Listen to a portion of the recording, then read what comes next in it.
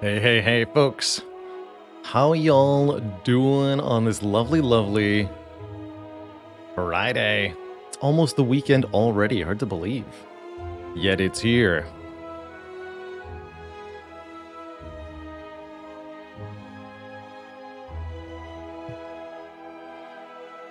A dad joke to start you all out. Did you hear about the chemist who tried being a DJ after hours? They were fired for dropping the bass at work.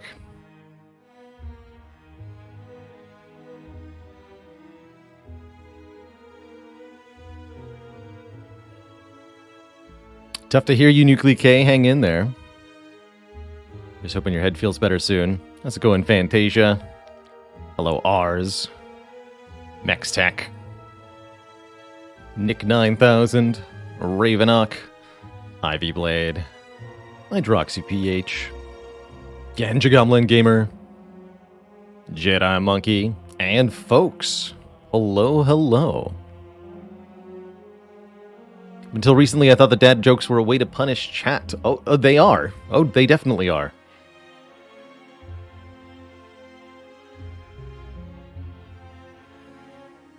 It's almost like a kind of maybe its own community litmus test, too. You have to be able to tolerate them in order to stay part of the stream audience. So I'm kind of filtering everybody I meet in terms of pun tolerance.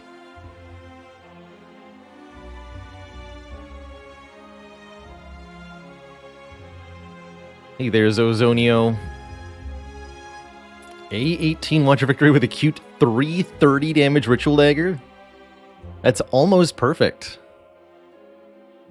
On the Awaken one, that is beautiful. That's beautiful. So, we had a couple runs yesterday, both with the defect. Unfortunately, both ended up losing in the late game. One, because I took an absolutely unnecessary Reptomancer fight and just got destroyed on turn 2. Despite a relative...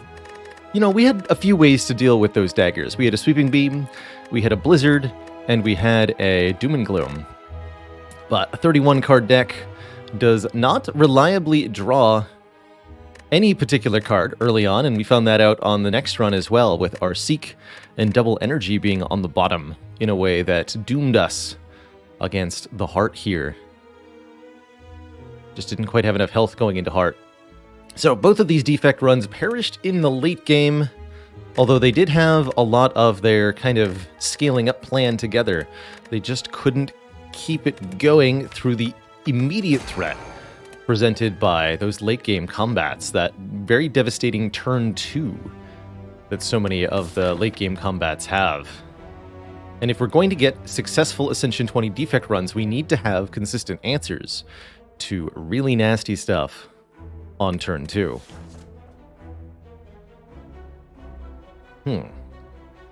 So, with all that said, how do we start this defect run? Do I swap? Or do I take a random rare relic? I think that's a lot more attractive against Slime Boss, because more of the rare relics are useful in this fight. Very notably, the Captain's Wheel, the Stone Calendar, the Turnip, and Ginger are all rare relics that are specifically useful against this boss, either because they line up on a nice turn number, or because they provide immunity to a status effect that this boss inflicts. Custard Lemon says, how do you deal with Awaken 1 when defect is so power reliant? You have two options. One is to have either way, you're going to need a block strategy, usually. And there's two ways to get there. One is block with powers. Use capacitors and defragments and loops with a lot of frost orbs to essentially generate more block using the powers than the strength gained by the Awakened one. That can be easy or it can be difficult depending on the exact powers and notably whether they're upgraded or not. The other option is to have a defensive strategy that is separate from power playing. The defect card Go for the Eyes is a really good way to help yourself out, as it'll reduce Awaken 1's damage by 25%, and it always works because the Awaken 1 attacks on every single turn of the combat, so you'll never draw it on the wrong turn, because there is no wrong turn. But other powerful block cards like Equilibrium, Leap, Charge Battery, doubly so if you've managed to gain Dexterity somehow with a Relic, a Potion, or something like that. Can go a really long way towards blocking on Awakened One, too. Ooh, Prayer Wheel, floor 1. Now there's something powerful. Okay, okay. I like it. Heck, there's even a 5 upgrade, no relic path in this act. That's rather fascinating. Prayer Wheel gives us extra card rewards from every single regular combat. Yes, including the first 3, which means we'll be showered with cards this act. And we can almost build our own deck by choice.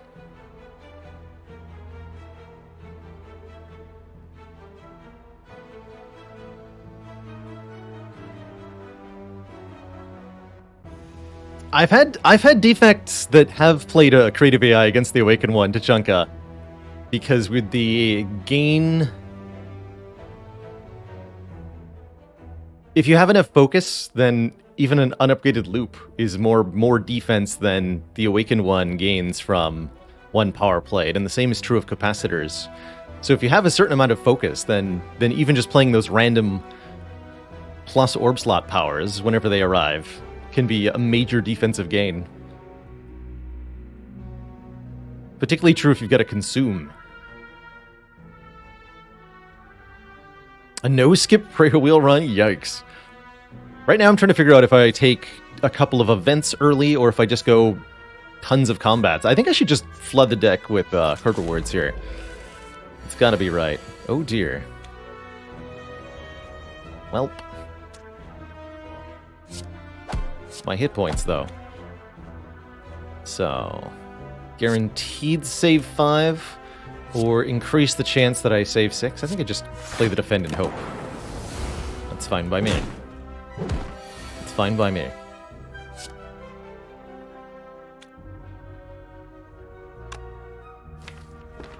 Go block heavy here. Try to redraw the dual cast. Kill with it next time we see it. Excuse you. Slime is very rude.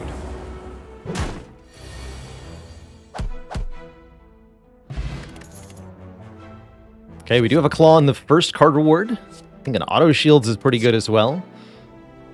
Chaos is here. The previous chaoses went okay. Oh, chaos.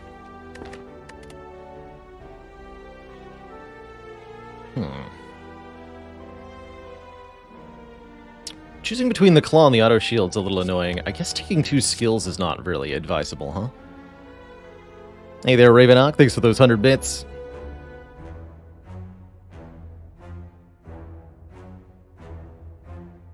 How did I figure out what too many cards looked like? It's really all about getting just down to that 5 card number by the end of the run. That it's so frequently outright impossible to even get down to 5 cards. That it really does quite strictly shape what you're allowed to do when going for the challenge. Barring really unusual outcomes like floor 1 Peace Pipe. I think I am going to take this claw, and I'm not going to take any of these cards. We should be skipping at least some of these early Prayer Wheel card rewards, because we don't want to flood the deck with too many cards. Bippity boppity. Give that guy a triple strike. Into taking 7 damage. This is where auto shields might have been very nice.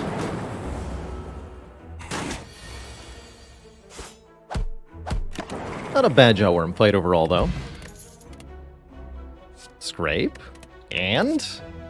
ooh, a Doom and Gloom. Doom and Gloom, Compulsory Leap. Leaning towards Doom and Gloom and the Charge Battery here as my 2 picks. Gives me a block card with some energy efficiency and gives me an area damage card. I think just taking the Scrape would be way too all-in-y. And we should take some power cards for our upcoming combats. Not like power category cards, but powerful cards. Biggest successful deck I've had. I've done a winning deck of well over 50 cards before.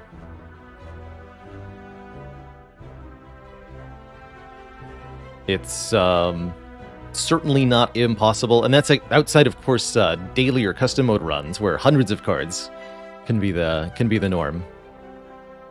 But it's absolutely possible to make a very, very, very strong deck that has many, many, many, many cards in it.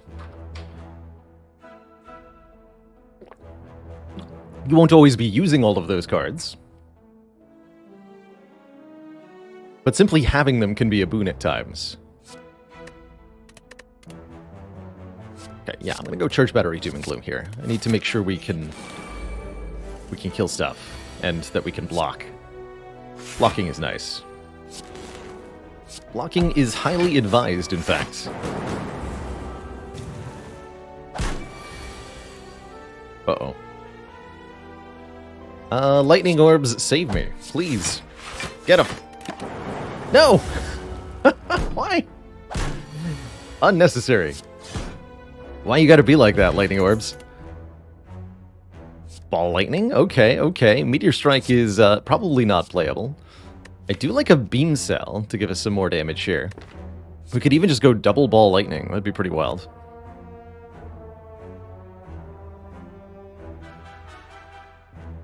How many feet of snow did I get last night? I got a lot of what you would call liquid snow. Cold, miserable liquid snow.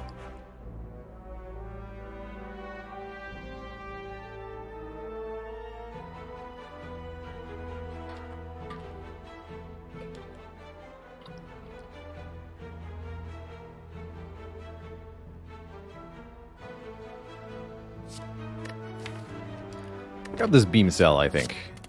And one Ball Lightning. And now we have, well, maybe too many attack cards, but we have a plan for these later Act 1 fights, which can be a bit of a downer, you know? So we do have Doom and Gloom. Able to deal 10. I think that means I should play the Claw here. Oh. Interesting.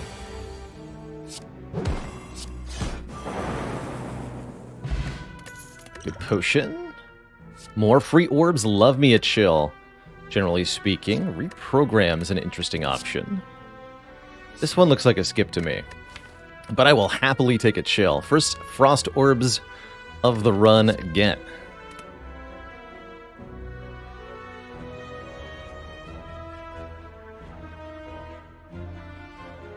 Got a lot of snow in my whiskey glass last night. There you go. There you go. I was originally considering trying to go this way, maybe? Let's see what this event is. I've certainly gotten enough card rewards here. I guess we could maybe go one more combat, though. One more chance at a potion. One more double card reward, but there would be 3 more afterwards anyhow. I really do like this route, if we can survive it.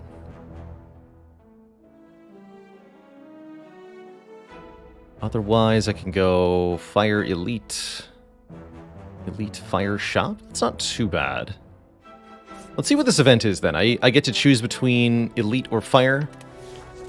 And if the event is a heal, I'll probably go straight into this Elite. Whereas if it's health loss, well, we'll probably be resting. Let's remove Transform Upgrade. That's pretty good. We could upgrade the Doom and Gloom for +4 damage to all enemies, very notably. Or we could upgrade the Beam Cell. Could also transform a card, lose one of these strikes, get something else. I think if I upgrade Doom and Gloom, I can very easily take this fight. With the Strength Potion and this deck of cards.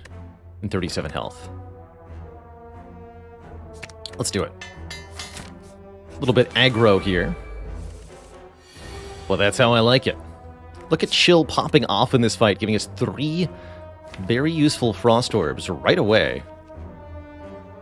I might not use this Strength Potion here. I might hold the Strength Potion for a later Elite fight.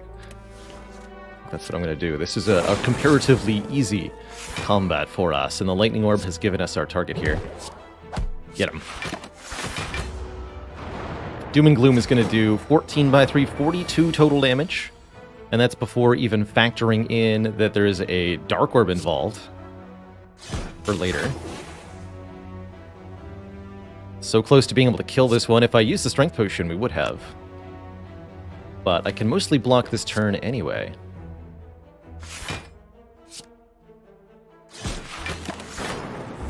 Didn't think so, Lightning Orb. I know better than to trust you. And here I'll actually use the dual cast on the Frost Orb to, well, good luck to me. Might take 5 next turn. I'm okay with that if we do.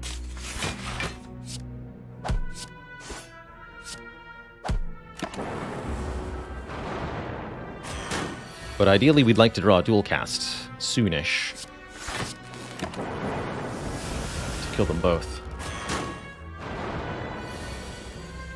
Ouch.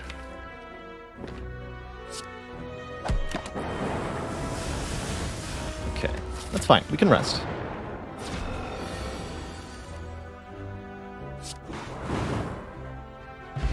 And we get a White Beast statue giving us a potion after every combat. I think that's going to make this Elite Gauntlet very manageable. Wow, and that's a choice. Electro and Skim. Holy moly. Although we're... no, we have a Ball Lightning too. I really do like this Electrodynamics, enabling our Lightning Orbs to hit all enemies.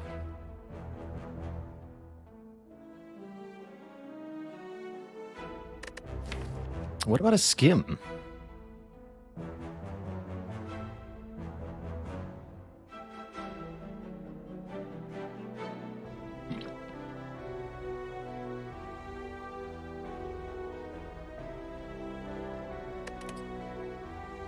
Card draw has been something that we've needed in our defect runs.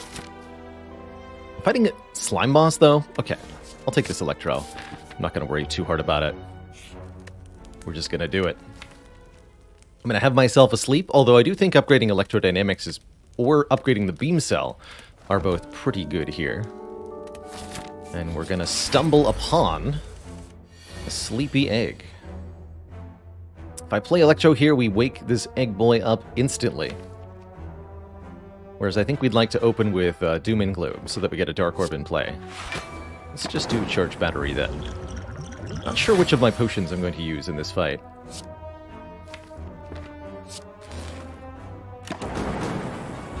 Guess that depends on what I draw next turn. Okay, we get Doom and Gloom, Claw, and Chill. That's pretty good. So, Strength Potion or Gambler's Brew? I think I'll save the Gambler's Brew. Looking at these draws... I want to be able to dual cast the Frost Orb next turn, so let's do Chill first, then Doom and Gloom. Because we're going to be attacked for 20 here. And I know I'm drawing Ball Lightning dual cast, so we go Ball Lightning, dual cast the Frost, play defends. And then we're going to redraw to the... Here's our Gambler's Brew hand, by the way. This is not what I want to draw when it's sleeping next turn. Let's gamble all of that. Much better. We want to redraw the dual cast to use on this Dark Orb to deal lethal damage here.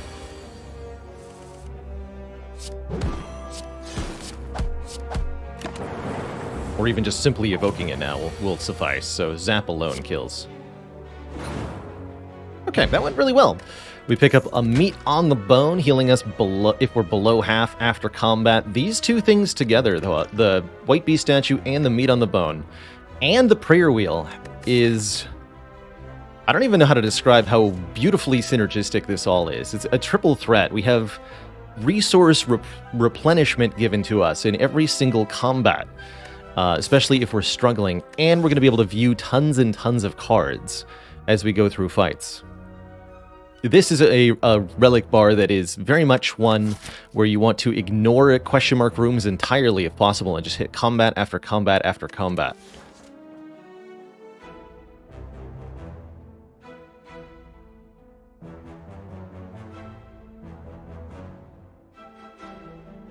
Hello and welcome, Worshipper. Watcher is a very interesting character. She's very setup-oriented, I would describe her. Watcher's all about doing a little bit of prep work in order to have one very explosively powerful turn where you destroy all your foes, generally speaking. Her scry, her retain, and her energy storing stance change mechanics are all in pursuit of this. You want to have more cards in your hand, have energy stored up, and know what you're drawing in order to make one big turn where you kill everything.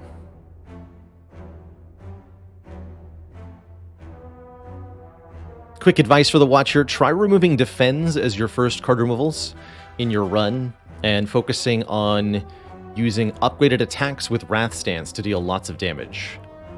This kind of form the foundation of the simplest and most effective Watcher playstyle. Oh man, oh my goodness. This run is gonna be silly, chat. Not only are we getting more card rewards per combat, but every single skill is going to be upgraded.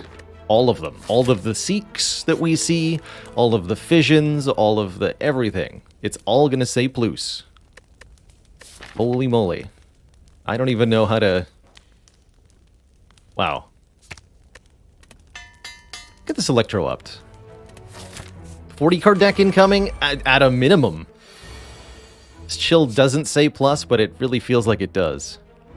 I love it. And I guess I'll use the Fire Potion in this fight, or I could reasonably save that for Slime Boss. Yeah, it's a good one here. Get him.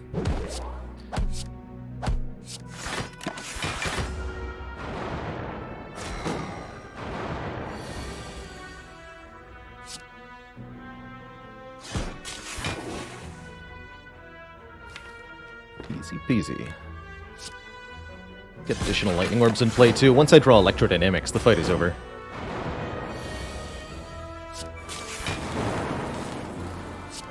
GG, nerds.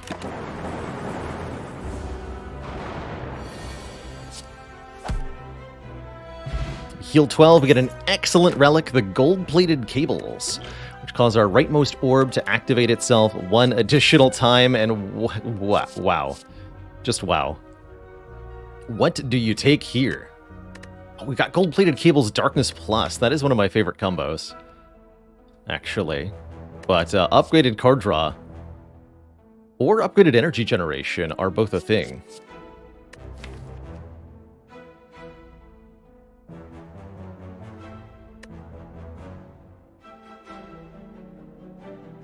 We already have pretty decent damage output. As much as I like this Darkness Plus, I'm leaning towards grabbing this first Cool-Headed. To give us some, one, to give us a reusable source of frost. Currently we only have one-time Frost Orb. And two, to get the draw positivity going here. Why does the deck have a claw? You know, we thought with Prayer Wheel that you would see an additional claw. But then the card rewards went in a very different direction. You know how first picks go sometimes.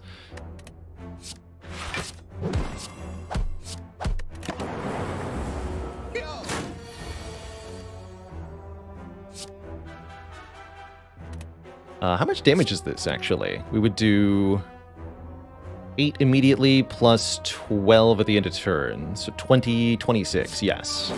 That's a kill. Oh no! 3 times 3 is less than 11, except gold-plated cables. Although, yeah, I did want to take a little more damage, perhaps. Echo Form versus Glacier Plus, anybody? And there's the Darkness Plus back.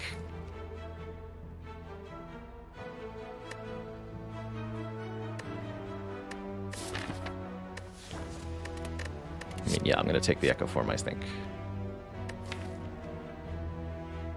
Welcome. We'll grab Block Potion over Strength Potion. And I will take this Darkness. Yeah, very interesting Echo target, and again, I really like what it does with gold-plated cables. There's a special interaction of sorts there.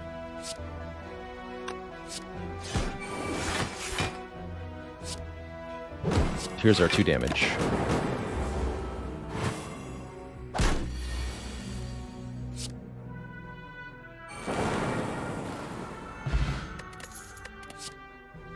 Turbo. Algorithm is very good, but I'm probably going to take that turbo. Actually, we have an Echo form to dupe the algorithm in? The only challenge is not ending the fight before algorithm. Okay, I'll take the algorithm. There's lots of other upgraded energy generators we can find. Turbo's not even necessarily the best one. Pro tip, aggregate's the best one, especially with how big this deck's gonna get. Yeah, we want to see aggregates all day. Blessing of the Forge doesn't do that much when half the deck is already upgraded, huh? Alright. And I'm just going to play this on turn 1. I'm also going to use the block potion. Although, wait, hold on. If I take 11, I go to 35. That's perfect. Never mind. Perfection. You're attacking me next turn, so let's kill you.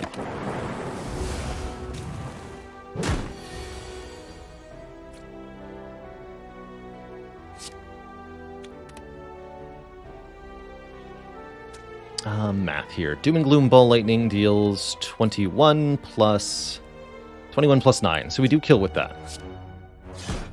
Wasn't sure if Electro would kill.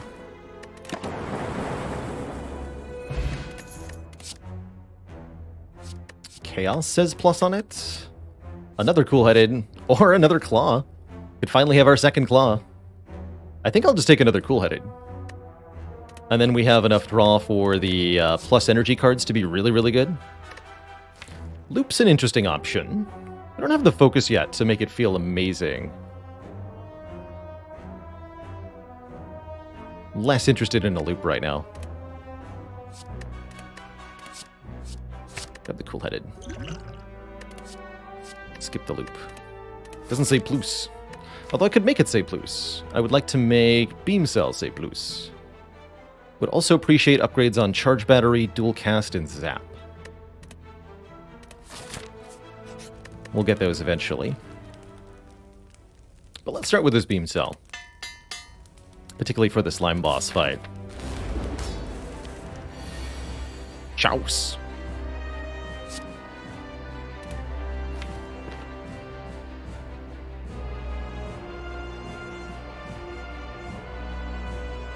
So Electro, then Darkness. And chill. The idea is to get the Dark Orb into the front slot here, so that the gold-plated cables will stack it twice as fast. Or I could play Echo Form. Do that instead.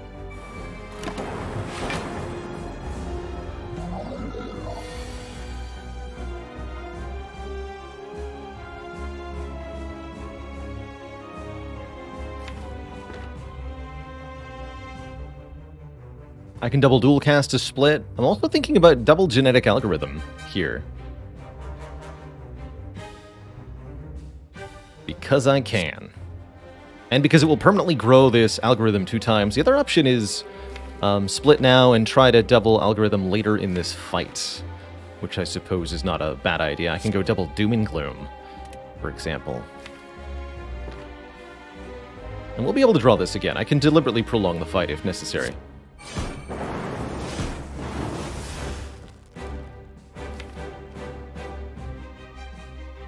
Looks like there's plenty of use for additional energy next turn, so I'll play this Charge Battery too. Get slightly healthier slimes that way. Oh man, I was hoping I would draw one of the Cool-Headeds. Hello? Very well. Yes, algorithm works with Echo Form. Pro tip. And they are very good together.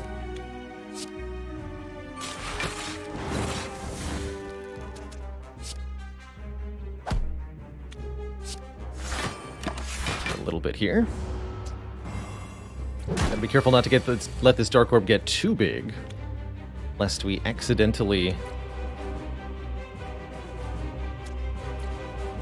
kill everything with it. So for example, if I double Ball Lightning here, I do run a bit of a risk of not playing this algorithm before the end of the fight. Probably better to Darkness then, because I can control when the Darkness Orbs evoke.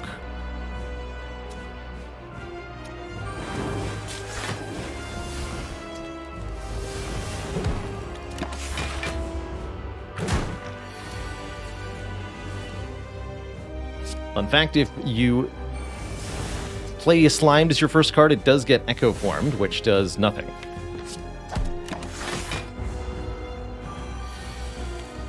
So here, for example, I instantly end the fight if I play Doom and Gloom 2 times, but Genetic Algorithm has still yet to be played. So we're gonna wait.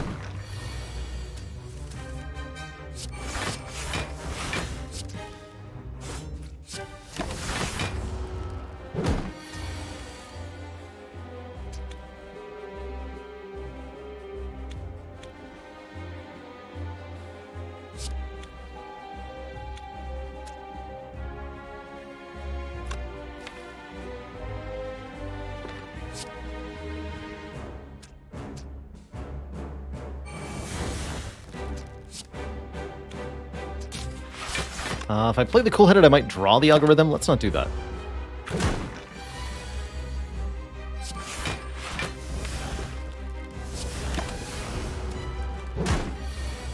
There we are. Finally, success. Too wet. What is the what is the slime boss's favorite type of ice cream? A banana split.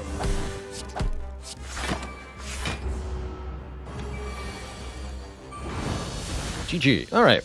We have meat on the bone healing. We doubled our algorithm, which now says 10 block, and it's only going to get bigger from here. We're offered a Hyper Beam, Creative AI, and Thunderstrike.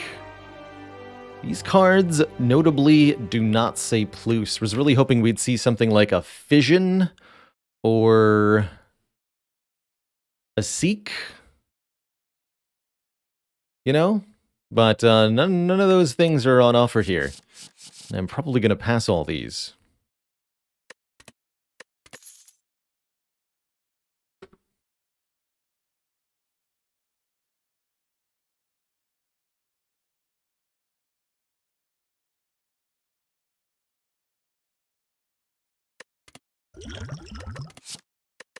Do I want a weak potion? I don't think so. Okay, skip and skip.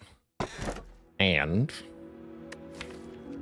Rosencore is fascinating. Although, again, we have really, really high-tier energy orb generation, so I don't think so. But I like the interaction of Rosencore gold-plated cables. If you end your turn with no orbs in play, then you immediately generate a Frost Orb and activate it 2 times. We want more energy. Runic Dome is here. I don't think that's bad. But I also would not mind an Astrolabe. Transform, upgrade 3 cards here. Get rid of 3 of these strikes and give me something else. I truly don't feel like we need energy generation from our relics that much, because we're going to be able to find cards that generate energy for us very soon in Act 2.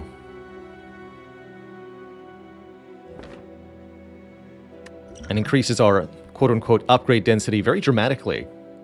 I think we're going to have difficulty getting rid of all of these starter cards otherwise. Yeah, let's upgrade, transform and upgrade 3 of our strike cards here and see what we get. A Rebound, another Electro Plus, and an All for One Plus. Claw? Is it your day to shine? Now I do want a Turbo. And I really like that we got a Rebound, actually. The Rebound is top-tier deck manipulation.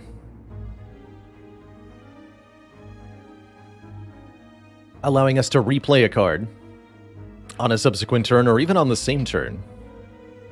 A Madness would be a very interesting way to scale up from here. I do like that idea. I do think this deck is capable of tackling elites, although we'd have to invest potions in it. We've got White Beast statues, so we can do that too. I want to visit a shop, but I don't want to visit too many event rooms, because event rooms are stinky. So what do I do? 2 events minimum to go to this shop, 1 to go to this shop, and that's it. There's only 2 shops.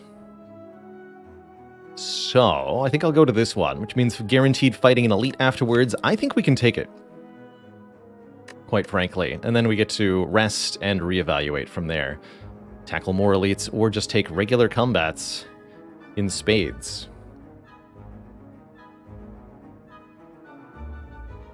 Sure, event rooms could be Apparition Plus, but think of it this way. Regular combats can be Seek Plus. And that's what we're looking for, in part. Or, you know, Fission Plus, or Turbo Plus, Aggregate Plus. 6 cards seen per combat reward. That's a lot of cards.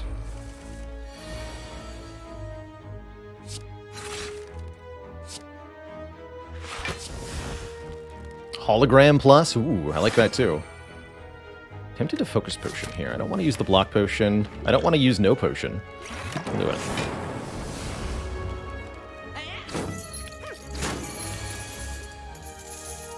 Get him.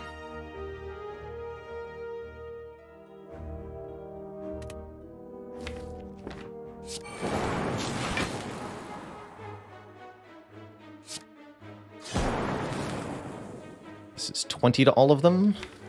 We already played the other thing. Good. Focus Potion was a good choice here.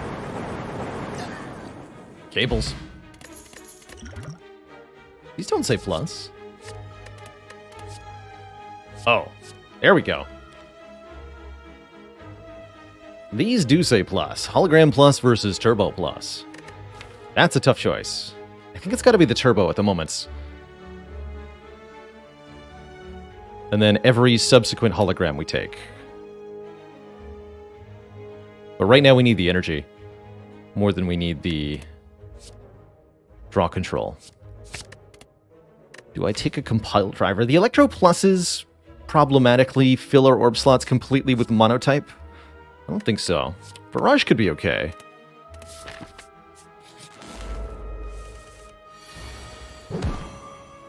Oh, that's foolish.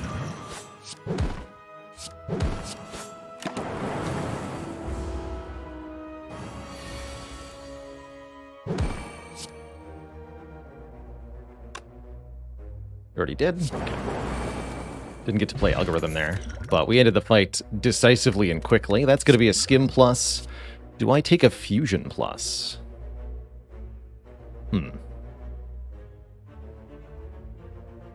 Kind of like it, actually.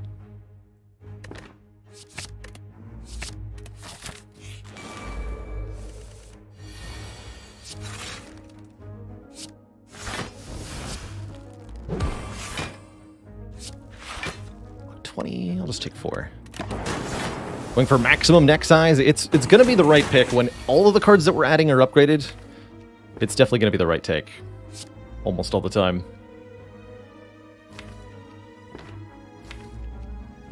I think this is all for 1 ball lightning. That way I get to keep the lightning orb too. The frost orb, excuse me.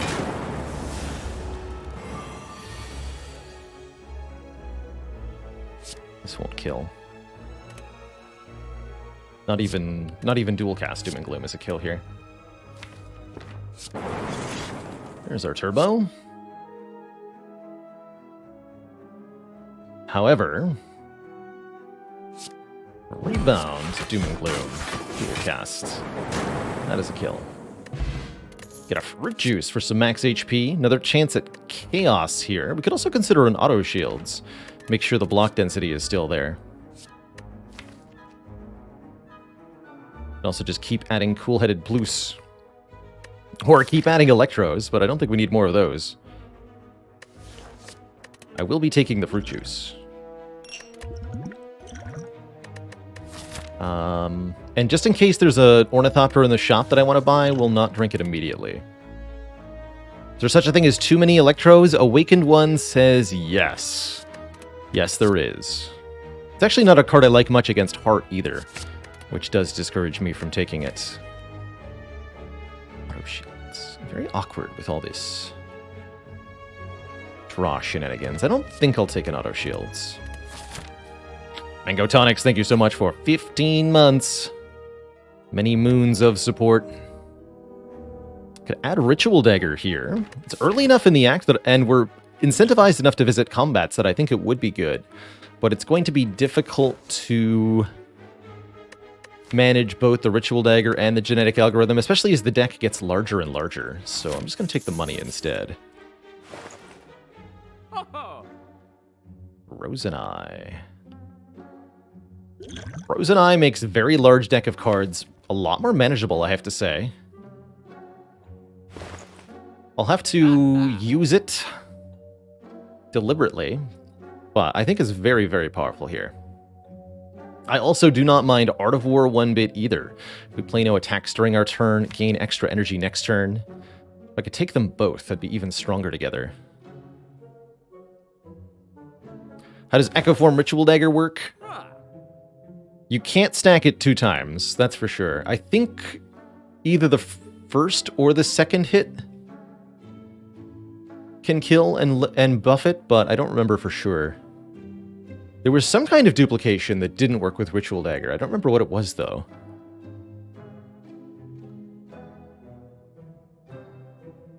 We were doing something with a Watch Urn, and it didn't stack on the... Might have been Omniscience. I know Dual Wield doesn't work, period.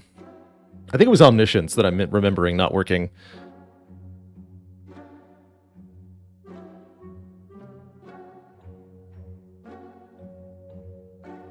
The real shame is that I can't go Art of War Frozen Eye Carter move, because that's what I want to do.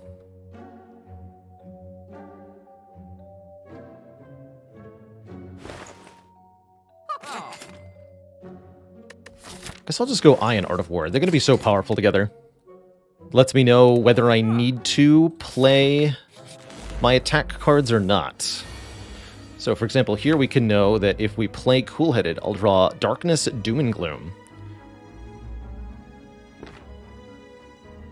Which may or may not be desirable.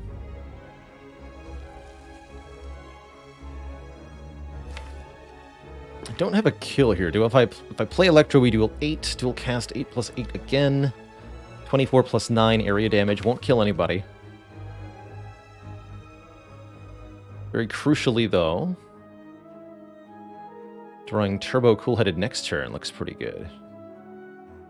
We'll be able to kill at least one of them. Okay, so from the looks of this, my turn is as follows. Electro, then Cool-Headed. No, sorry, Cool-Headed and then Electro. We get more energy next turn. I'm not going to need that Turbo, huh? And then Block Potion. Save some of this health.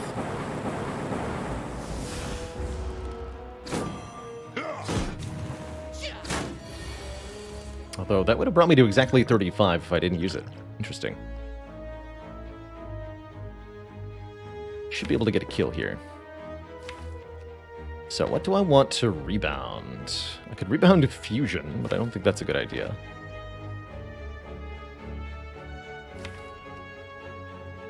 I'm currently going to draw Claw plus Defend. And then we'll draw another Electrodynamics next turn. We just need to make sure that we're not vulnerable. Basically.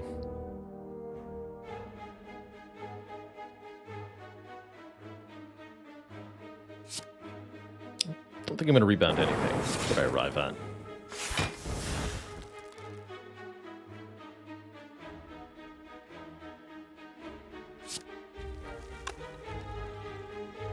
So we'll only be taking hits from these. Currently we're doing 9 area damage plus 9 plus 2.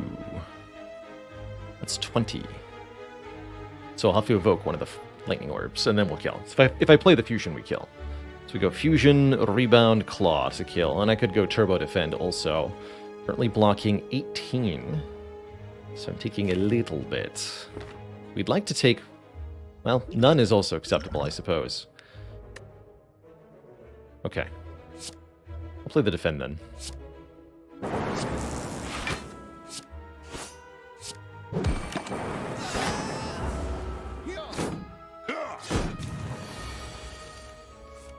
And we'll aim to take none.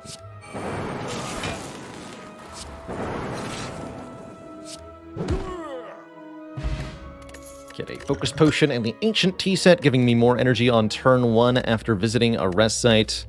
Yet another Cool-Headed here. There's definitely such a thing as too many of these. But I don't know if we're there yet.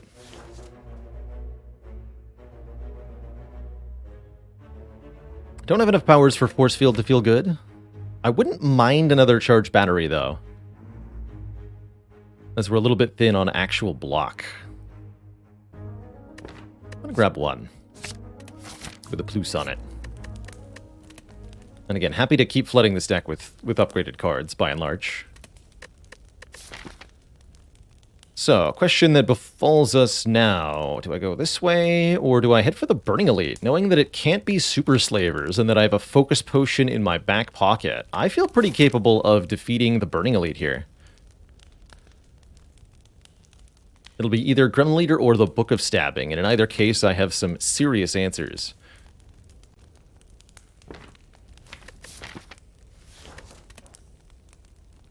Which upgrade would be most helpful? Probably Zap. Give me another zero-cost Lightning Orb for that. Although, upgraded Dual Cast, also very valuable. Actually, yeah, let's get Dual Cast back with All for One. That could be quite powerful.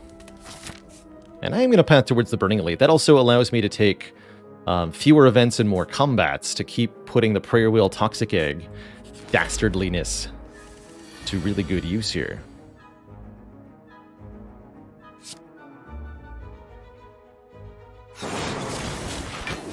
What are we drawing next turn? Electro, Skim, Echo Form, Doom and Gloom, Defend, with Skim drawing into the Fusion. So I can go Skim, Fusion, Electro, Electro next turn.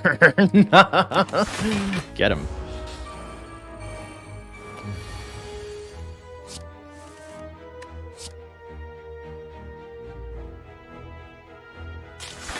As we evoke this and get 2 more energy back. And then the Blappening. Actually, wait. All for One gets back Turbo, too, so hold on. It's Dual Cast. I don't want to kill them all, though. Hold on. All for One you. Get back Turbo.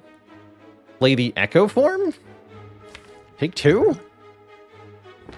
Play the Echo Form. I want to double the thingy.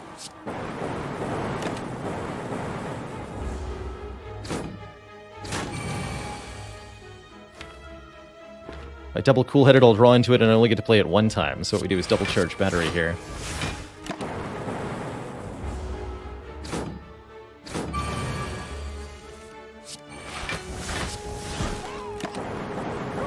Beautiful. Unupgraded nonsense. I would consider Leap if I hadn't taken the charge battery. I don't feel motivated to take a self-repair when I have meat on the bone. Do I want another Darkness Plus? Not really.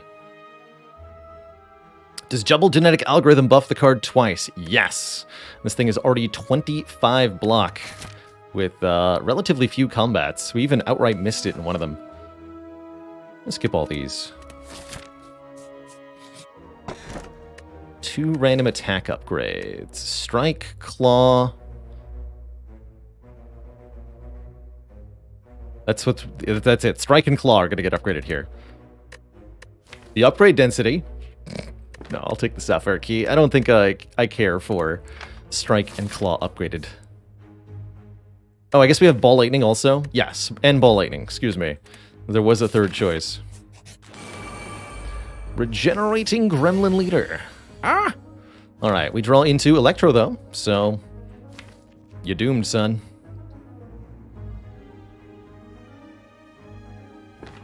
Looks like a good energy and or focus potion. I might even use both here.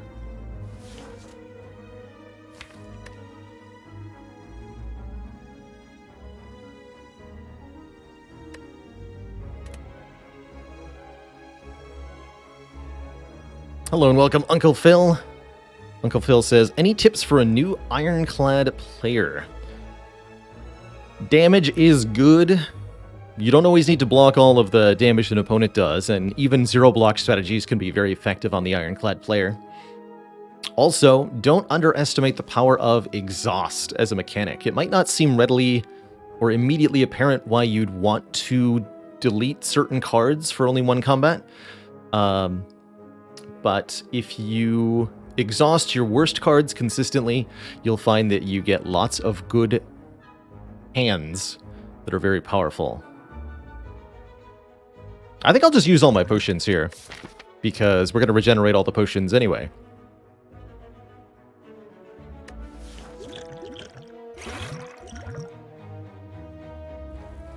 want to evoke. I want to evoke this orb.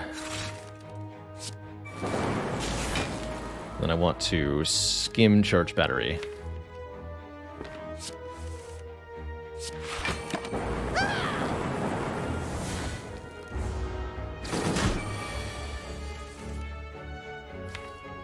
Draw dual cast and claw. You got it.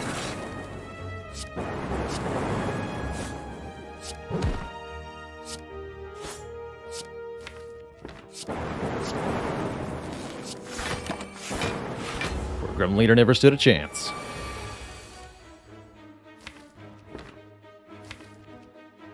Algorithm is the bottom card.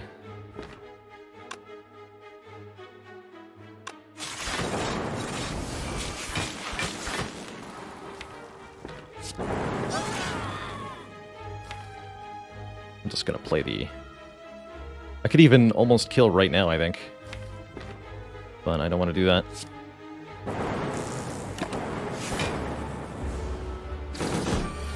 We will play this but one time and murder you. Alright, very, very easy fight thanks to our investment of potions. Hilariously, we then immediately find a potion belt, which gives us more potion slots, but thanks to White Beast statue, we'll be able to fill those potion slots pretty quickly.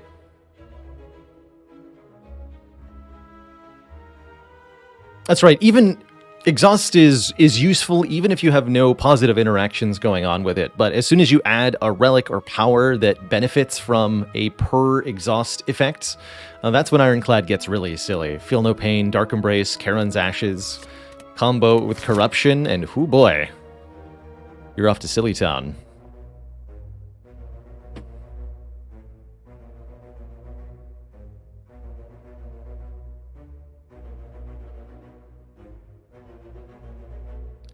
So,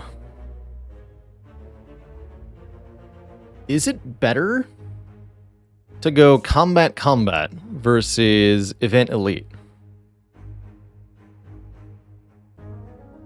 Now that is Elite Act 2 event, which could be all sorts of really nice things for us, but it could also be detrimental. There's a few useless options in there. Meanwhile, 2 combats is 4 card rewards. And 2 potions. Which is very powerful. Even if we were to get, say, hypothetically, Thwack, we're only going to get 2 card rewards from these 2 nodes versus 4 card rewards here. So we still see more cards, guaranteed, going this way. Last option, what about this way? Avoid the fire. Go combat, event. Versus triple combat and 1 fire. Zap upgrade is okay. Does the deck beat Champ yet? Oh yeah. That Champ is... yeah. Yeah, it does. Super does. Do you remember what our last event was? I don't remember what I got here.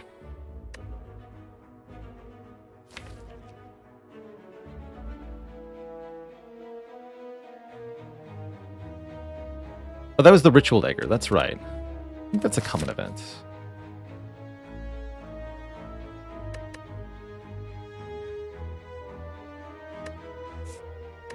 Alright, I think I'm convinced that it's either the double event, double combat line, or the event into elite line.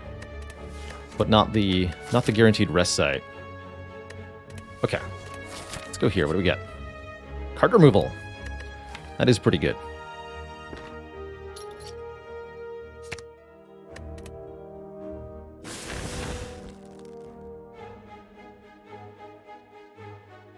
And I think I actually deliberately avoid the elite. We get 1 more event and 2 guaranteed fights. One of which is the library, choosing 1 of 20 cards with hecking Toxic Egg, meaning we can snap pick this hologram. Also worth considering, Equilibrium for retain or Machine Learning for bonus draw each turn. Those are both very good. But I'm taking a hologram. This defect deck is definitely at the stage where more card draw is more valuable than anything else, really. There's a... Yeah, the more card rewards are more valuable than anything else. I'm not drawing any of your attacks. Let's do one cool-headed. I want to draw Algorithm and Electro next turn. That sounds great.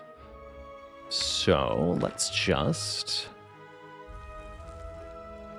play Zap. I'm not going to play the Claw because I want the energy.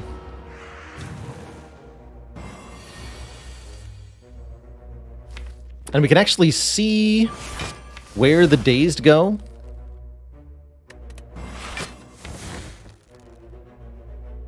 We can watch them be inserted into the draw pile with Frozen Eye, which does indicate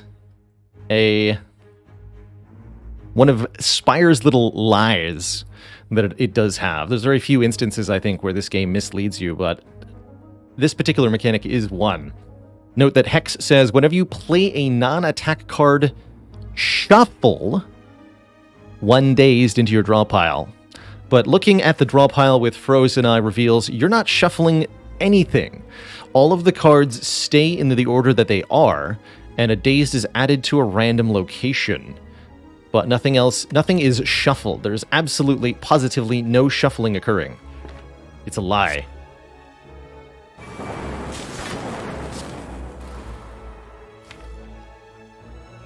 It's all a lie.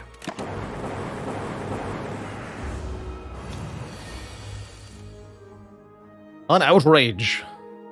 An absolute outrage.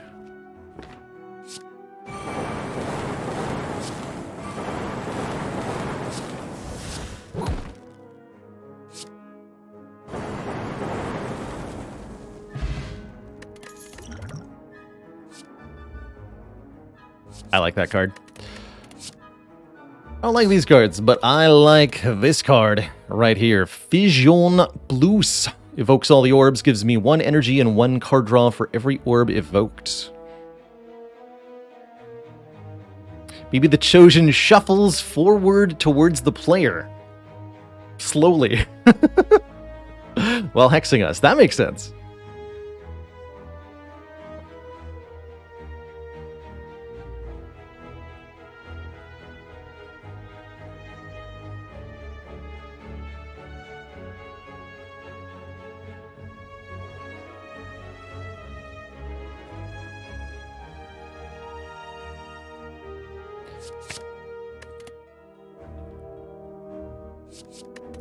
Alright. And yeah, let's take that one more guaranteed combat. This exact card is precisely why we were choosing to take regular combats over...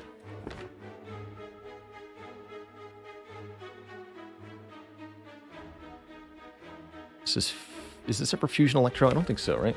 Take regular combats over the elites, because finding upgraded rares is more valuable than just about anything else. So, we draw a Charge Battery Beam Cell. Currently 23 incoming. Half health for us is 35 plus 3, 38. So I want to take 8. 23 minus 8, 15. So if I can block for 15 somehow, or close to 15. Cool-headed, hologram, charge battery is 14 blocks. So that's almost perfect.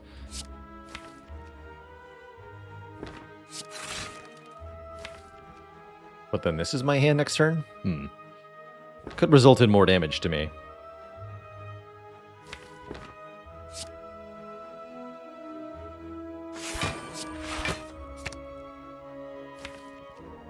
Guess I should play this.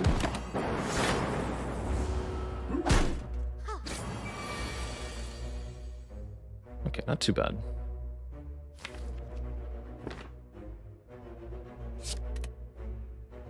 This to be... This is only 10, so if I want to take no damage, I have to play both the Darkness and the Ball Lightning. That way the gold-plated cables applies to the Frost Orb. Next turn we play the Fission and everything is fine.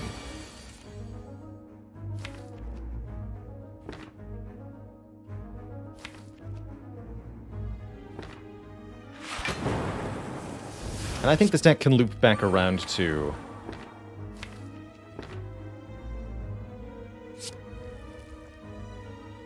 Although I gotta be careful about killing her.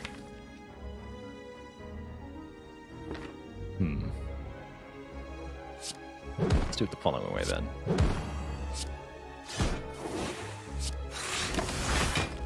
I want to play that algorithm twice before the fight ends. If I evoke the Dark Orb, it hits the Mystic instead of the Centurion. Dark Orbs always target the opponent with the lowest health.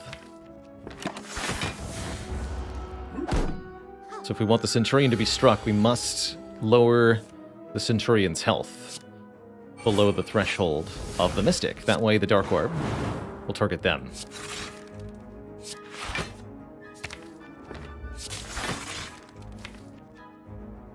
And then algorithms on the very bottom, but that's not a problem.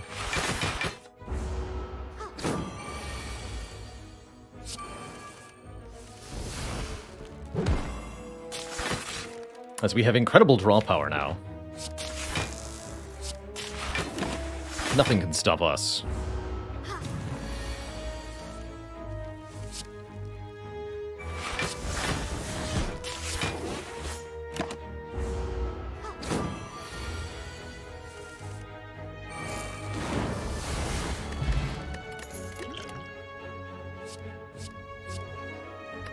Upgraded X cost. Wow, double Tempest. The re-tempesting. Sure, I'm glad we took this early turbo, as we have not been able to find another energy generating card yet. Shocking with how many we've looked at.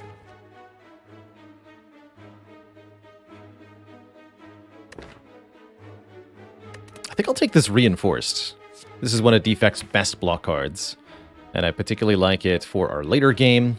This is another one of those cards, by the way, that can really help you with the Awakened one. How do you survive without power spam? This is one of the best cards to do so with. This one I'll skip, though. Although that Compelled River is not terrible, actually.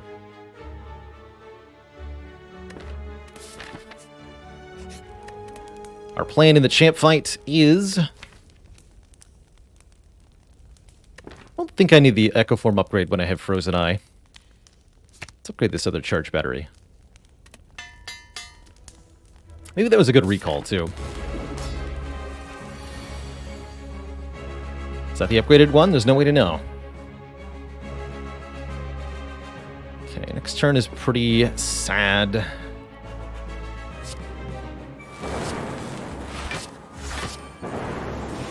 Do I need the energy? Looks like that's going to be a no, so I can play this. The plan is don't die. It's a good plan. Plan is exhaust all the one-time cards we've got. I'll even use Fission next turn, probably, so we'll be losing this Dark Orb. Keep the algorithm for now. We'll replace it with a new, better Dark Orb. Only 3. Don't quite draw to the block. Oof. I would have to use the Gambler's Brew to get the reinforced body. I suppose I could be convinced to do that. Otherwise, we're blocking relatively little here. I guess just taking a hit is fine, too. We've got health to spare.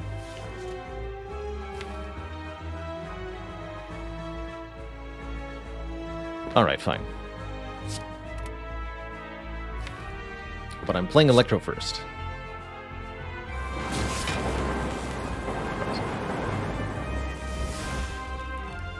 And then we just Doom and Gloom, defend, Fission, rebound. Go to meet on the bone range. So, about this turn. I think we want to now build up this Dark Orb as best we can.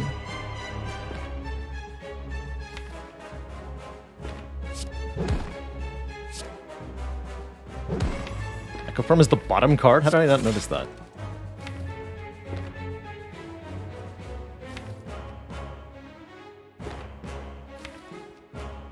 Fascinating.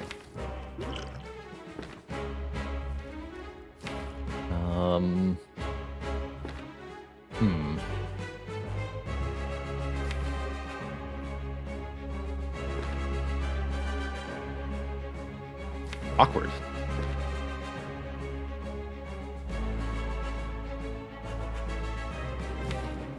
I think I have to cool-head it here. Actually, wait, can I get it and play this turn? I think I can, if I do the following. I dual cast this. Now, hologram cool-headed. Cool-headed. Cool-headed again. Turbo.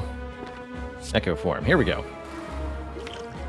And I can even choose to now skim to change what my hand is next turn. That's the real power of Frozen Eye. Normally you would never play skim draw 4 with your last energy, but here, knowing how it changes what I draw next turn is very powerful.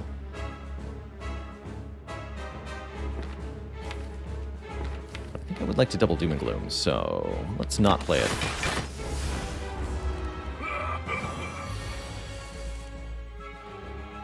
He's just doing his thing.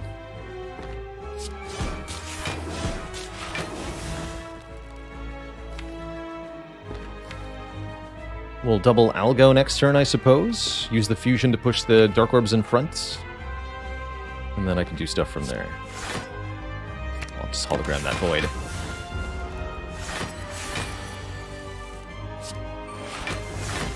Oh, so all for one getting back Claw and Turbo? Eh.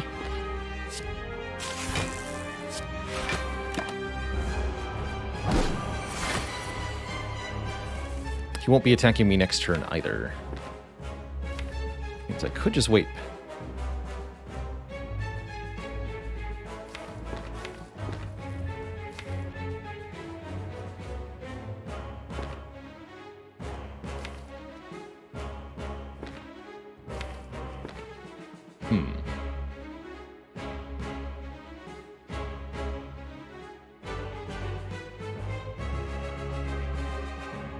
I think we use this turn to rebound our darkness.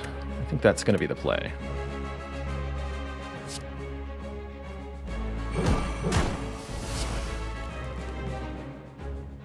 And we Echo Form the Darkness Plus next turn.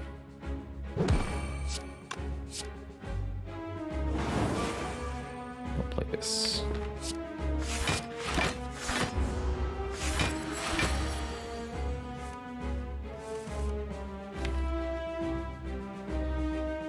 Oof, cast on bottom.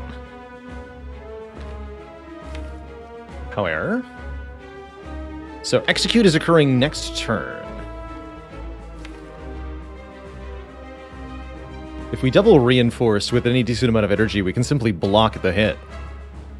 So if we ensure that we draw a reinforced body as part of my base draw next turn, which means drawing 4 or more cards on this turn, which I can do with double cool-headed, then we can draw the reinforced body and then do shenanigans the following turn. So let's double Darkness. Notably getting a very powerful Dark Orb there.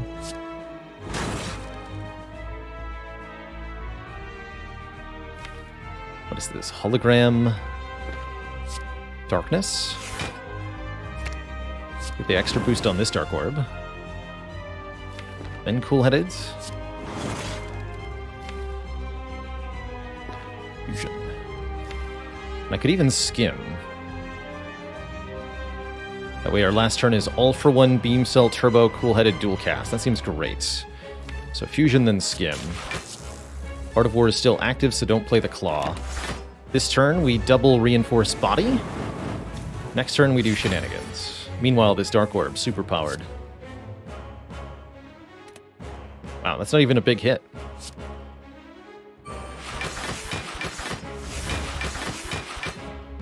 A little bit overkill, don't you think?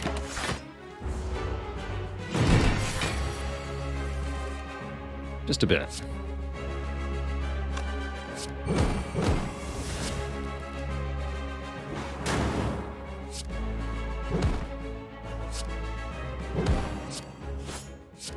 Draw. Claw a third time. Hype. And then we've got it next turn.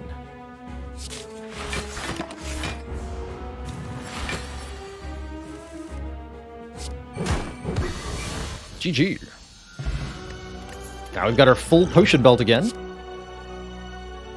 And more rare cards that I don't really want. I guess Amplify could do things. But will it really? It's okay with Frozen Eye. but I don't really have powers that are worth duplicating unless we're trying to dupe Echo Form, which is ambitious. Creative AI is eventual focus gain. On a turn, I don't think we need it. Honestly, one of the ways this deck might win is if we can just find a couple more focus potions and hoard them until the late game. I'm going to skip all of these again. Actually, wait. Do we maybe need Creative AI? Creative AI isn't better with an Echo Form. And it's a reliable way to scale in the... Well, maybe not reliable, but it's a way to scale in the late game that we can use. It's worth thinking about. But I'm not desperate yet, and I have lots of card rewards left to look at still.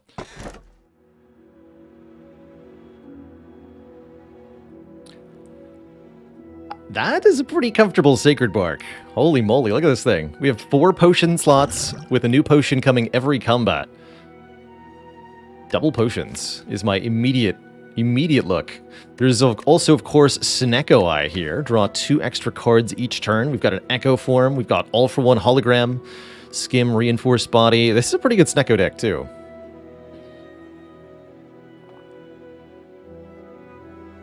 Although Snecko does somewhat reduce the value of the Frozen Eye.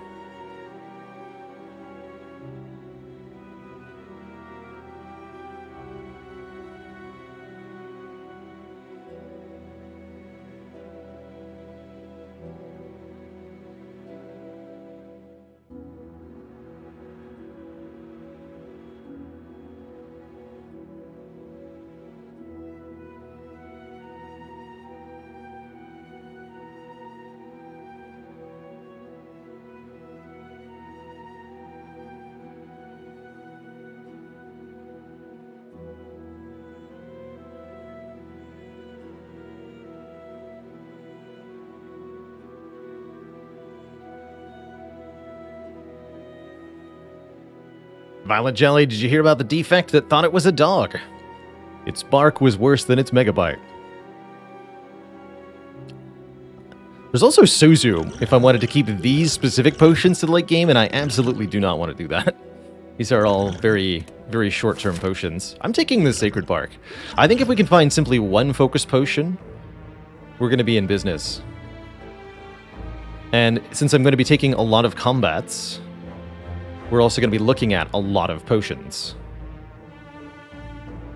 Quite frankly, my ideal path through the act, something like just combat, combat, combat, combat, combat, combat, combat, combat, combat, combat. Elites? Not really necessary.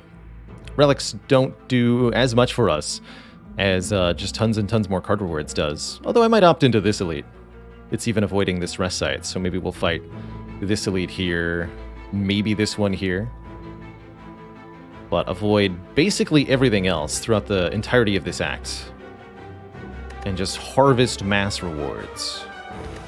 Looking for, again, energy generators, aggregate, maybe another turbo, double energy plus would be acceptable.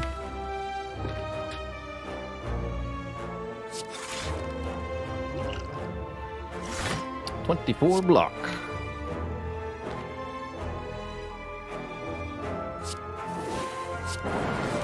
Let Art of War do its thing there. Perform towards the bottom, of course. It's fine. With Prayer Wheel, do the odds skew in favor of hallways over elites in general? Yes, and more so with the Toxic Egg, more so with Meat on the Bone. Well, I guess the Meat on the Bone Weight Beast statue are also helpful in elite fights. But we've got a lot of things. All 4 of these first 4 relics strongly incentivize lots of combats. Since I don't have calipers, I guess we're kind of at the functional limit of algorithm anyway, huh?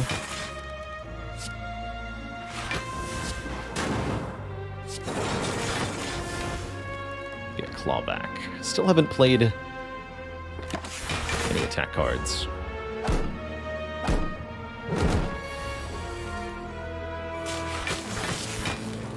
Blah, blah, blah. Then I can just regenerate those orbs. The cycle of life.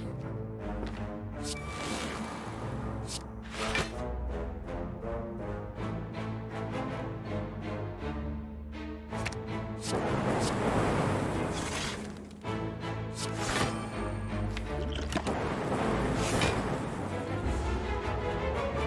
going to try the new Roguebook Hero on the 24th, definitely. I'm excited for more content for Roguebook.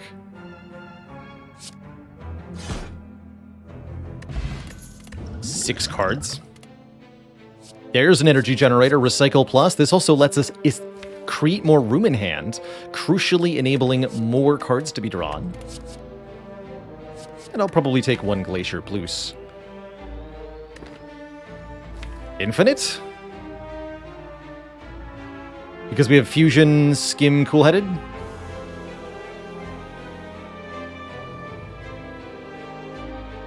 And we have Rebound. I mean, we're like quickly there, actually, yeah? Technically infinite. The best kind of infinite.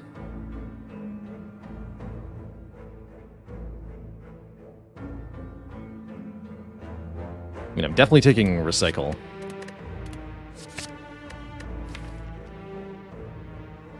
I think I still will take a Glacier.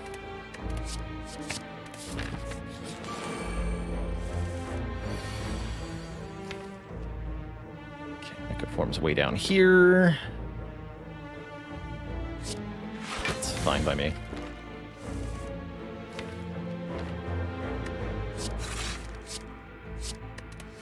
Fusion's such a good fission target, too. This deck can really make stuff happen when it wants to.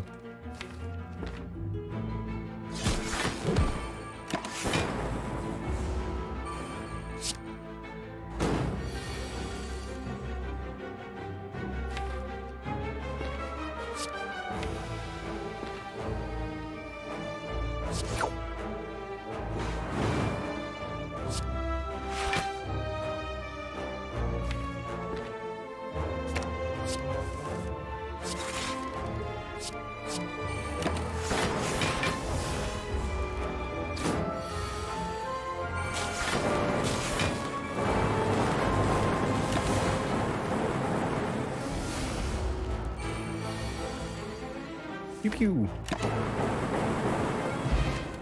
Double upgrade all your cards. This deck certainly takes another hologram. How about a Biased Cognition as a way to gain focus? Currently have no way to negate it. I don't think that I care. We'll take it, and we'll take the hologram. That does give me a reason to want to upgrade something, though. I want to upgrade now the Bias Cog.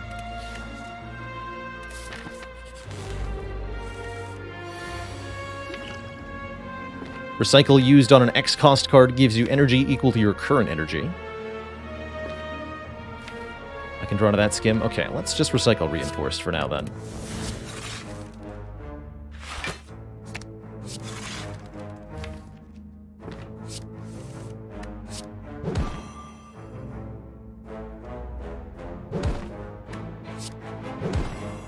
Drawing next turn. Ecoform, Charge Battery, Defend Turbo.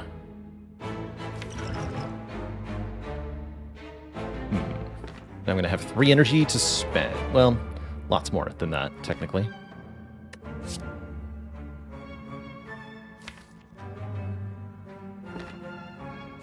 Okay, let's get rid of Doom and Gloom. Just play the Glacier for the moment. That's only the 5 damage hit, which means I don't even need to play the Turbo.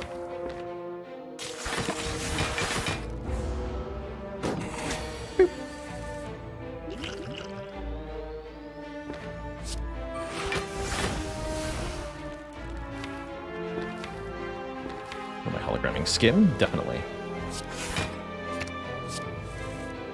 Draw through all that. That's a much better turn next turn. We'll double biased, play the fission, go from there. So, actually, just give me that.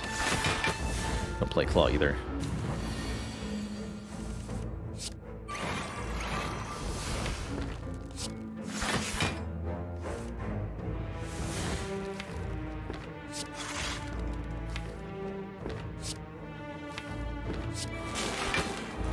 So, coming up next turn, Glacier, Recycle, Claw. I want want to draw the Electro next turn, so let's play at least one Cool-Headed.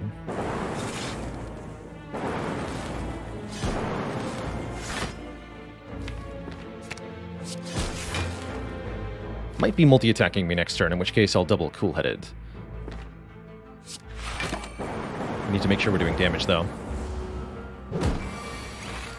And buff turn, which means double Electro. The Blappening.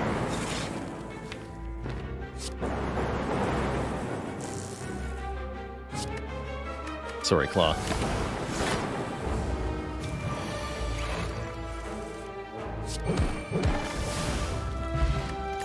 More card rewards. Heat sinks? Maybe. Another hologram. Yes. Yes. 3 is still good.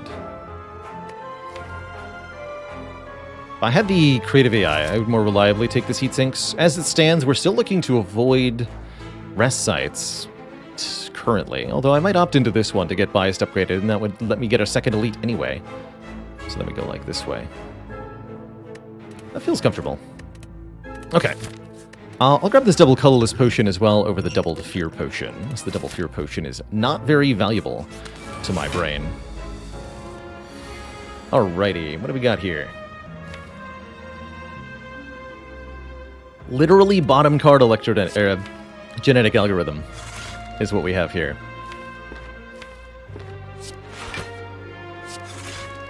Because why would we have anything else? Obviously.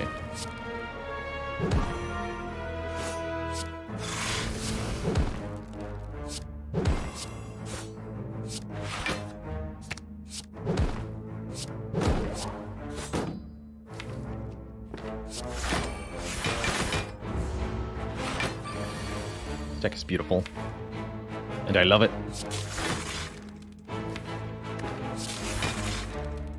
We draw Echo Form next turn. That's not going to block, though. So let's hollow Cool-Headed one more time. Looks a bit better. Because the stinky 11x2 attack comes, and I want to be able to stop this in some fashion. Am I even doing that? Is a good question. I guess Electrodynamics blocks for 15, technically.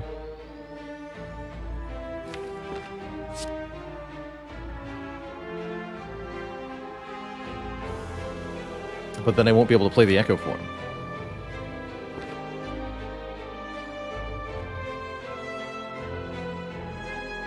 I think I'm going to answer this by just using one of the potions. Let's make it the colorless potion. Perfect. Double Enlightenment. Takes the Echo Form 1 cost. Notably playing Recycle first before enlightening things. To avoid accidentally doing the wrong thing. This is fun.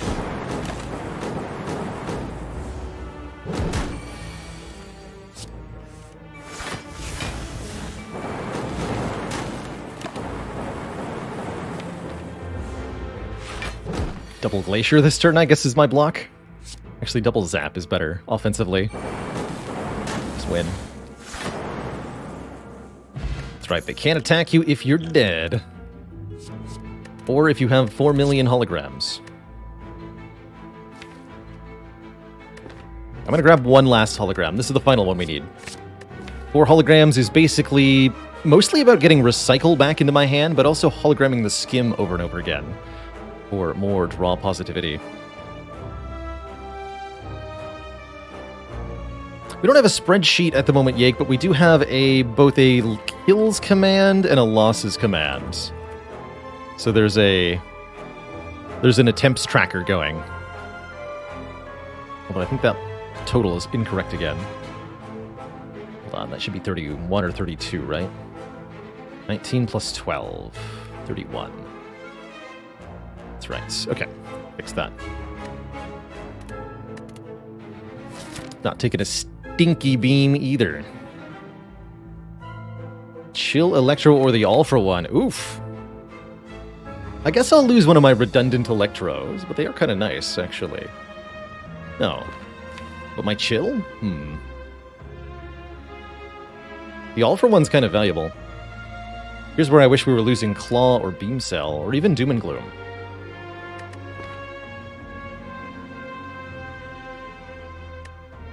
Tough choice.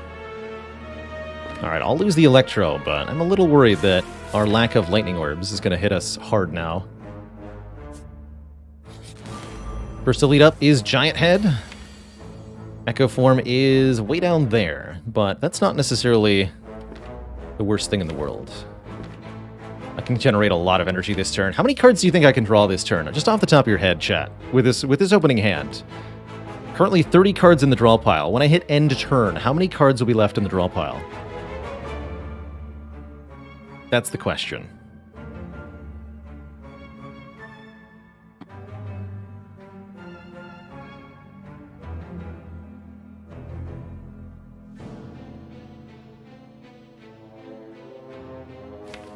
Teens and 20s is most people's guess.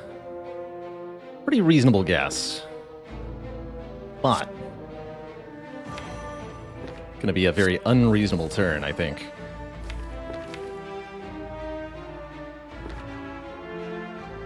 Question is, can I get to recycle?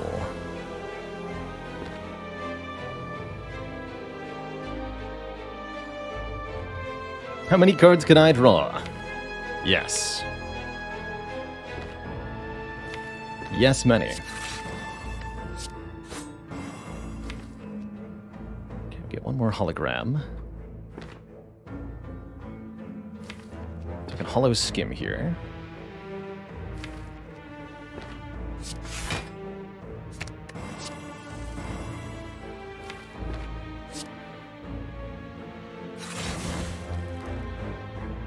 All for One returns Turbo and Claw. I'd like to do that later if possible. 9 more cards. Hand Clog becoming an issue here. Of course. To draw 7 more cards. Well, I think using the Gambler's Brew is a little cheating here, for the record. Although it'd be very powerful, of course.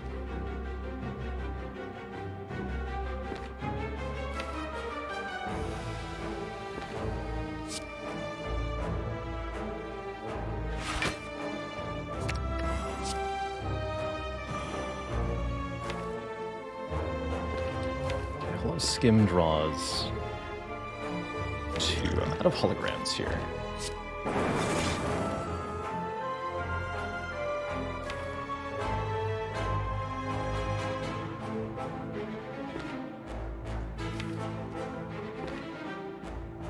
Didn't quite get there in the way that I wanted to. Now hologram Skim. One more time. And we get down to 14 here. I was hoping we could get the recycle into our hand, but looks like that's not happening here. And then what? Do I rebound anything? I don't think so.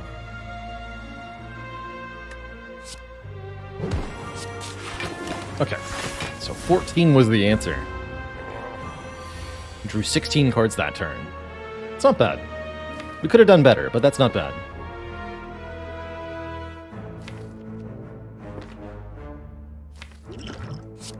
Just hollow the Skim again.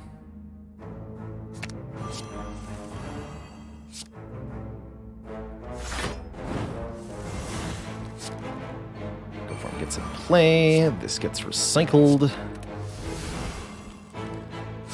Goes in front.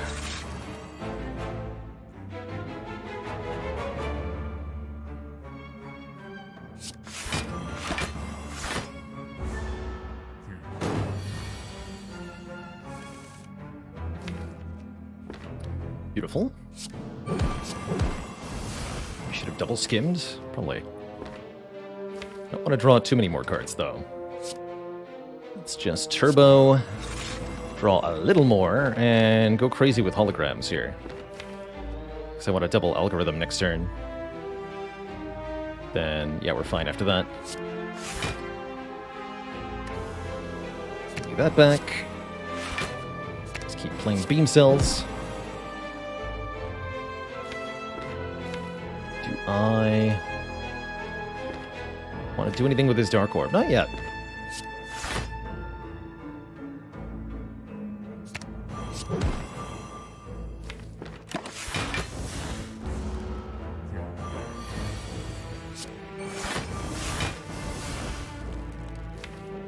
I'll definitely want more energy for this turn. You don't lose energy if you hologram the void. No. No, you do not. Which is extremely valuable, thankfully. Okay, so we're hollowing Skim and... what? Cool-headed? We're gonna do some shenanigans this turn.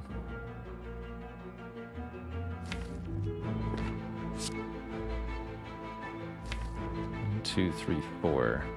Let's go 1, 2 more. So yeah, Skim and... well, I already have a cool-headed, though. Let's go Skim hologram, then.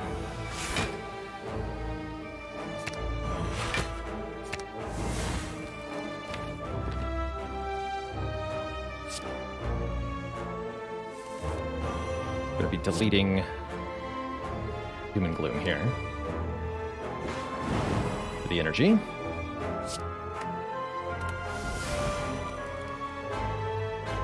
Currently blocking 16.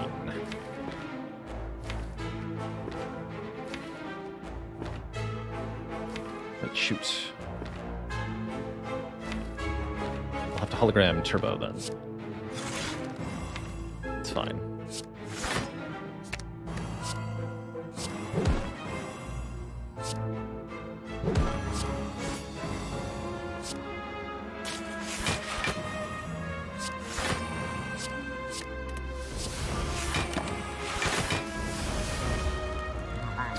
Goodbye.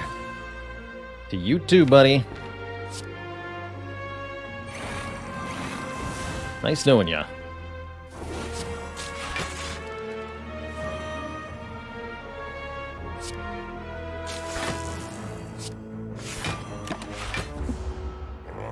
Give it a tap there. Only holograms. You got it, buddy.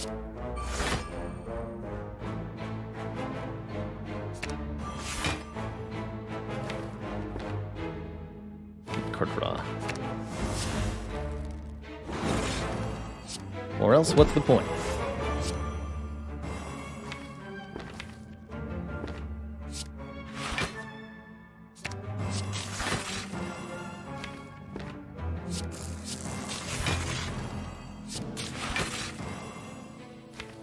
Beautiful. Skim, Dissolve, Glacier here. Hologram, the Recycle, Defend, play the All for One. Recycle, Darkness. And it all just kind of comes together.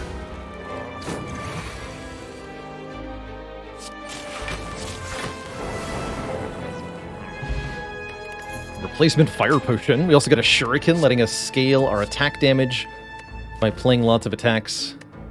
I don't think I'm going to bother much. How badly do I want this Bias Cognition upgraded? Versus how badly do I just want to look at more card rewards? I'm going to just take more card rewards. I really don't think relics are the way to scale this deck up right now.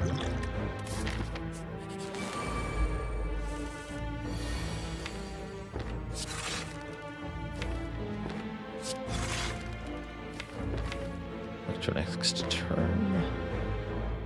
Okay.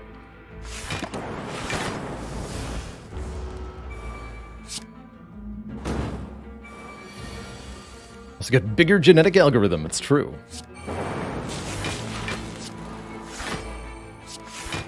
It's true.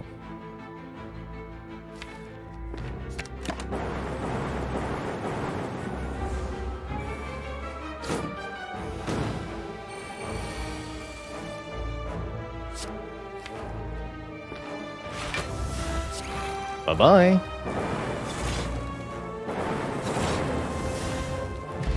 Other Gambler's Brew, very, very strong. Is 2 fusions the right number? What about 2 all-for-ones?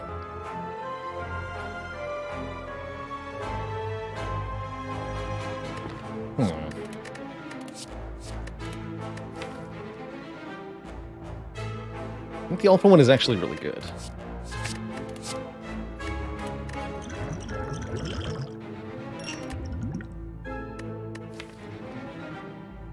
I'm letting us just burn the deck down into a very small subset of cards.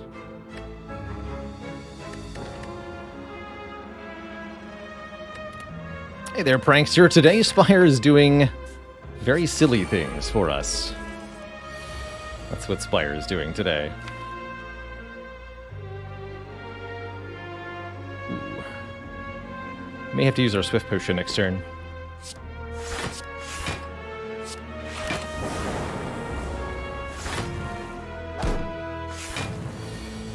I'm gonna go with that's a yes.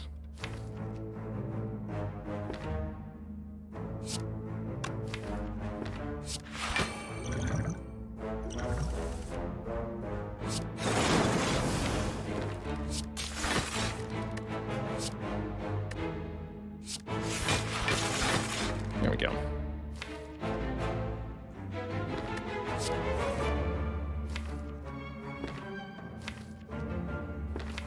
Now I can hologram turbo and keep going if I want to? Interesting. Let's get Echo Form in play this turn then.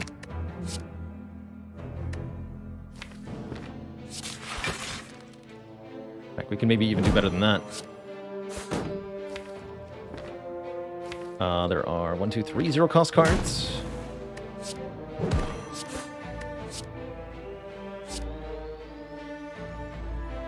Hologram the all-for-one. Play the all-for-one again. Keep generating energy with it. Feels good.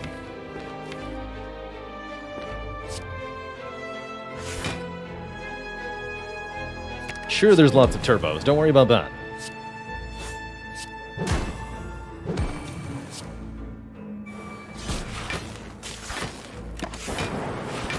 Nice. Who needs to play Echo Form when everyone's dead already? Memories is very good. Lets us target 2 cards from the discard pile. Is it ever too late for another algorithm? Really showing off how we strongly prefer an aggregate. Haven't seen one yet, though. I'm not going to take a 5th cool-headed. 4 should be plenty. I have a Glacier. Sorry, no, I have 3 cool-headeds and 1 Glacier. Yeah, that should be plenty.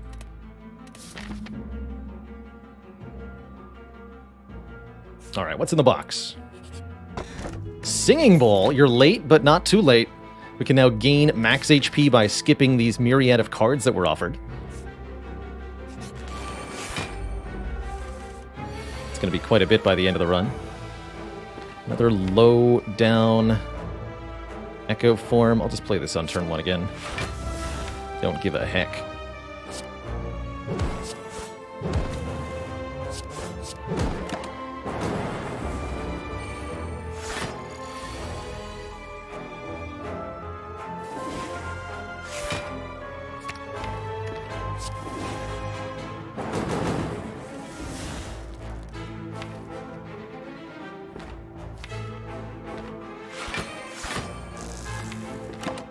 Energy for next turn.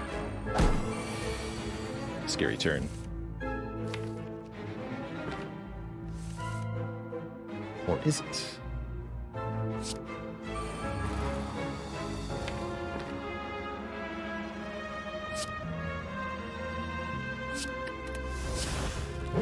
Glacier. Played again.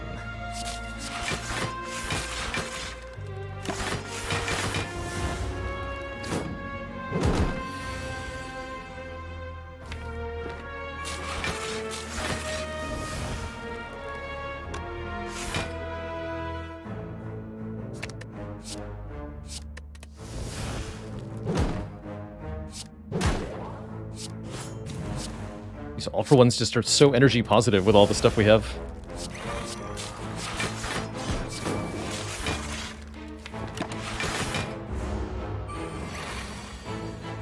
Hey there, Logan. No stipulations or any of the sort today. We're just trying to finally win with defects, which so far looks pretty promising here. Especially as our max health goes up significantly with each of these fights. Heck yeah. Transient can be a bit of a meanie. Echo Form coming up.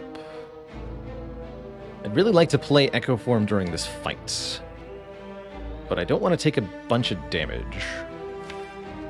How do I make that happen?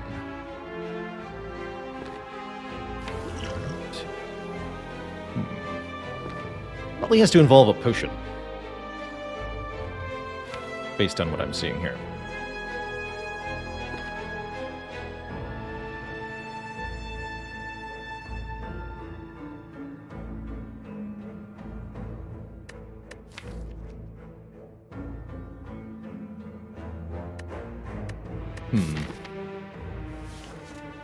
Yeah, let's just commit one of the Gambler's Brews, I suppose. I then want 5 cards, so I just gamble everything except the holograms? And just everything, period. Or I can hologram cool-headed and then gamble differently. Actually, that seems more reasonable. Okay, yeah, let's do it that way. Hologram cool-headed played again, now Gambler's Brew. 4, 5, 6. Can I do that? 4, 5, 6. Yes. Good.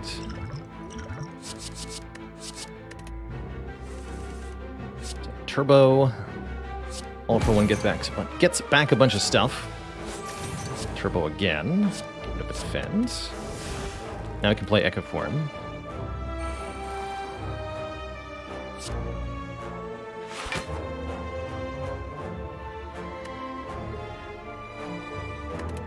Go hologram the void.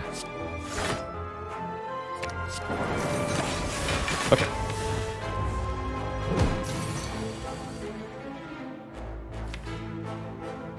This turn's got to be double ult for one, I think. Although maybe that was double rebound? Rebound the all for one? Unclear. Let's rebound the recycle then.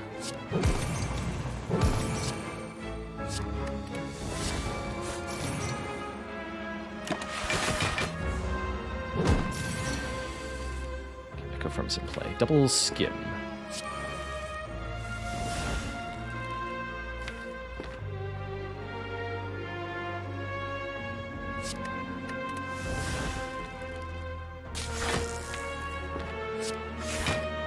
Keep recycling cards.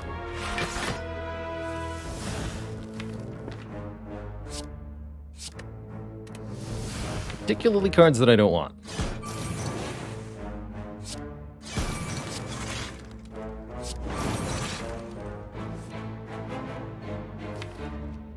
Beautiful. Am I going to be able to double this algorithm? Not likely, but I can at least hologram it.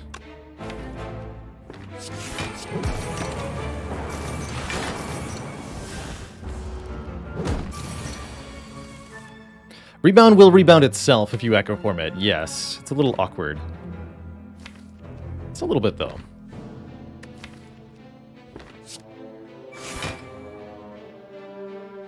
Back defend and rebound. Rebound the recycle. And draw more cards. And play the recycle. Draw more cards twice.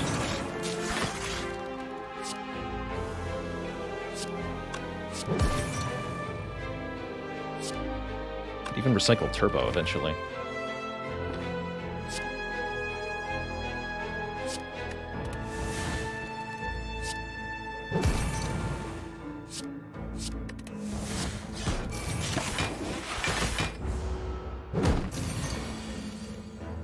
It's not going to echo from the hologram if I wish. This is where I'm just going to get algorithm back. Get rid of that void too. Don't play any damage cards. Now we can double hollow again. All for one and recycle. All for one gets back all these 0 costs.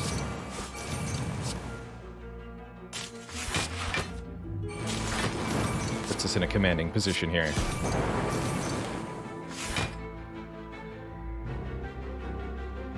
Pew. Alright, not bad. Did have to use that one Gambler's Brew, but otherwise flawlessly defeated. Get a 4 energy potion, which could be pretty powerful. Static Discharge is an interesting option. Overclock Plus is also an interesting option. Baron Farah, thank you so much for 24 months in the Prime sub. Appreciate you keeping it cozy. Overclock's weird because of the burns that it adds. Theoretically, there's maybe some kind of infinite we can do with Overclock and Recycle. In practice, I think we'll be beaten out by the Beat of Death if we try it. I'll just take max health. Okay, not that many card rewards remaining before we have to tackle the end game here. I'll be fighting these two.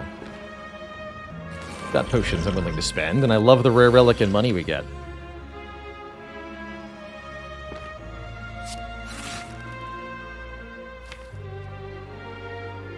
So, Beam Cell, Hologram, Doom and Gloom. Realistically, I want to draw 2 more right now. This looks like an energy potion to me. Hopefully those burns don't go precisely where I don't want them to go. Probably should have hologrammed the beam cell before I did that as well. But I don't think it'll matter much. Yeah. Alright, burns go. Just out of range. The other one's far down. So here I am allowed to use all for one to get back Beam Cell and the Turbo here.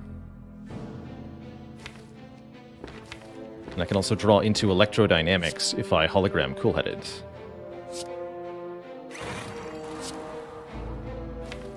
Get any other cards.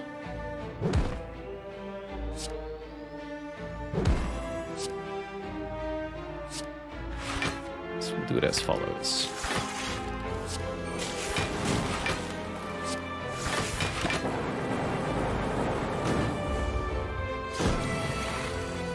One of them perishes. Looks like we'll take a bit of a donk on the other one here, unless I choose to use one of my potions.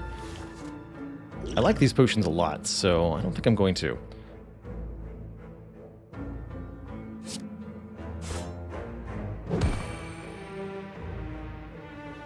Plus 18 won't KO, right? Okay. Let's take 11.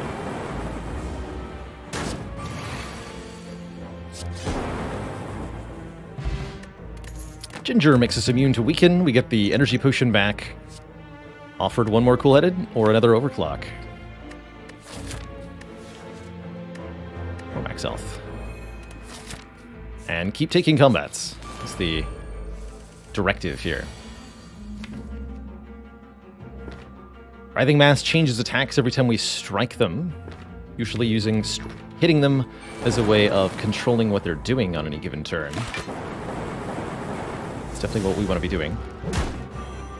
Don't strike them unless we absolutely, positively have to, or else.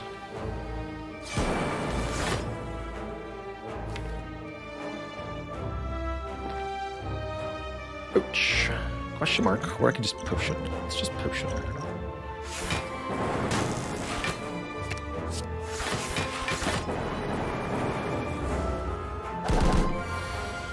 This we need to prevent.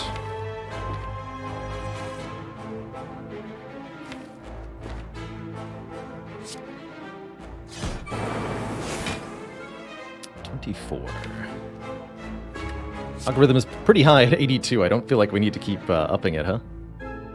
Seems like it's fine.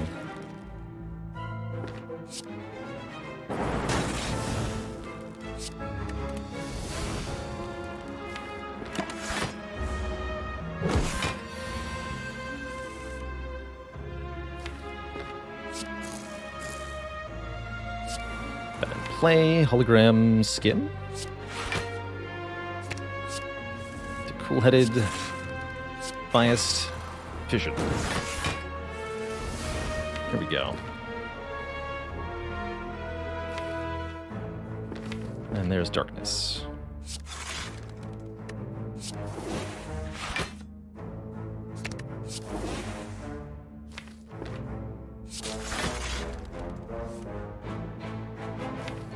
Perfect. Dual cast next turn kills. Alright, that got played twice. That's fine too. Beautiful. One more hologram? Maybe. How about a capacitor for more orb slots? Although I still have no way to gain permanent focus, which is... Well, there's another bias cog. That's an option. Just have two of them and ignore the focus down. It's spooky, but doable. Spooky, but doable.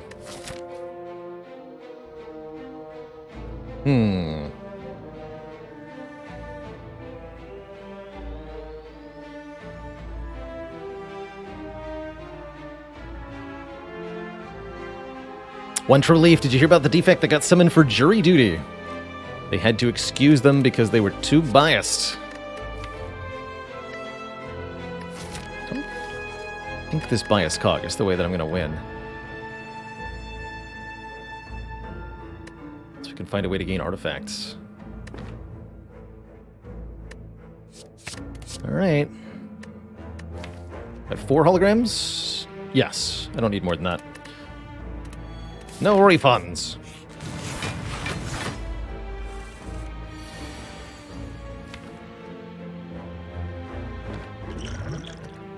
Okay, I found a potion use case. It's whatever this is. Our all for one is really not doing anything for us here. If I were to gamble, I could draw up to this hologram. And then cool-headed into recycle. That would work, kind of. But let's see what's in the colorless potion first. Double Madness. Now that's curious.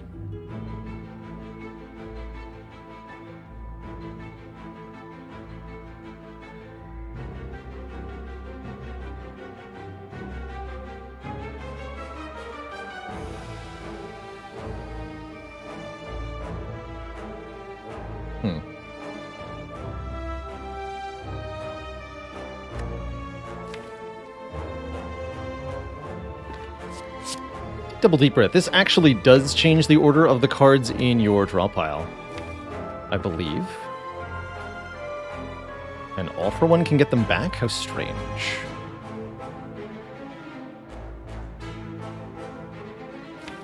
Madness Hollow all for one infinite? Not possible without the hologram. Although I guess I could have also used the Gambler's Brew to go infinite immediately. That's a weird one. So do I want to draw Bias Cog? Not really.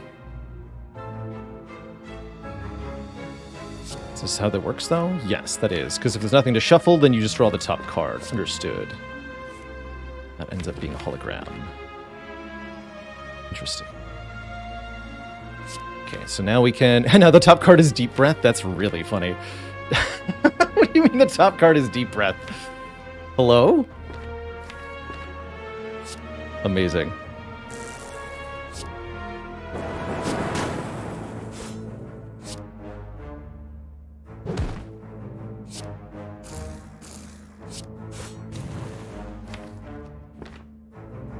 I'll grab the all for one and kill this one? Yes.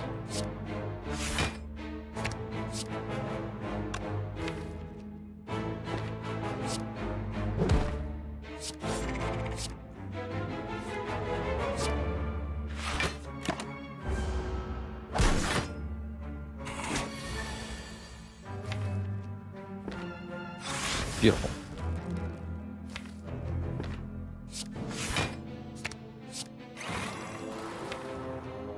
And I'll take the bonus energy next turn.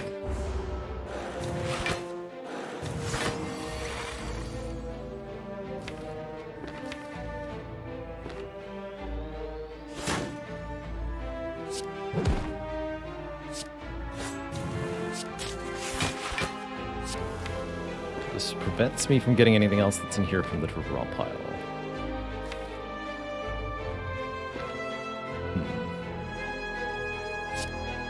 Alright, let's do it this way. Understood. Very strange.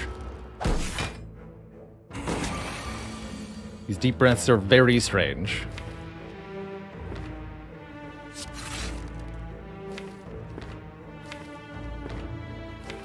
Skim draws Electro that I... Oh, I can play. Okay. Just skim into Electro here. Get me out of here.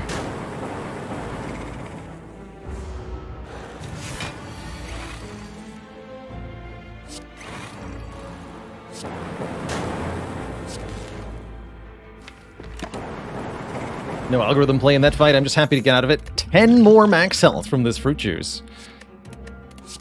Ridiculous. Recursion? Okay, we ultimately have not found the cards I was looking for, necessarily, but the recycle engine might be enough. Or any source of artifact will also be enough. We'll have 102 max health when I eventually do drink this fruit juice. Plan in this combat, recycle cards that I don't want to play, including both bias cognitions.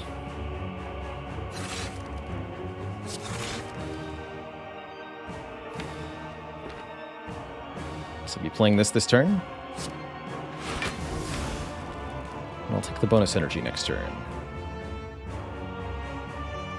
Cycles towards the bottom of the deck, unfortunately. Okay. We have to focus on killing the birds first, while not enraging the awakened one, ideally. We can figure out the rest from there.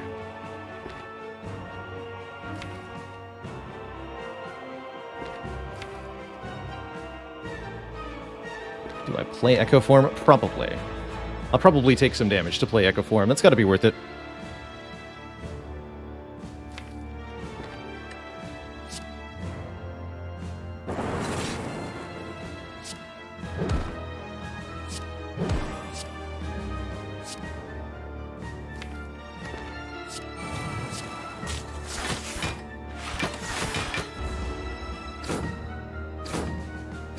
And we'll set up meat on the bone before the fight ends. Okay, what's the play here?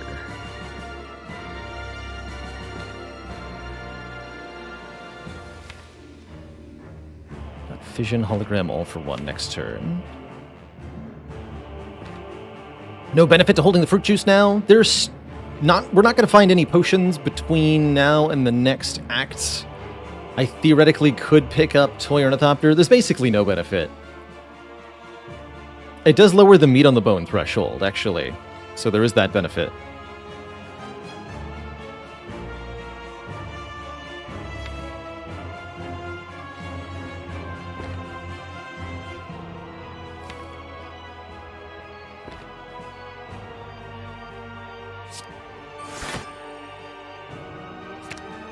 Just need to block, please.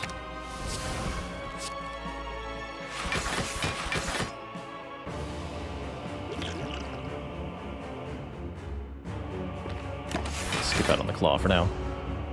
Take one. Perfect meat value. You love to see it. It's a lot of voids in the discard pile there.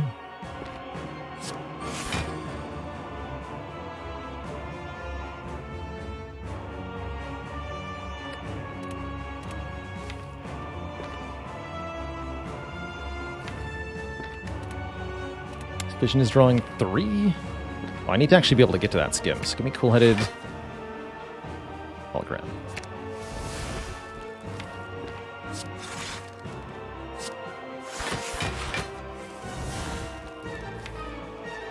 Perfection. Let the deletion of cards begin.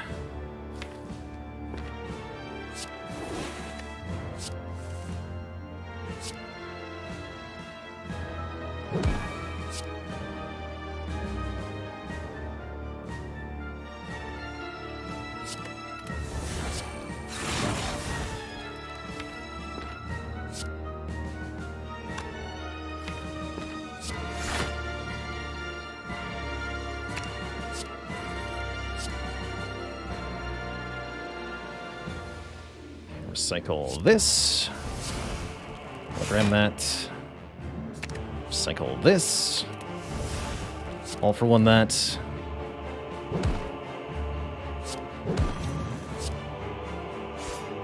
Recycle this. Dissolve the darkness, good.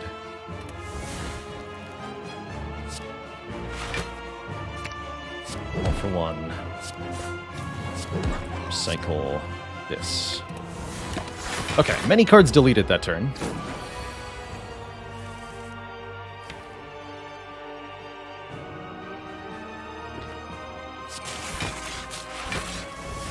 You get to do cheats here. Play, defend.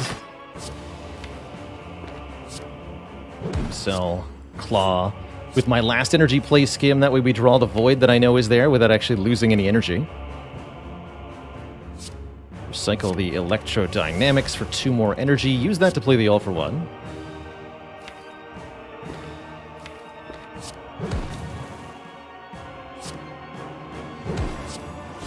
Get rid of this defend.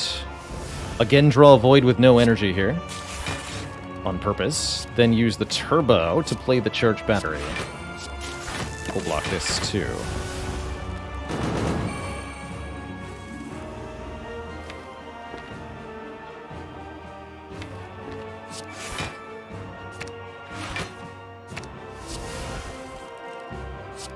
Get rid of these bias cognitions.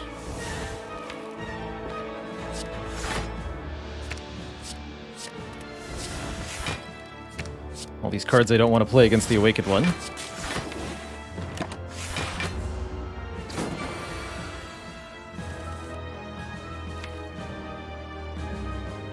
Okay. What are we doing here? Double Ultra One? Sure. Get rid of this ball lightning. Hologram, Ultra One. Do that again? Question mark? No, I need to block this turn.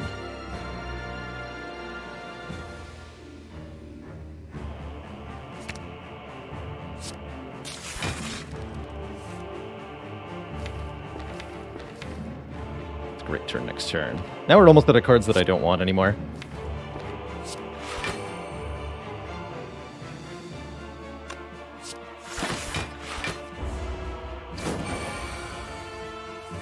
Almost. Cycle is coming up. Can actually start to recycle stuff like some of the holograms here.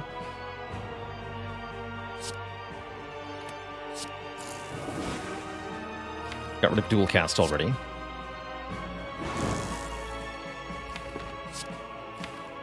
then claw.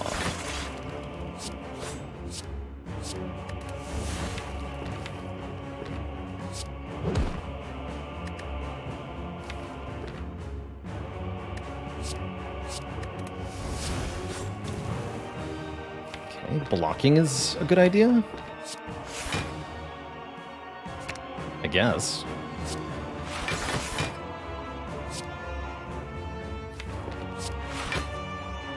That. Claw one more time. Draw this void.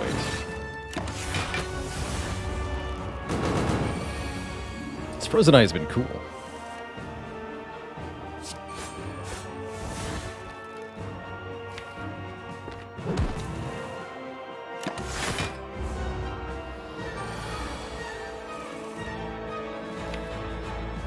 It's just holograms and cool edits the whole way down. Apparently. Cycle is the bottom card. Interesting.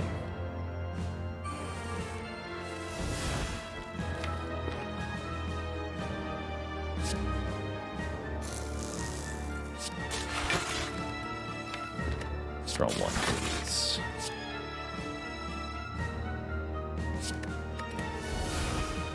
I can start to do some very silly things indeed.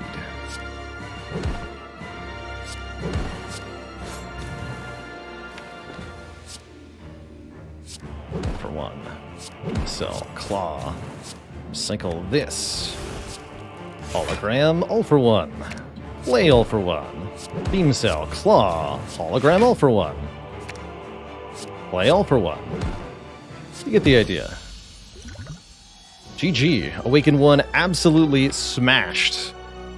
Something similar is kind of our plan against Heart, but we'd like some way to gain a bit more permanent power for that fight. How the heck do we beat Time Eater? Probably with a big Dark Orb. Fortunately, we know we have Echo Form coming up next turn. But it looks like some amount of damage taking is going to be inevitable. I can't play this Bias Cog on turn 1 here.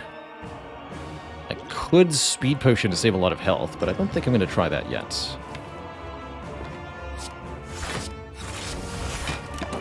Let's take the hit if we need to.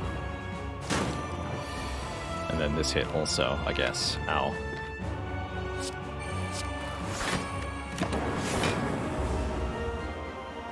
First few turns against Time Eater are often quite nasty. Okay, now what? Now looking like I want a double skim to get my hand full here. And we need to get set up. To some extent. What does getting set up in this fight look like? How do we win? Dark Orb. It's gonna mean calculated use of focus, probably. Tricky, tricky.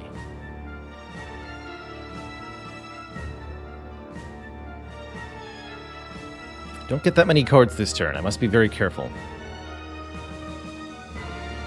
5 more cards. Thinking Glacier plus Charge Battery. Cool-Headed. Or I could even do Hologram. Glacier Charge Battery. Hologram Charge Battery Recycle.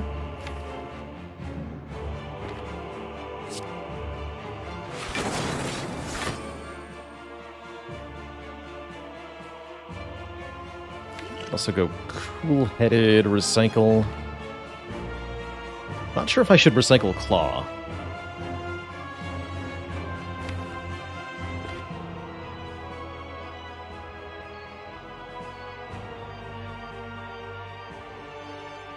Could do Hologram Recycle. A Slimed.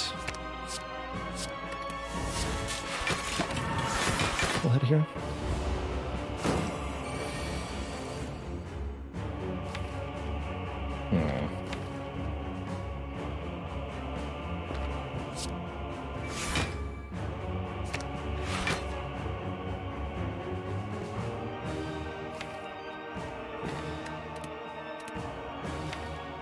Plus is at the bottom.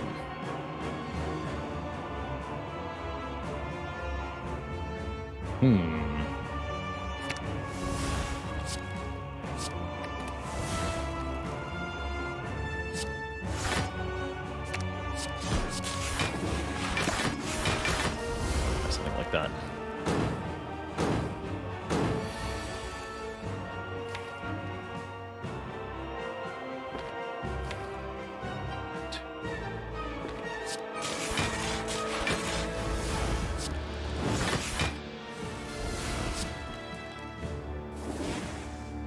Darkness, Hologram Darkness? It's one of my better plays that I can do. I'll take some damage for that, though. But I think it's the best way to get our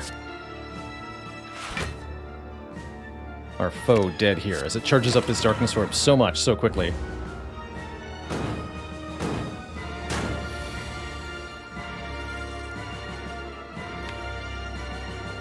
Question is, can I survive this choice? Looks a little sketchy here. 25, double hologram brings me to 35. That's still not surviving.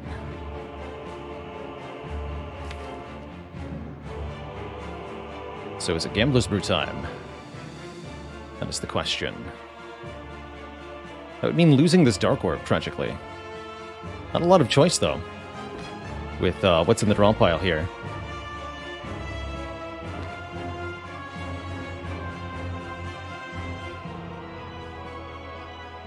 It's real unfortunate, as I would have liked to play this Darkness a bit more.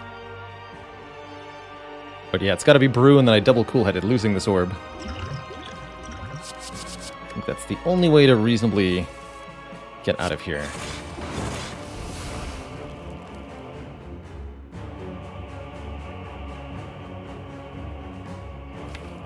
Get more energy next turn if I double charge battery, but it's less card plays to reinforce, so I think we'll be playing reinforced.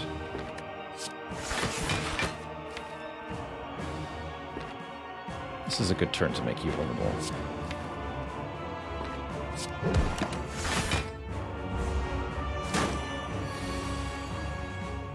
Not as much. Rude.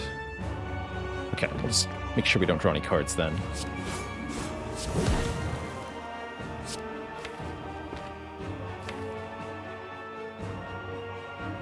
Next turn, I'm going to double Biased and single Algo. So I need three Clards left. You heard me. 3 Clards. Double Biased, single Algo. Double Biased again, and we'll look to kill with the Orb quickly. Okay.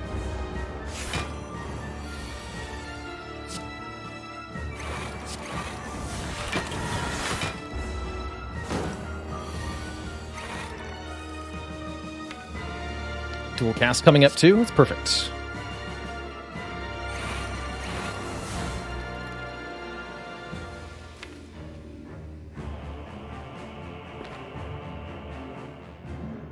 I might even be able to get there by like juggling Dark Orbs aggressively. It's gonna be a 110 power Dark Orb next turn.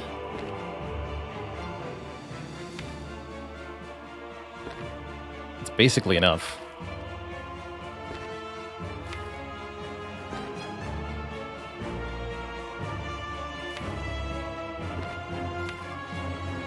Another option is Hollow Darkness Plus. Skim. Glacier. Maybe I can like double dual cast at the start of next turn if I play my cards right here. What does that look like exactly?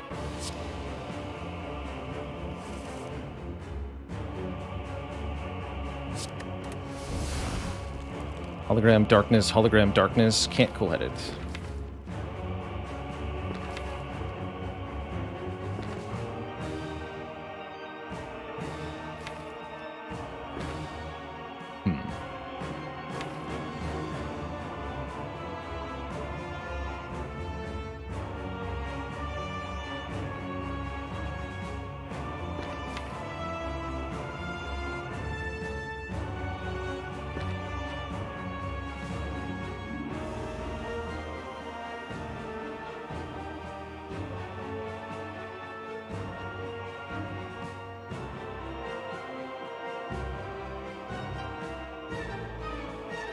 Hologram Rebound.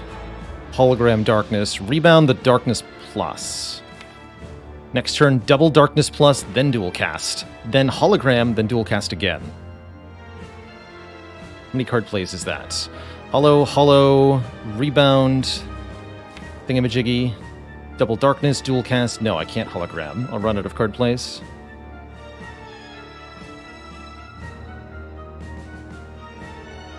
Still gonna do it though.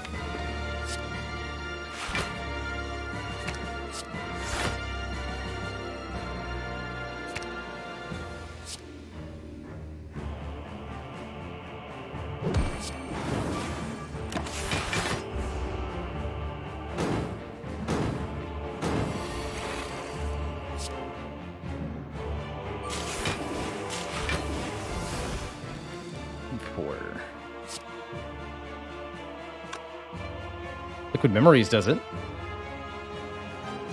That's so close to a kill.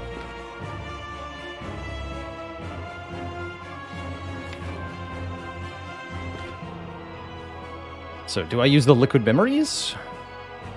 And just win here? I think I should. And then we get out of the situation. Otherwise, we're in really big trouble here.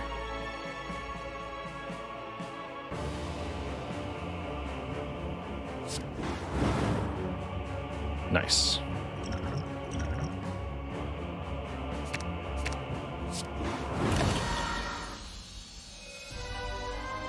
Okay. To thump. Deep pulsing dread could be felt throughout the room. Is this the heart of the Spire, the source? All these dark orbs. Missing a lot of health. Any one upgrade that feels all that important? Yes. Bias cogs are kind of insane here, upgrade-wise. But it's 17 hit points. It's a lot of hit points.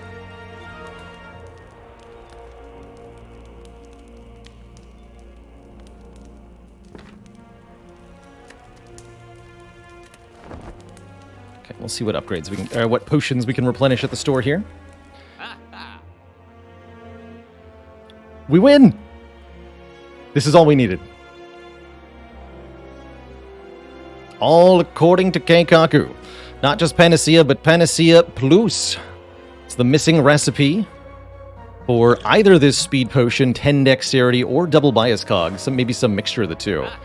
But heck, yes, I was hoping we'd see Panacea. I'll take one more cool-headed then. In fact, double card draw potions now very, very good. 4 dexterity potions also nice. We'll buy all of the potions, because I can. And I still have enough money for a card removal.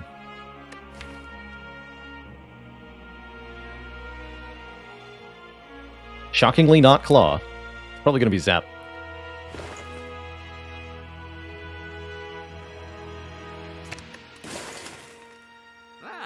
Okay, I feel pretty capable now.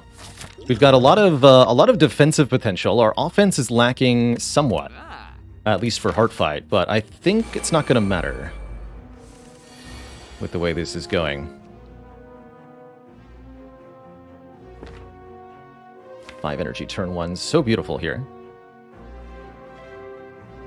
I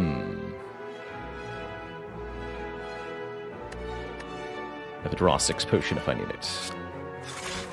That's right.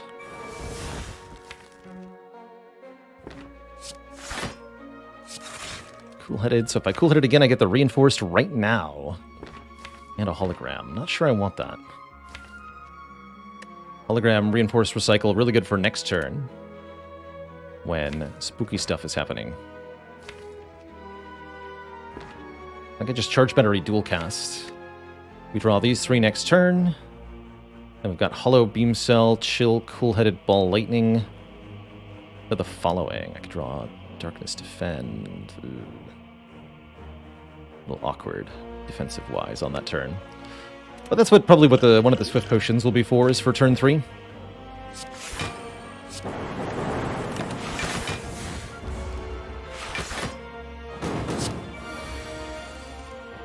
Yeah, as Chet pointed out, during that Time Eater fight, we had to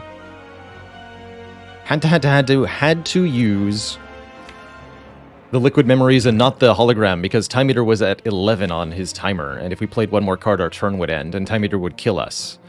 So trying to use the hologram there would result in instant death for the player. Not a good situation, you know? Not how you want your life to be. Is this maybe my speed potion fight, actually, and we save the artifact charges for the other thing in the next fight?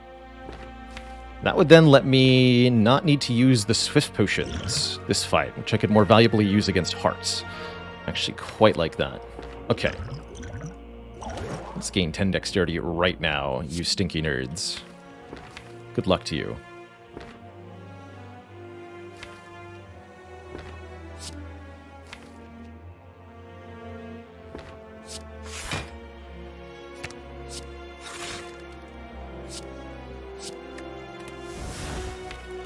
I'm just going to take the extra energy for next turn also. No holograms next turn. Wait, have I made a mistake? Maybe. But if I cool-headed again, and then again I get 1, 2, 3, 4, 5. That's terrible. Back.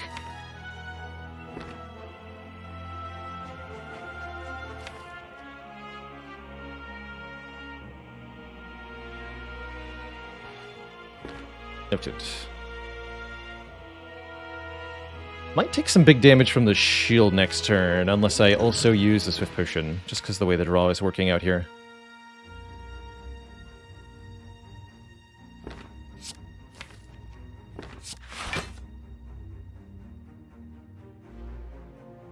Let's just recycle the other burn, I suppose.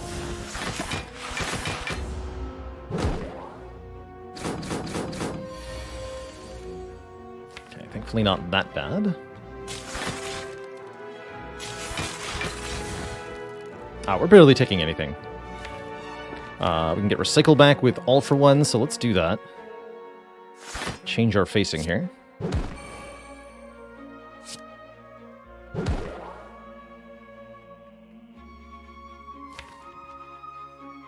Get a lightning orb for next turn.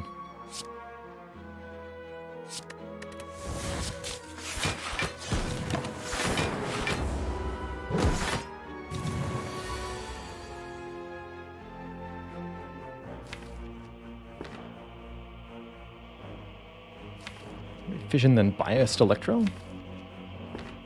Yeah. Fission first.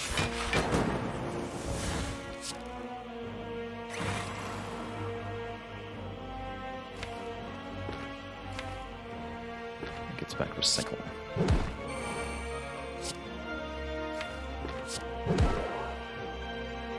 I could recycle the electro so that I can play the echo form.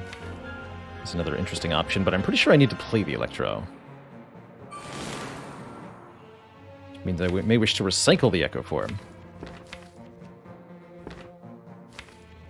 That's a reasonable conclusion to arrive at.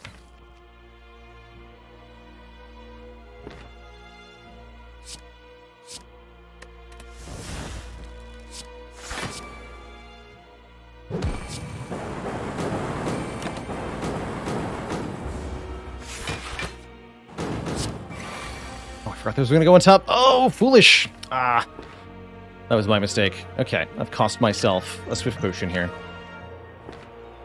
by forgetting that those burns were going to go on top. For shame.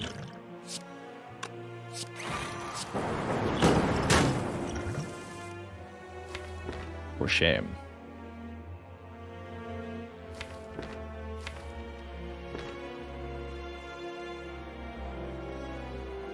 You're the one who has to die. Too bad they weren't shuffled in. Okay. This is draw 2, yeah? It is. Just hollow genetic. That's fine. Doesn't get a lot done this turn, though.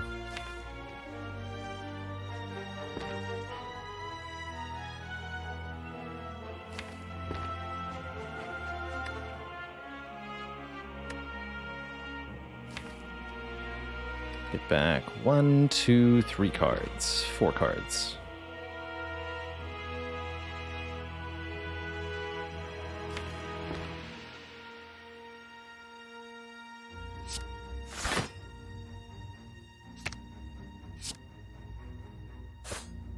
Actually, just 3 cards. Look at the clawback. That's okay.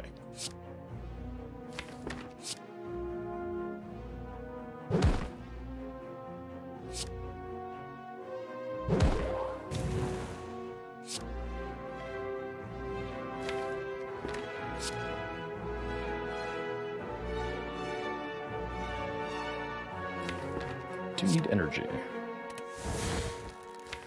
Turbo will give it to me in a moment.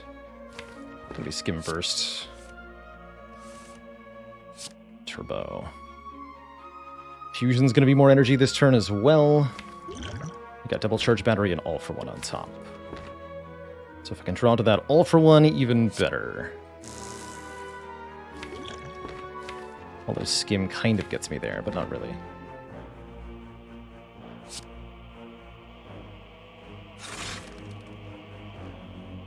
Looks like that has to be a no then.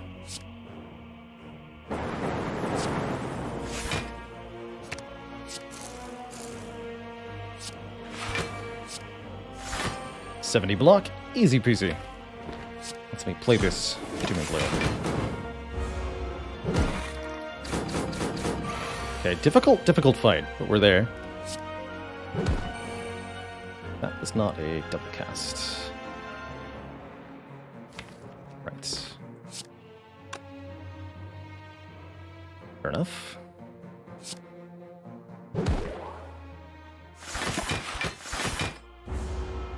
Two potions. We're going to regenerate one, though, and I think we have, since we have full health, our odds against heart are very, very good. Indeed. Get back my all for one. That's what I thought.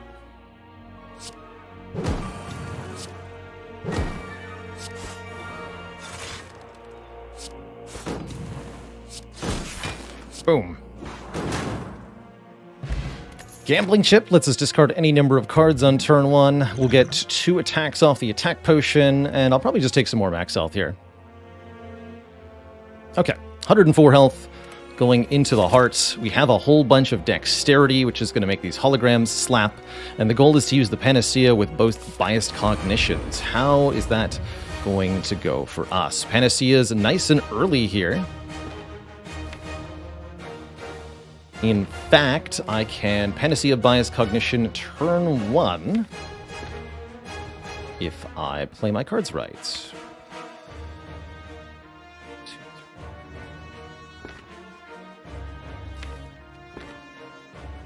What is it? Fusion, then Glacier, then Dual Cast.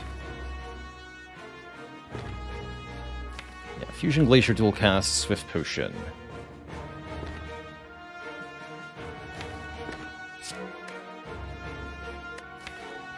To the Panacea with the cool-headed.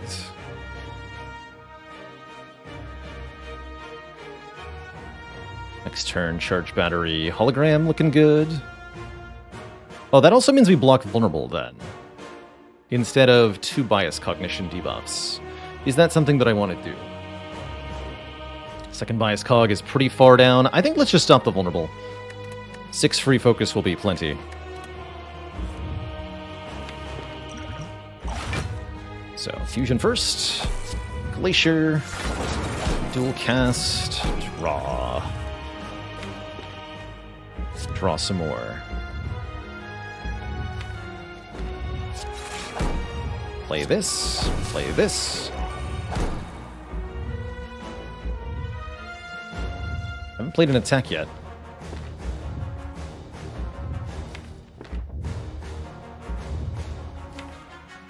Just keep the chill as in a potential all for 1 return. Play the darkness here. Alright, there's our turn 1. We're immune to the weak, we block the vulnerable. 2x15 headed our way, and don't forget we have 4 decks. Thanks to all these super powerful potions that we have acquired. Question is, how can we get to the Echo form most effectively?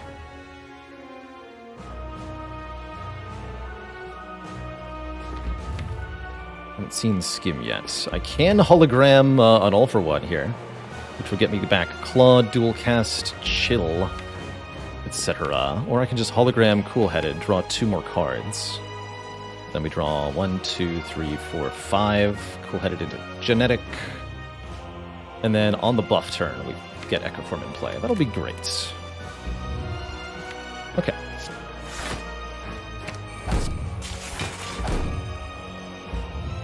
Not going to play Electro here. We need the block for next turn.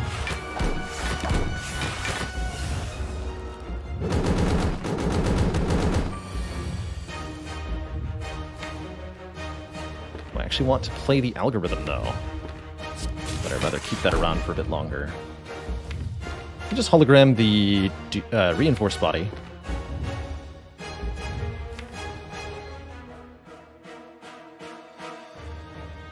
Next. And then the turn after the buff, I'm probably doubling Skim. Shame that Recycle was the bottom card of the deck. Really slows us down in this fight, but once we get through the first couple of attack turns, trust me, we're going to be zooming. Just zooming through this fight. Anything in the discard pile that I can get rid of? Not really. Okay, I'll just block with Hollow Reinforce then.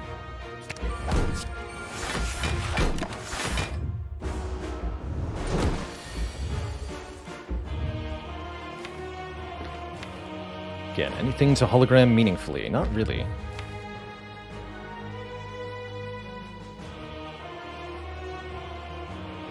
Double skim next turn. Attack potion could be 2 artifact charges. That's true. If we're lucky. Probably use that next turn, maybe?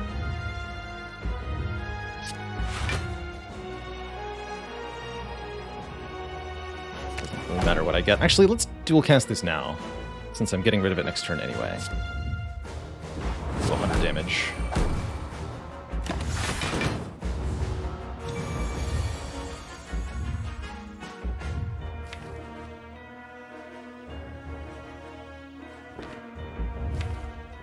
Double the battery? Yeah.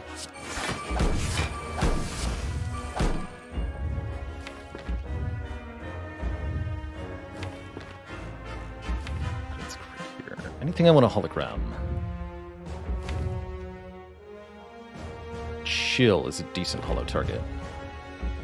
Let's not bother, though. I don't care about re-getting Beam Cell. I've got all for ones. It'll come back. Do it this way. Defend card.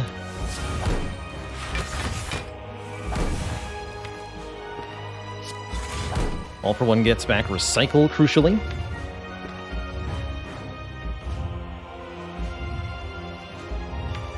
And only recycle. Oh, recycle and turbo if I want it. Those cool headeds in the discard pile, which can get more holograms. Okay, we'll do it this way then. Play 1 turbo. Recycle slimed. Hologram. Cool-headed. Rebound hologram.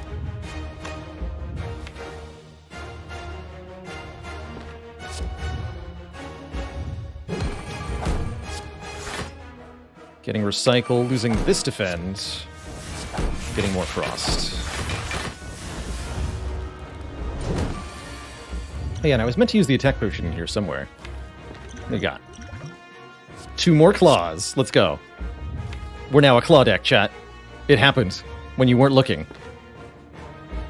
That's why we had the 1 claw, was to combo with these. Of course. How could chat have been so foolish?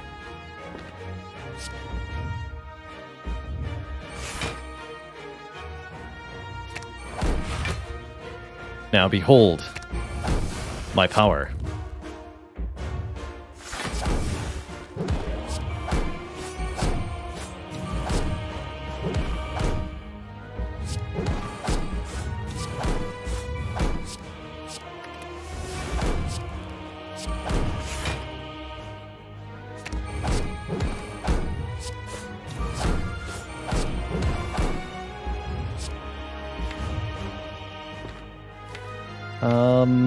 Do I want to recycle this dual cast? Go with yes.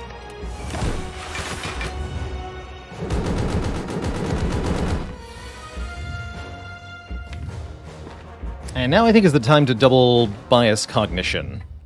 We finish out this fight with a big burst of focus and play as hard as we can, essentially. If I do that, then I can't play this all for one. Wait, no, so it has to be double cool-headed this turn, then. Otherwise, I can't play the all for one. Gets back Beam Cell, Claw, Beam Cell, Recycle, Turbo. So I would need 5 cards in hand here.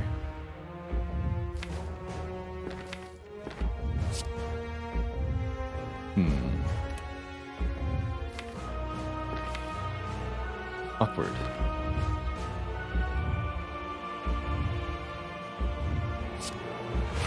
To get turbo back then. We're going to create a lot of voids here. It's just how it goes.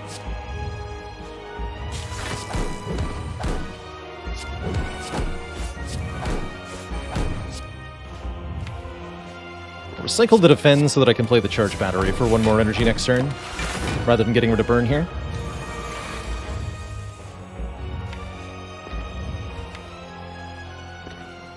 And this is going to be double what? Double hologram on... All for one, all for one? Yeah, it might be.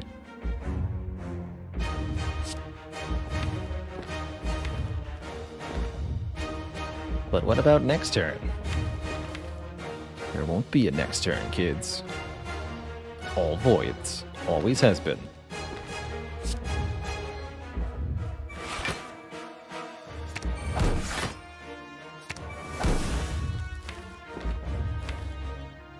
One, two, three, four, five, six.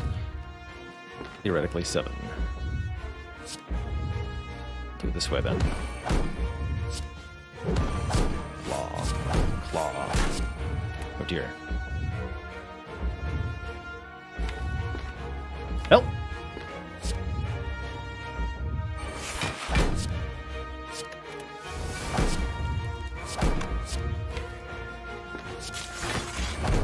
Claw. All for 1. Get back all the claws. I'm actually capped damage on heart now.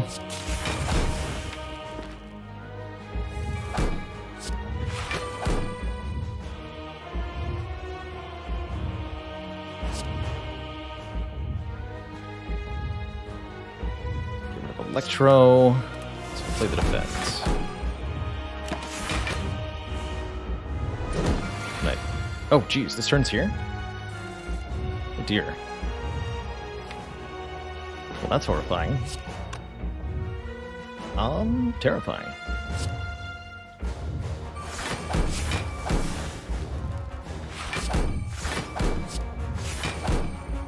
That's as much block as I can generate. Actually, wait, no, I can do this too. 48. Take quite a bit. This is why we had over 100 max health, I suppose. And now we should be fine.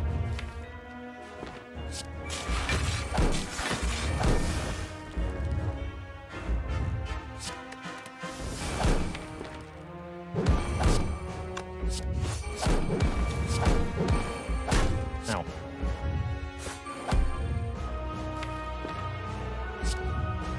GG. GG, everybody. Oof, that was a long and difficult defect run, but I'm glad we got there in the end. GG. No one suspects the Claw Inquisition. We're able to move on from the defect. 2.5 hours for this run. I can tell you immediately why. It's because I took so many combats on purpose. 23 regular fights slayed. Let's just take a look at the run history real quick and see how many fights this was.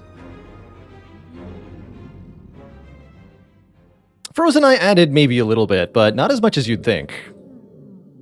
For example, if we discount all of the time spent looking at the draw pile with Frozen Eye, this is still over 2 hours.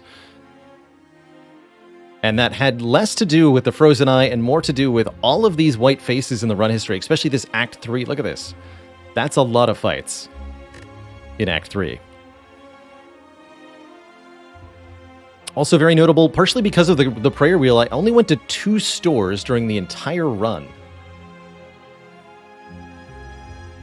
And it worked out pretty well. Very, very cool. Cool-headed. All right, next up we're going to be doing a Watcher run.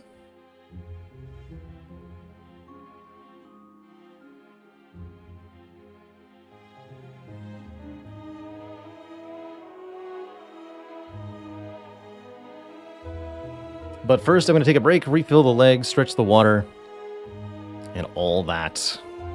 Definitely think Panacea had a lot to do with winning that heart fight.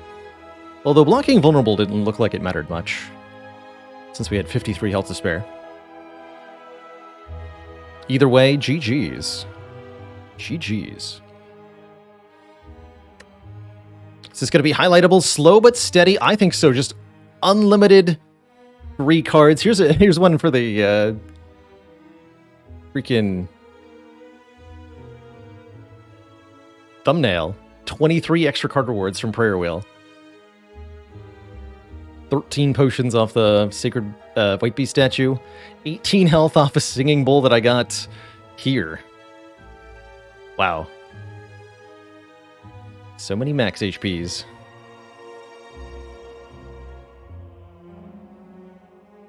And those various commands do need updating as well. Alright, I will be right back. When I return, we'll play some Watcher.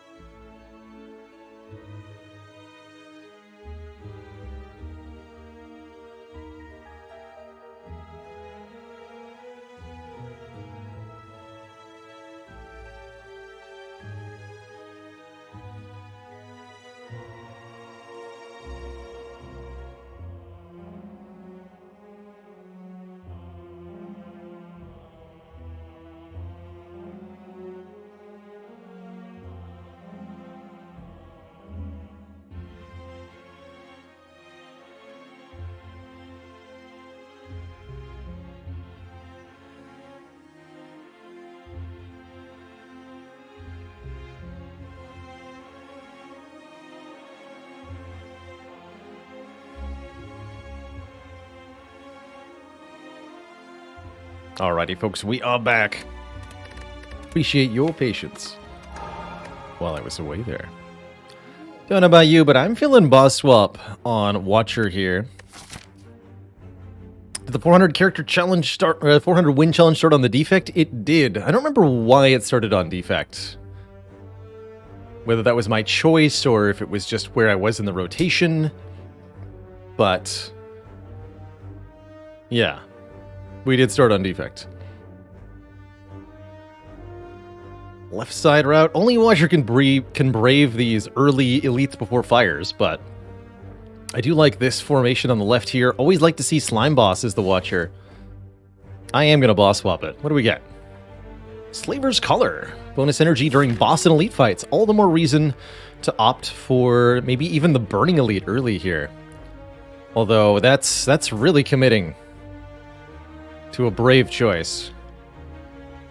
Probably a little safer to go for this one. We'll be a little bit weaker in our opening combats for not having the Miracle. But I think we'll really appreciate the extra energy per turn where it matters in these elite fights.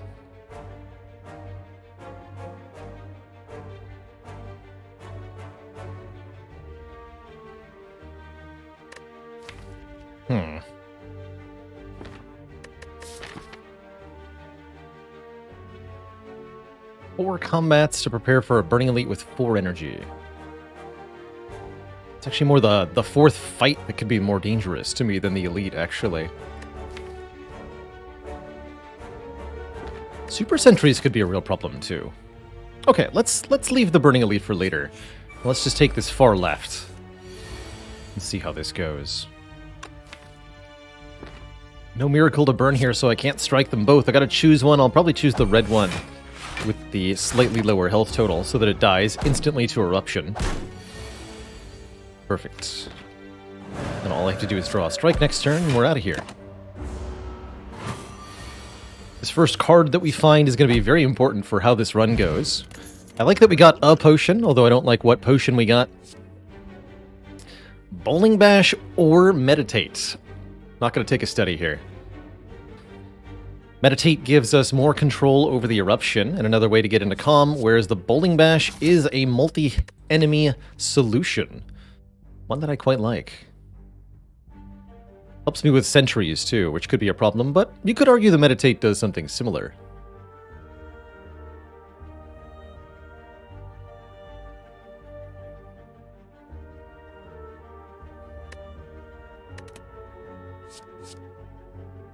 Tough choice here.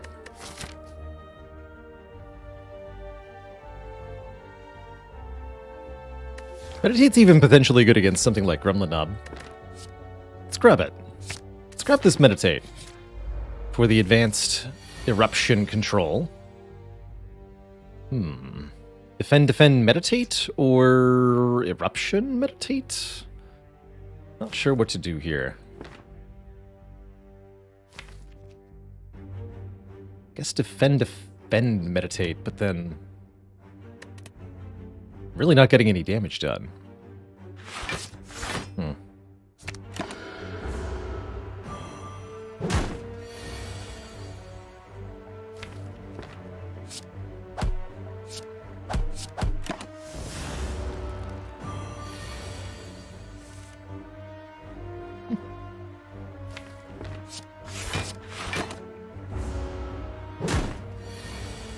A slow but acceptable outcome. And then Eruption plus one of these strikes will get there next turn. Odd way to go through the fight, but worked out fine. Worked out shockingly well.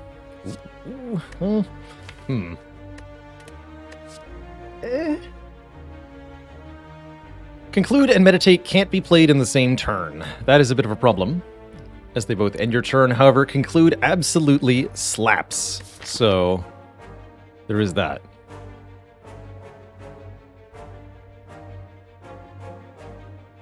If I want a card that helps me safely get through these combats, Conclude is among the best. I'll pick it up. I'll pick it up. I don't like it, but I'll take it. Vigilance Conclude. bank some energy here for if we ever draw Eruption. However, we know that we'll get a kill next turn with Eruption, Strike, Strike, Conclude. How much damage is that? 9 plus 48. So yes, super duper lethal, which means I can even defend, meditate the Conclude, and we kill this way.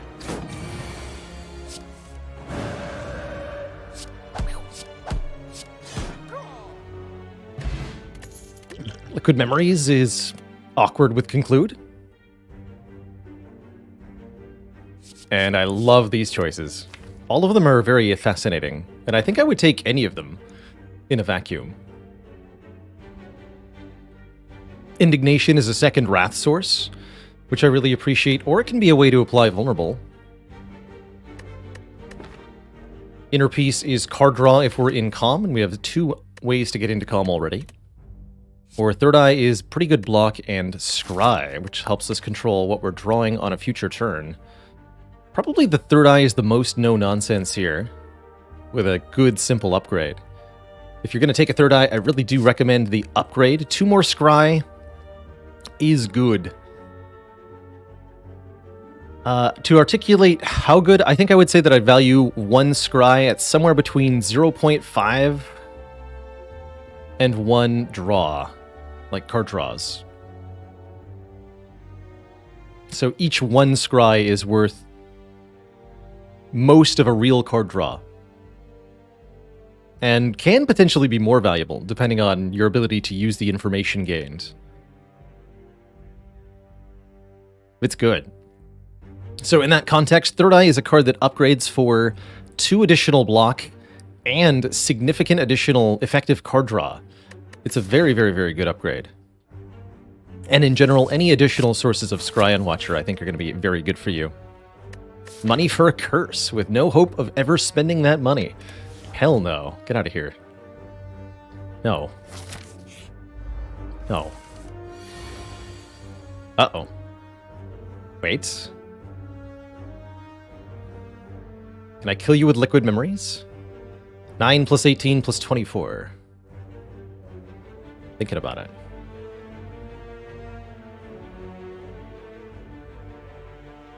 That's exactly 51. Or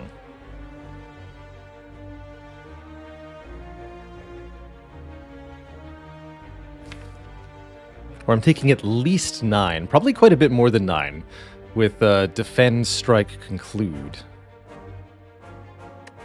There's a chance we get a potion here, and we also are less likely to need Liquid Memories in the next fight, given that we have more energy. That said, Gremlin Knob would be a lot safer, as would Sentries, with Memories. Actually, that's a good way to ask myself, how much health do I value this Liquid Memories at, fighting our first elites? I think it reliably saves 24 health against Gremlin Knob, and 20 against Sentries or Lagavulin. So I should not use this thing unless I can save more than that, which I don't think we're going to take here. So I am not going to use a potion. I'm going to take the damage.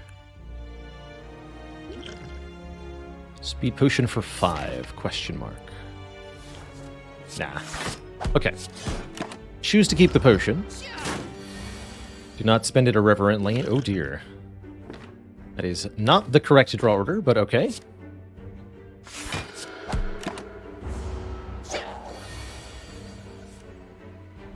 Can we assure ourselves a kill next turn? Using Third Eye, we can help determine what we're going to draw. We discard these 3, then we draw 1, 2, 3, 4, 5. There's 6 cards in the draw pile. Eruption in 2 strikes is a kill. I'm more likely to get that if I don't discard with Strike, and then we just have to draw Eruption and 2 out of 3 strikes. But we're less likely to see the Eruption. I'm also able to meditate 1 card here. Hold on, what's in the discard pile? Nothing, other than what I discard. So I should discard the Strike and bring it back with Meditate. That's the correct line here.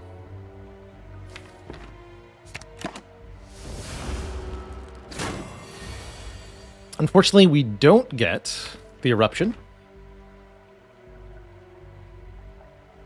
which is sad. Was in fact the bottom card.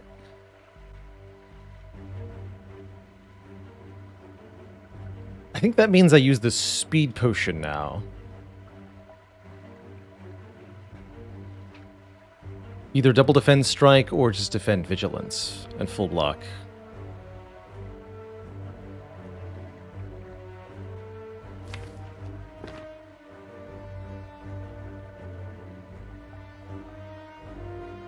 If I bring it to 21, then Eruption and 1 strike kills. Let's just take the 1 here. Use our Speed Potion. And escape this fight with the very valuable Liquid Memories intact.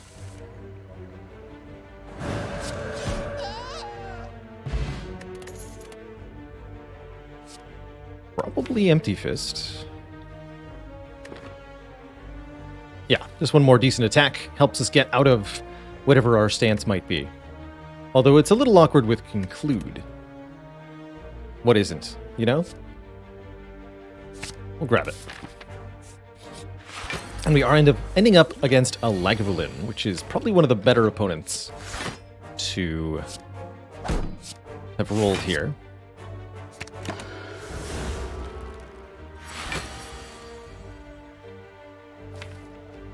So I could go strike, strike, strike, conclude this turn. Gives me this for the first waking turn. Or we could wake with Eruption, strike, Empty Fist next turn. And have a fresh draw. Either way, the third eye actually ends up awkwardly useless here, because we'll be playing it with no cards in the draw pile.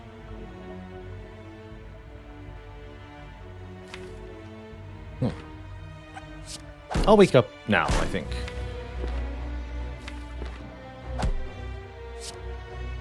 Could maybe use Liquid Memories on Vigilance here, but that's only going to save me 8 health and then give me maybe 2 energy later. Do not think we are yet in a position where that makes sense to do. Simply having 4 energy per turn in this fight makes things pretty reasonable for us.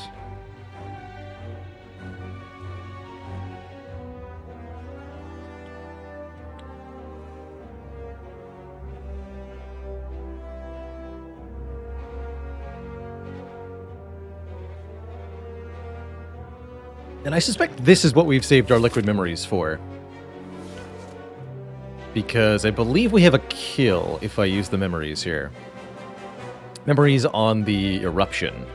Play Eruption, get Eruption back for 9 plus 18 is 27 plus 12 plus 18. Equals 57. Yes, we have a kill here if I use the Liquid Memories. Saving me a full 15 health. Versus what we would have gotten from using it on the Slaver.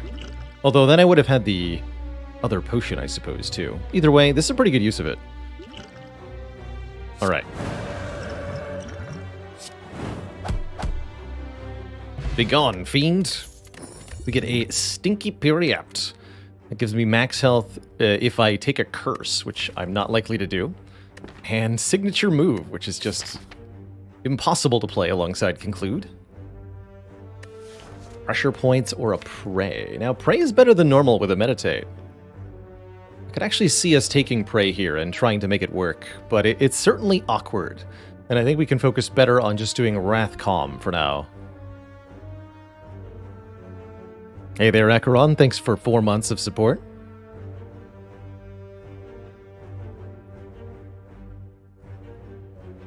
Rotating 2. No, rotating is not 2. Our rotating is only 1 because we lost with Defect and then we played again with Defect.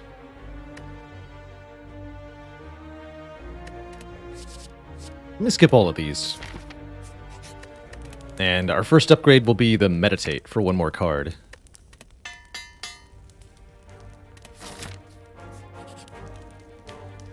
Take a heal here or max health here?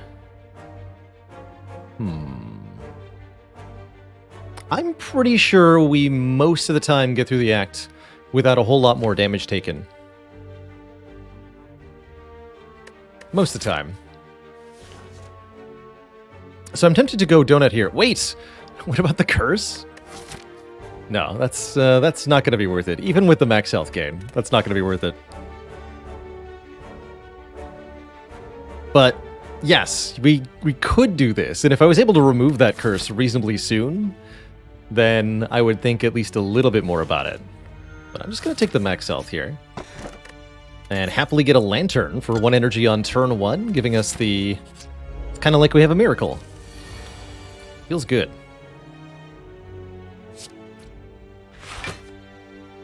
Eruption next turn. Beautiful. Be back. All of that, then. Actually, what I maybe should have done was discard that strike to meditate the strike. Oh well. Show me what you got, Slime Man. Slim Jim. Splits at 35 health. Just gonna Empty Fist. Third Eye defend.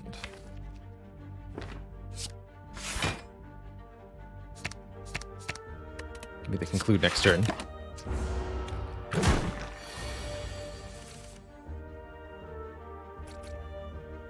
Do I split it here?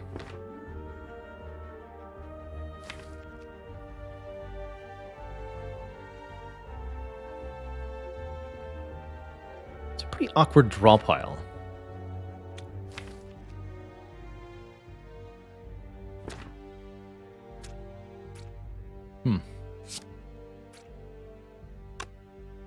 Don't want to be weakened, though.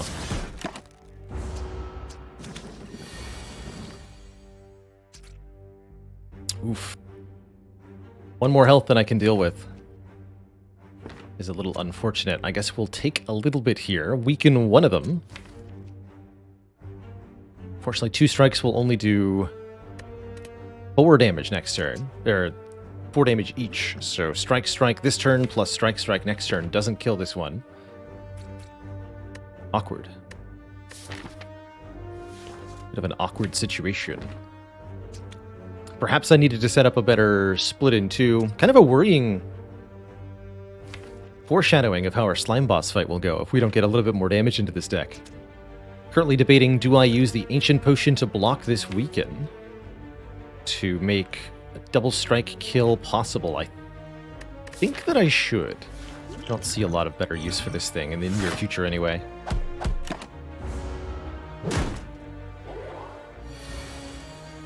Didn't end up drawing the strikes, so we actually do get a walloping here. Oof.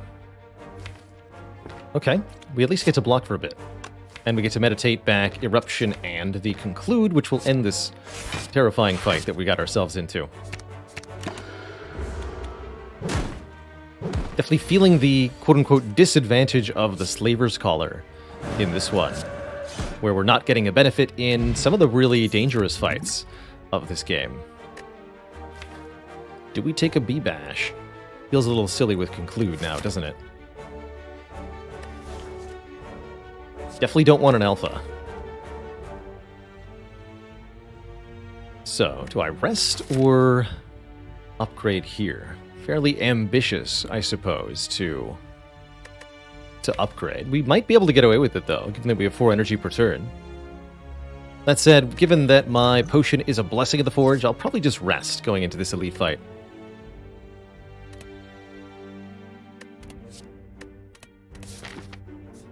Conclude is so strange.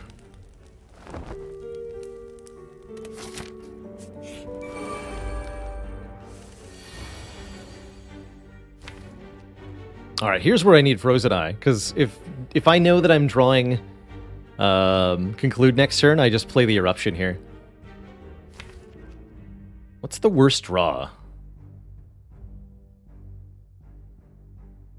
Third Eye, Ascender's Bane, strike. That still kills one of them. That's actually not bad. I think that means my opening turn is triple defend and play Eruption here.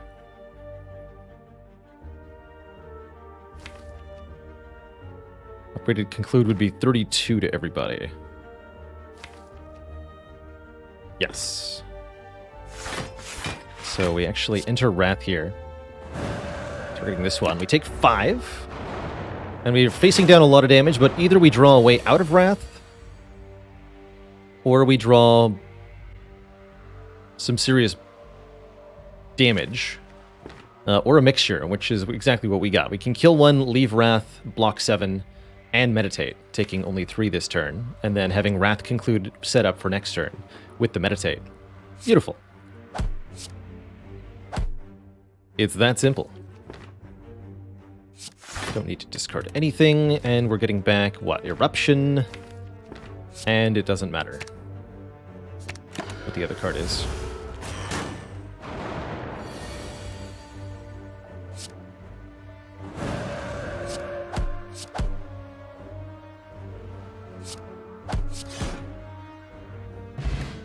Get some health back.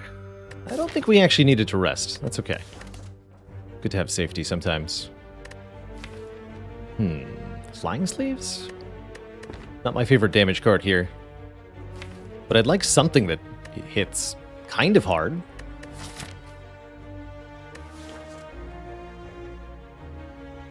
I don't think that's it. Wave of the Hand is somewhat takeable, but I think it's also premature. Not a card I'll need until maybe the Act 2 boss. Game really wants me to take a crescendo, apparently. Thinking about it. Well, I'd much rather have that indignation we saw. Or even a Simmering Fury, actually.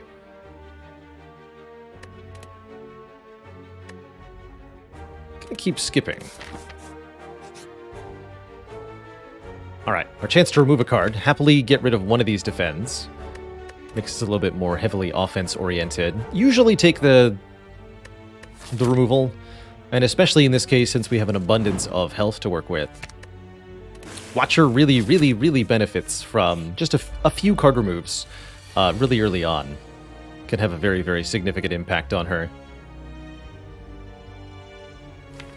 This is a pretty reasonable upgrade potion, making the Third Eye scry 2 more while also significantly boosting Empty Fist and Strike. Allows me to find something like Eruption, Conclude, Meditate for next turn, too. Unless maybe upgrading the strikes is what I need to just kill Nob outright.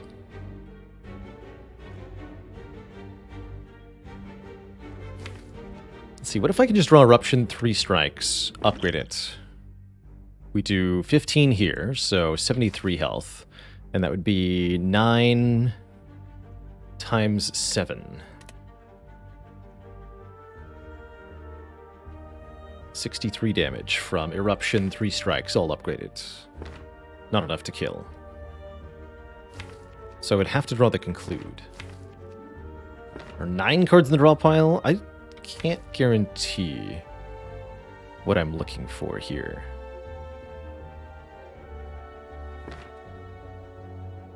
Okay, but if I Forge Potion and then use Third Eye to set up, let's say, Eruption, Strike, Strike, Strike, Conclude, would that be a kill? If those aren't upgraded, but the Empty Fist and the Strike are, that'd be 15 plus 9. 24 damage, so 88 minus 24 leaves the Nob at 64. We do 9 plus 12, 12, 12, 24.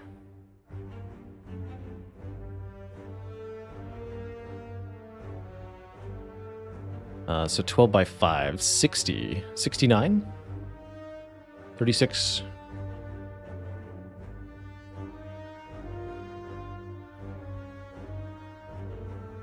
$24, 9. Yes. Okay. So let's see if we can get the kill that way. Yes. I think so anyway, right? Discarding 3 cards? No, that's not guaranteed to kill. It's almost a guarantee, though. 50-50 to kill. 50-50 to take 16.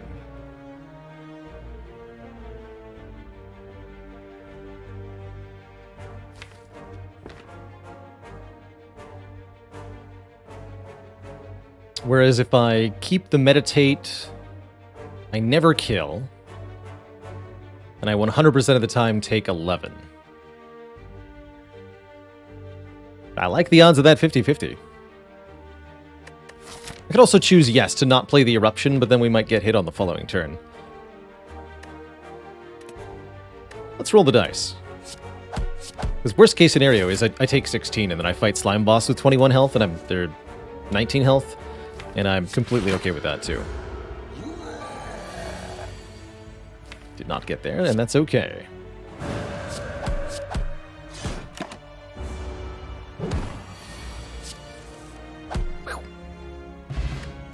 Turnip! And a Fear No Evil, letting us get into Calm while doing damage. Really like a Fear No Evil here. How many studies have we seen? Good lord. Study's actually pretty good for the Slime Boss fight, though, hilariously. I think I'll use the Cultist Potion just to make sure we get through the Slime Boss fight, while also upgrading a card here. Probably the Eruption needs to be upgraded for the non-boss fights. It'll also help in this fight, probably. Caw. Touching Toucans, thank you so much for the tier 1 sub. Welcome to the Cozy Sub Club.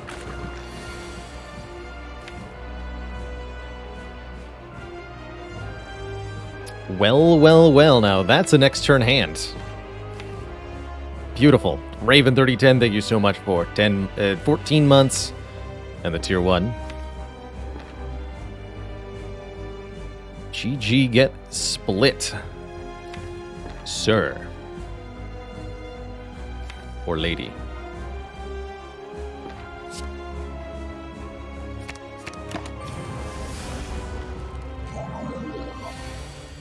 Get it.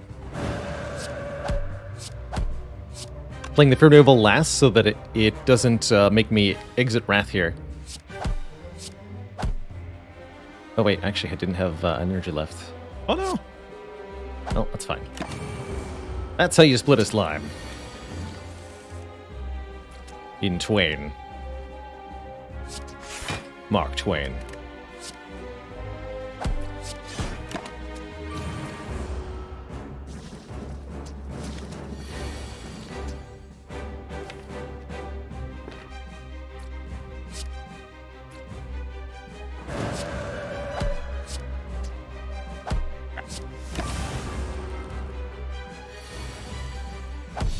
GG.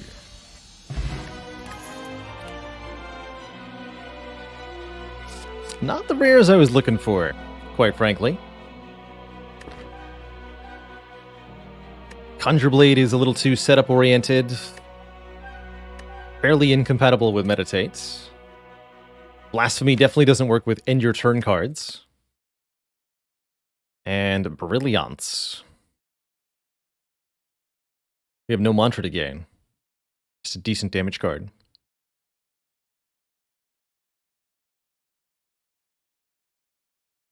Wow, Guan, you had your only 2 cards stolen. So you just had no cards in draw pile, hand, or discard pile. No way to get new cards? That's a cruel fate to suffer.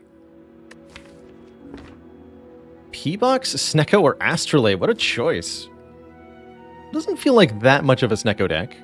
Although I do love Snecko Eye Watcher in general. Transforming all these strikes and defends. 7 random transforms or 3 with upgrades. I'm leaning towards the Pandora's box here. More total transforms is significant chance for something a lot more useful here. Certainly we could do worse than what we have, though.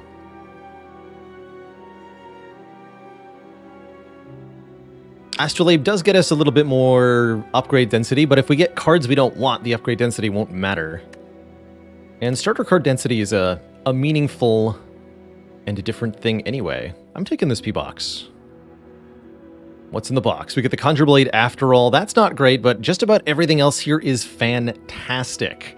Very good attacks. Cut Through Fate, Carve, Wallop, Wheel Kick means tons of damage. The Wallop is a block component too. And this Tranquility is here for yet more Calm generation to get me more energy. Notably, these 2 Empty Fists comboing with the Calm sources will be a constant churn of energy. This deck would really now like a Violet Lotus, for example, from our next boss. That said, we do now want lots of upgrades. because there are many, many upgrades that are very valuable. Lots of +1 energy upgrades in the deck that could be significant. Lots of meaningful plus damage upgrades that would be very good as well. The Wheel Kick, the Conclude. These are all very, very helpful.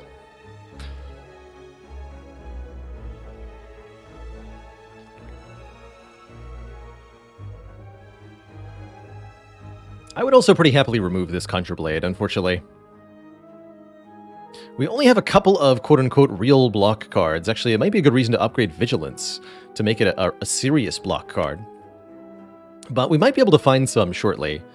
And without any strikes or defends, we'll find that we're able to do quite a bit on any given turn, even if we're not able to block. Feels like elites don't have to be that scary for us. Max of 2, though.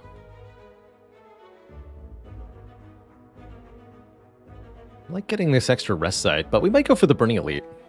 I would have to have good potions for that. In any event, I do like this store as a potential potion replenisher slash... I mean, we have almost 400 gold, so going to a shop is a pretty reasonable choice at this time. Although I wouldn't say that we quote-unquote need to. We could perhaps make a point of visiting that one instead. We're definitely not going... Well, actually, no, I don't think we're going far left here. So let's take a few combats, see how the start of the act goes. We'll figure it out from there. First up, the bird nerds. And they are here to be Angie. I do have 4 strikes, so I can knock one bird out of the sky. Do I knock out one of the ones that's currently here? Or do I hit the one that's buffing?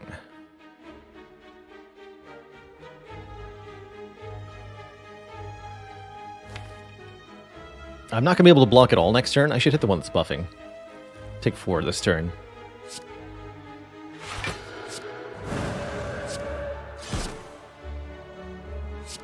Deal lots of damage this way, too. Well, if I smite Empty Fist, I outright kill it. Problem solved.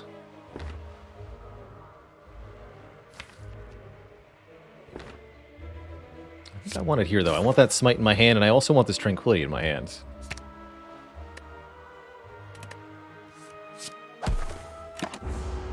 Leave it at 1.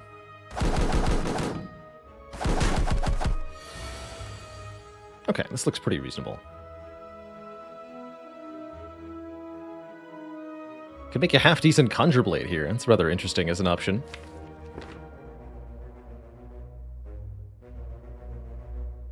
Let's see, Fear No Evil, Empty Fist... Wallop Smite, actually. Knocks the bird out of the air and blocks.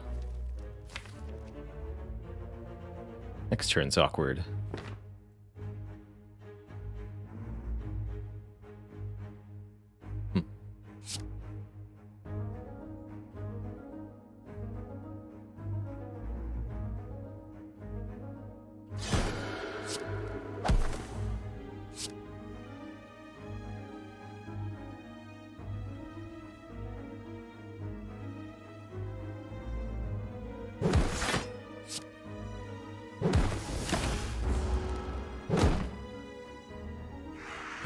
This one attacks us for 15.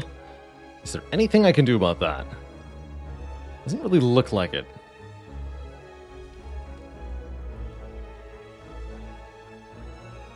I can wheel kick and try to draw something, but there's nothing that I can draw that will help, other than maybe a block card. I have no way to enter calm and then leave calm this turn. So this Empty Fist is of no use here.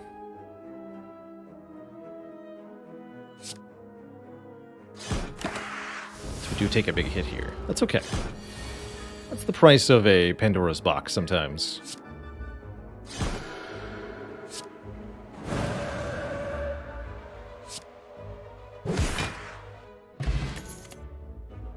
And here's a way to block for us. Talk to the hand, giving us block whenever we strike a foe. Actually, what about a Flurry of Blows?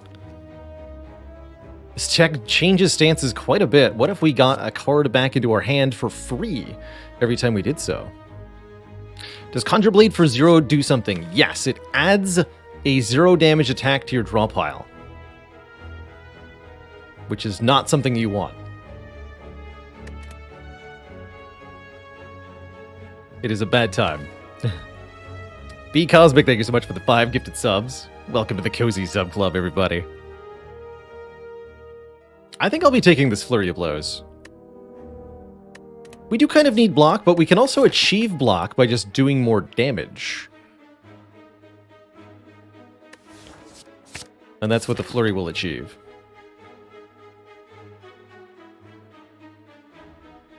And if we find a future Talk to the Hand,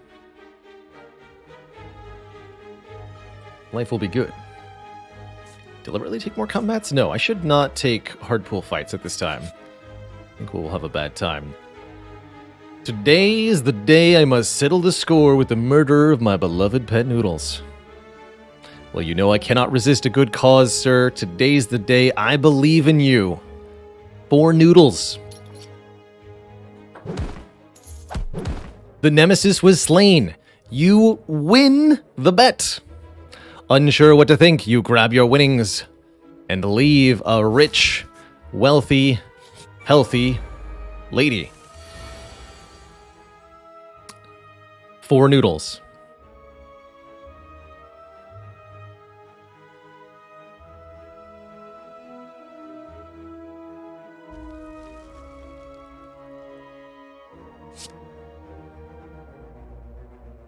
Long live Noodles. This is now Wallop Tranquility. It's the only reasonable block I've got. Not sure if we wanted to wheel kick there. Tell me this kills. 9, 8, 12. That's exactly 29, and that's why we targeted the front one, not the back one, even though it's only a 3 health difference. It pays to be precise, let's say. Pays dividends. Can't play that Conjure Blade and then play the Conclude, unfortunately.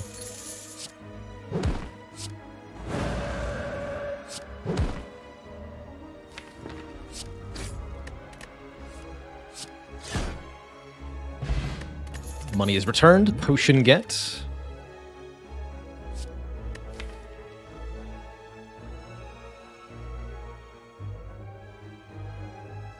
I don't think so.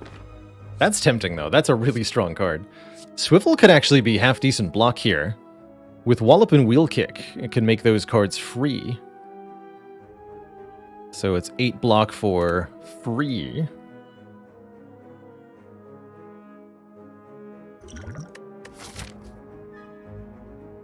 Yeah. Would have had to be a Swivel Plus. Oh, or I would have had to have a second copy of Wallop. Neat. There's the Indignation I've been wanting. Second Wrath Source, also a vulnerable source. We have some interesting other options. Panache could do area damage whenever we play 5 cards in one turn, or we could get the same from the Letter Opener. We're playing 3 skills. Not the same damage, but a similar function. Steep price to pay for the Duvu Doll. Duvu Doll is 1 point of strength, which is very, very meaningful to this deck. And we would have a double incentive to pick up additional curses with Duvu Doll and Darkstone Periapt. So that is intriguing as a possibility. And I have the money for it. I quite like Toolbox, giving us 1 of 3 random colorless cards. We get to choose 1 of 3.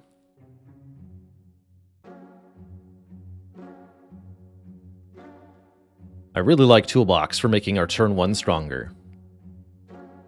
I also very much like removing a card here. That card, Conjure Blade. I'm sorry.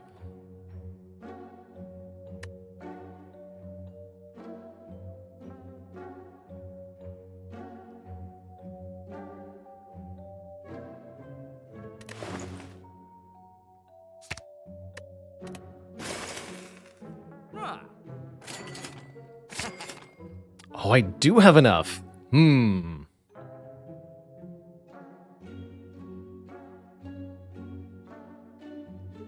It's a really expensive +1 strength, but it's pretty good. You know? It's not bad.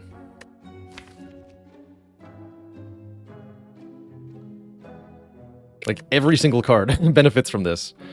And it's giving us block on the wallops, too. I am going to take it. I'm going to spend all of my cash right now on that Duvu doll.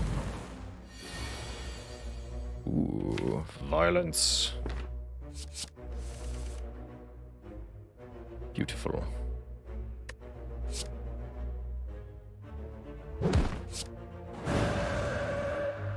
$26, perfect.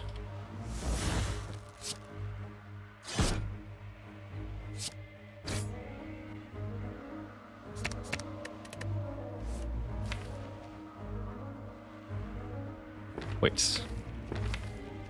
No, that's fine. Yeah, we just kill with this now. Destroy those nerds. Wheel kick that says plus on it. Man, that swivel.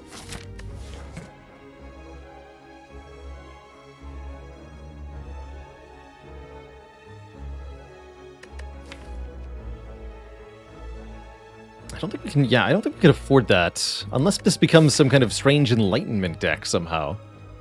Be hilarious.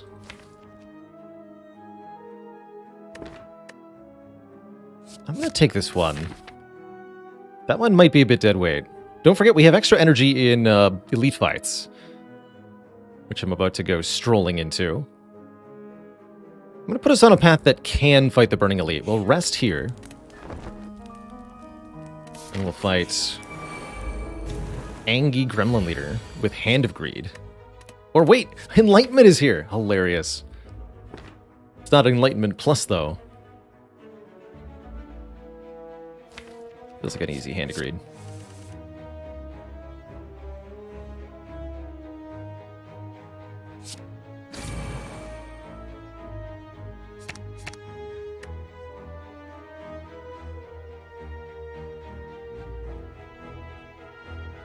Actually, do draw the Tranquility. We'll kick this guy.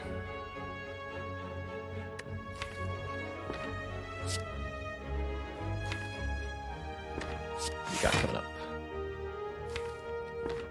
Fine. None of the above, then I know my exact draw, which is Eruption, Flurry, Fear Removal, and Wallop. That's perfect. So let's meditate then. Carve Reality and Conclude. Actually, wait, will that be enough block? No, it would only be 20 block off the Wallop. And I would need 33 if we get attacked. So I should take the third eye.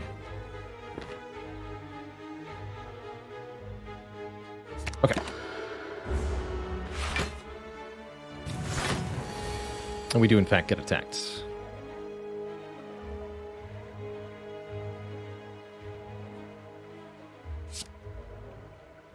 Mostly going to ignore this shield gremlin and just try to kill Gremlin Leader as quickly as I can now. What is the line here? Got a lot of stance changing I can do. Shame I don't get any block for it. But it brings back Flurry a large number of times. I think we Eruption first.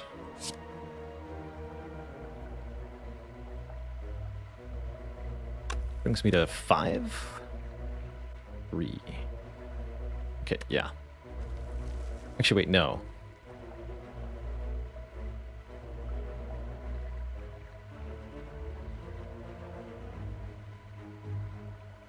No, because I need to leave Wakam one more time. Okay, so I... Empty Fist, then Fear Removal, then Eruption? Is that how I have to do this? I managed to confuse myself.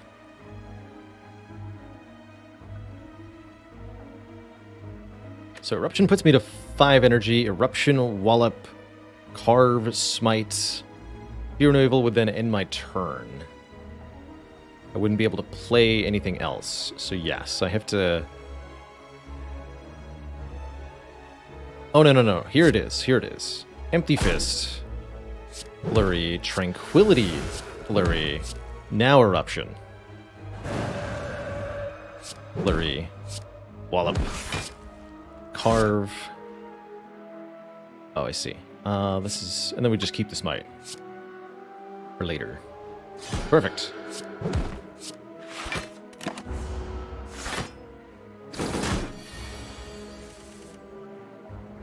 Get him.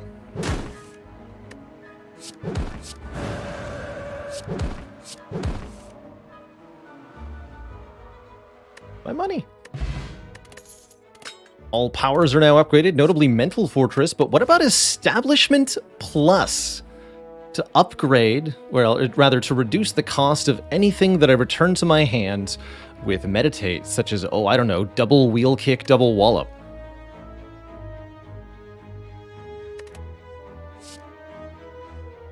Works on the Tranquility, too. And on the Smite. A rare case with picking up the egg was actually bad. No, I don't actually hate a Tranquility, an Establishment Plus here. Not in this deck. I think I will be taking it. How about a Rushdown Plus? That's gonna be a yes. Thanks, Mr. Merchant Man. Thanks.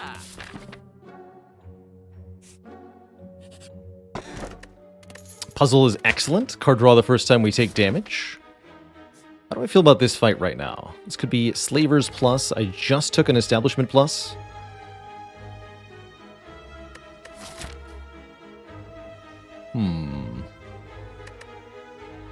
How are we against potential Super Slavers? Not great, truthfully. With only one Wrath Source at the moment.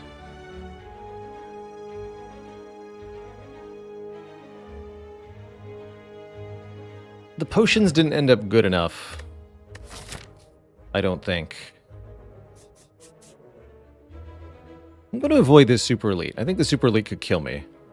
Could also be a plus strength Book of Stabbing, which I might not be able to kill in time either. And if our Eruption is the bottom card of the deck, I could have a lot of trouble with that. Even from 48 health. So instead I'll choose to avoid that threat for now. We're going to upgrade one of these Wallops to start.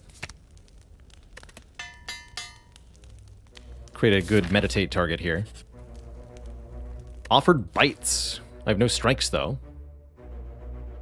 Bites would allow us to heal ourselves up in combat, sustaining us over time. I don't think we need them here, and I think they would flood the deck with unnecessary cards. We'll say no. And there is no reason at all to go to this store, so go here. Go Flash of Steel. It's like one more card draw.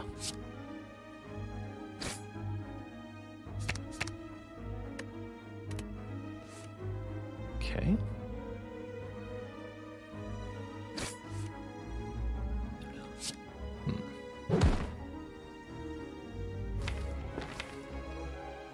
Not sure this deck cares about the establishments. Might just go Third Eye Vigilance here. Definitely gonna Third Eye. We got Meditate, Rushdown, Carve. Okay, I do care about establishment. That's what that tells me. Fine.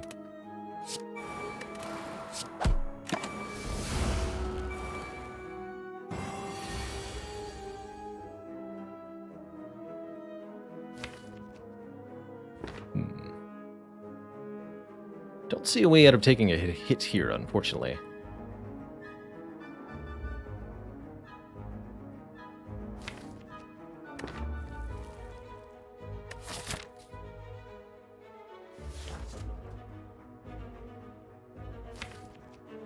Next turn we're set, but this turn, not so much.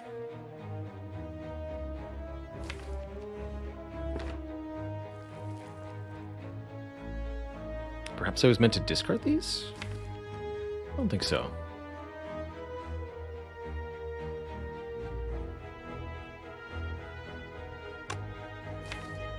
So, playing the wheel kick feels like it might be a mistake.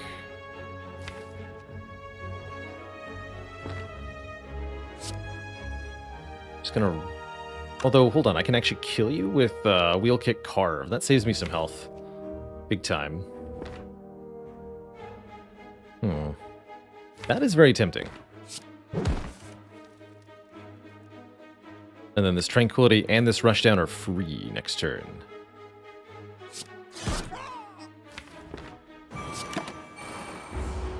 Sorry, and the Smite. Here we are.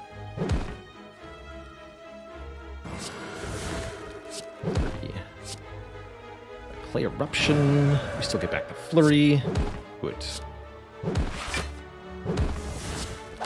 There we go. Fist Plus. I already have 2 Empty Fists. I do not need a third one.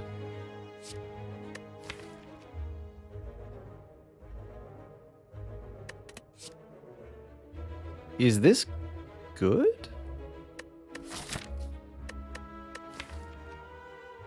It's like a bad Crescendo Plus?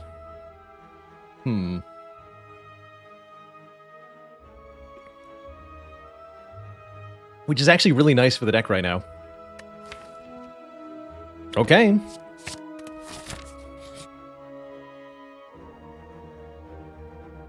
think bad Crescendo Plus is very good. Not taking a Ritual Dagger this late into Act 2. Ooh, Apotheosis.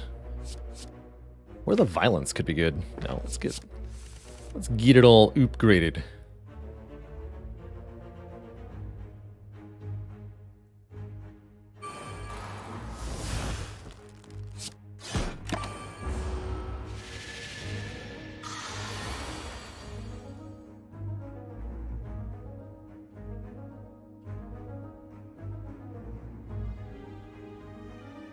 Expensive.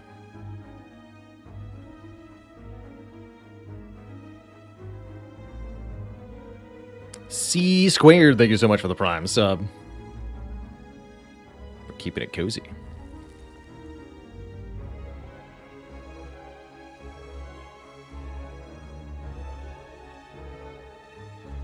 Vigilance, Crescendo, Empty Fist, conclude? Need to hold on to Tranquility at 1 cost. We take 6 damage. We draw a whole bunch of cards next turn. That's pretty good.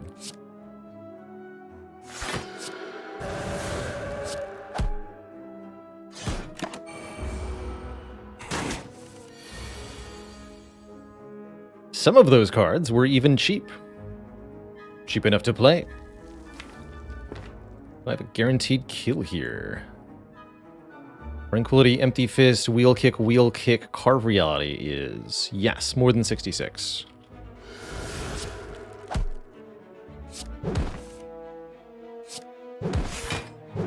Not bad. Nirvana Plus. Block when we scry. Do not think Nirvana is a great way to block, generally speaking. Only works with 2 cards in this deck currently. Despite the fact that it says plus, I don't think it's good. Bronze Automaton.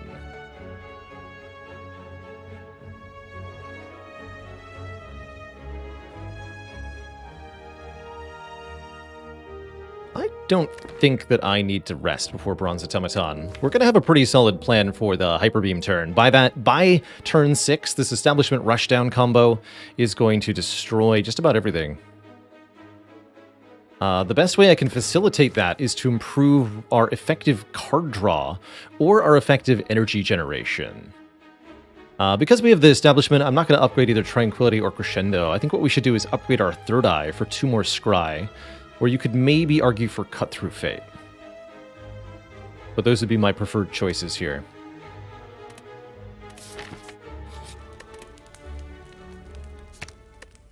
What are we going to have stolen?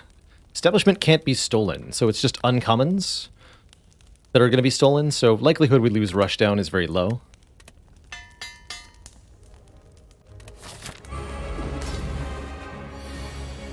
I get a Transmutation. Interesting.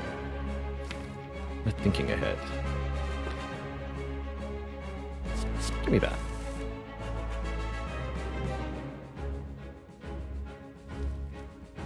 some curious things you can do with the transmutation. Give me 4 random colorless cards that are 0 cost this turn. What do we get? Purity. Nash. Discovery generating a Battle Hymn.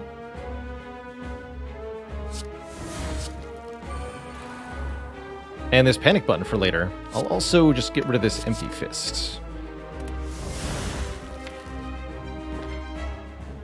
I'm okay with that turn 1.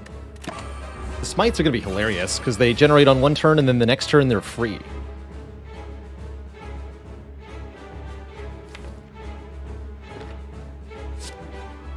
Looks like we'll take a bit of damage here.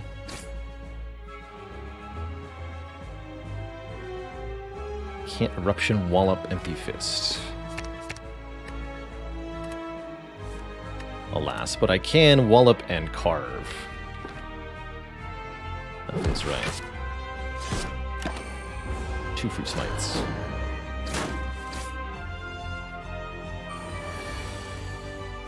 This should be all the damage we need to take for this.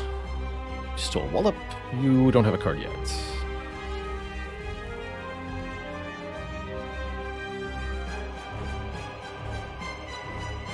Set up for a big turn next turn. Looks to be the play.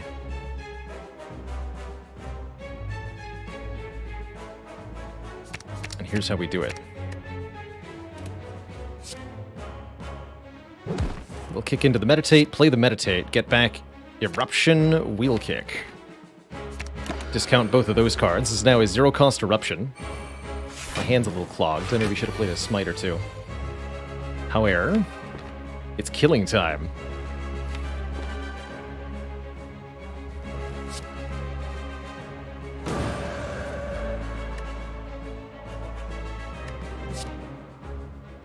Okay, we'll do this as follows. Smite, smite, smite, wallop.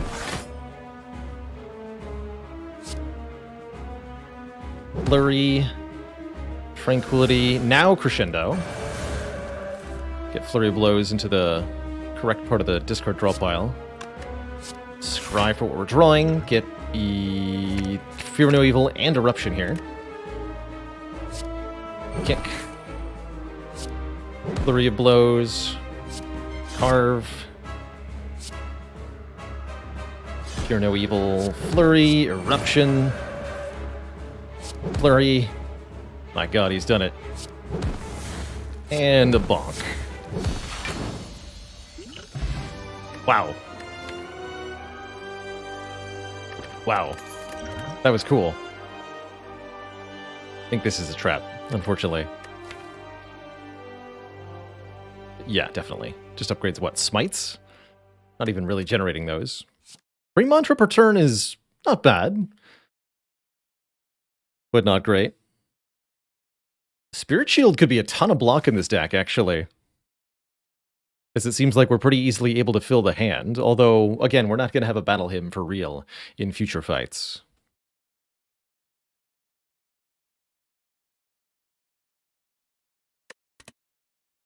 Okay, I'll grab 1 Spirit Shield. I think that's a reasonable inclusion here. And there it is, the Violet Lotus. More energy when I leave calm, kind of making the establishment a little redundant. Yes, indeed.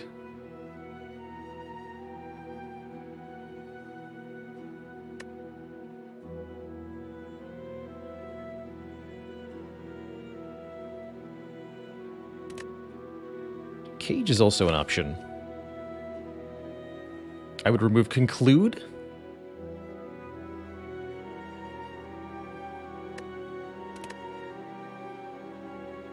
And something else. But I'll take the Lotus here. More energy on Calm. And then we'll get a couple card removals at shops or something. Or something. Let's go for this Burning Elite. Let's take a couple of events. Would I take 999 gold? I would definitely consider it. Although we'd be stuck with 1 Normality. It seems pretty undoable.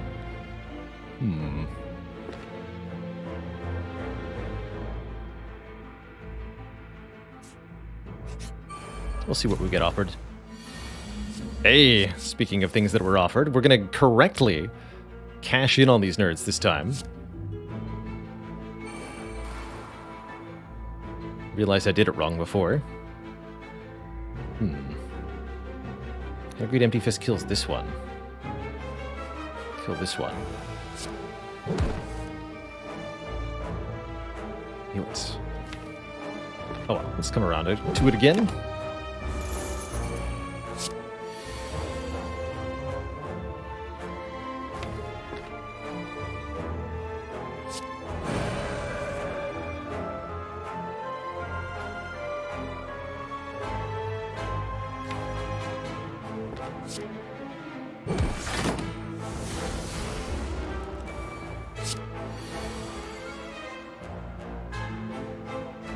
That's too much.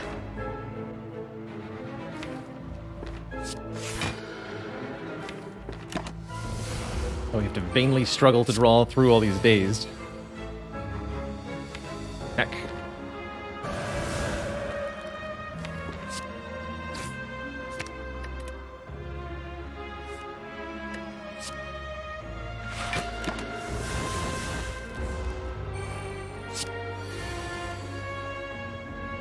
Here we go. Some actual block going on. Give me Hand of Greed, yes. Ideally, Meditate, also yes. What's happening?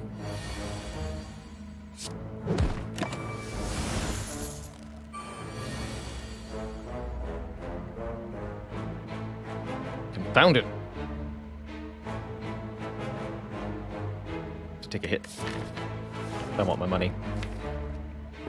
I could simply play the Wallop. I would then take 4 damage and draw 3 immediately. I'm not guaranteed to be able to block with that, though.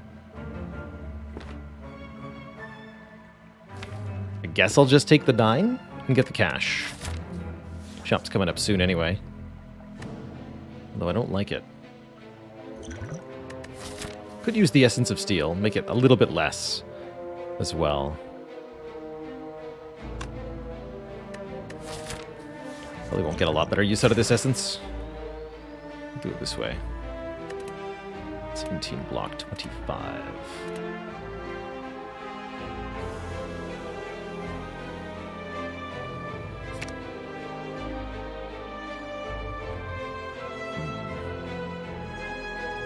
Oh yeah, they'll be cheaper too. Okay.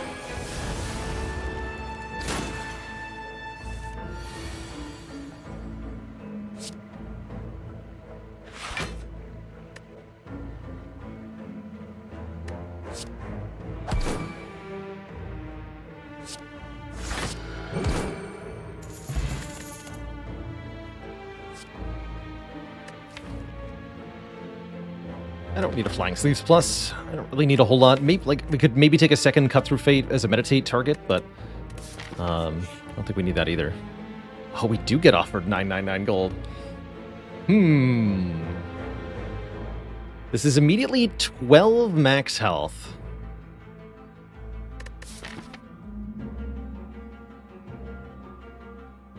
Core problem is I still have a Normality in my deck when I go through here, unless we get offered a card removal immediately, which is very unlikely. And yes, 2 strength, until we remove them, of course, and they would have to be removed. And we'd rather just remove Conclude anyway?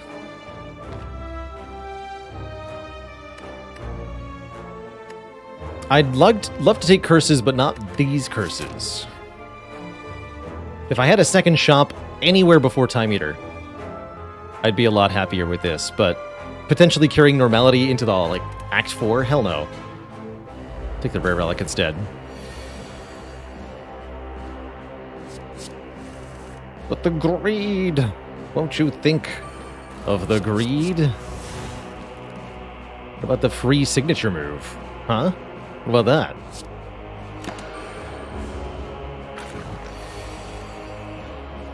What about that?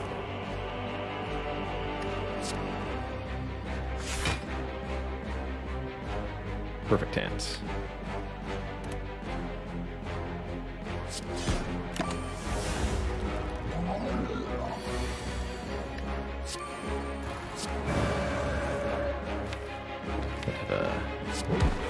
Greed thingy.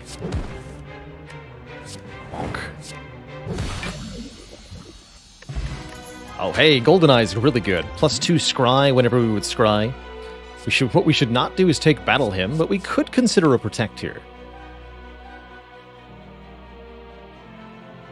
We really need more decks for Protect to feel okay. I think I'll skip. Maybe if it was plus. Battle Hymn would clog our hand. These two, another rare relic being offered to me in exchange for a relatively difficult fight. Notably, this is not an elite fight, so Slaver's Collar does not apply here. Very spooky.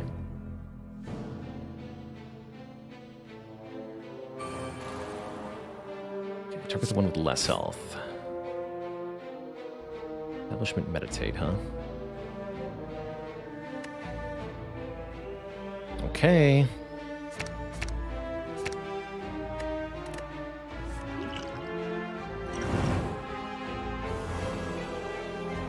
Gonna play Vigilance and Meditate. Or do I play Wheel Kick and Meditate?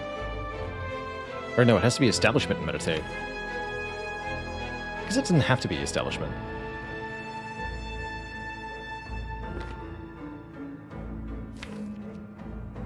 It only saves me a little bit of energy.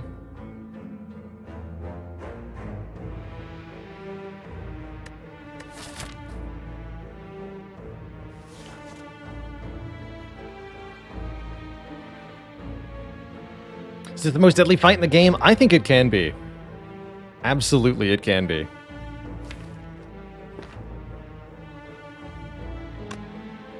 Great Penguilla, thank you so much for 2 months. So glad to hear you're enjoying the content. You keep watching, I'll keep streaming. Sound good?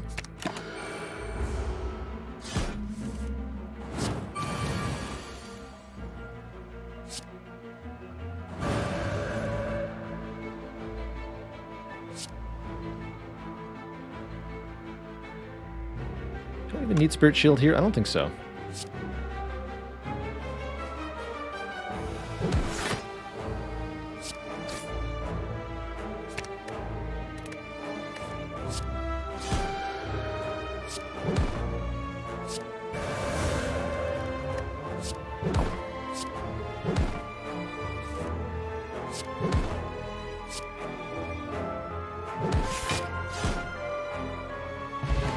Get ourselves a bird-faced urn, healing me 2 whenever I play a power card.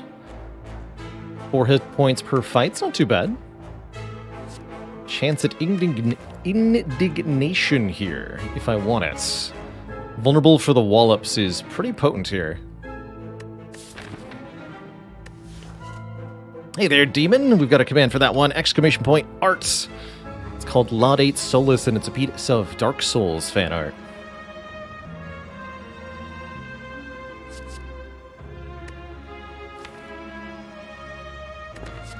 More ways to leave calm is merited at this time. We ended up with 300 gold for this shop, which is impressive, and the things on sale in this shop are even more impressive, with both Bag of Preparation and Preserved Insect on offer here. Also, Dolly's Mirror would let me duplicate a card. We could go double Rushdown or double Meditate here.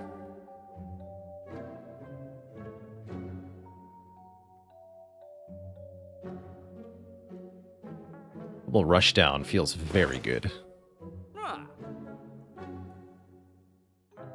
That would also heal me more per combat, right? If I duplicated a power card.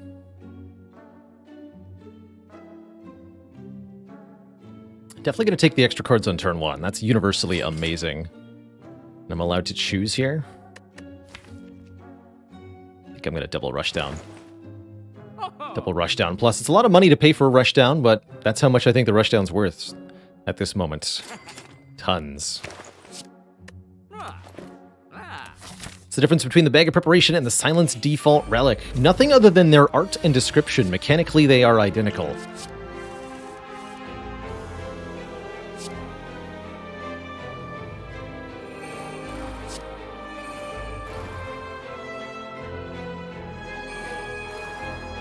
Give me this one. Go. Flurry, Fear No Evil, Flurry, Indignation, draw a bajillion, Flurry, Wheel Kick,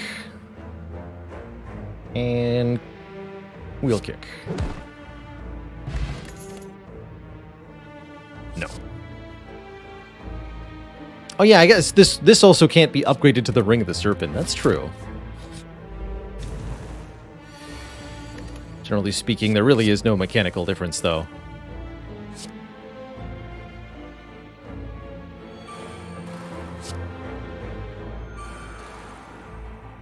Blocking next turn could be a problem.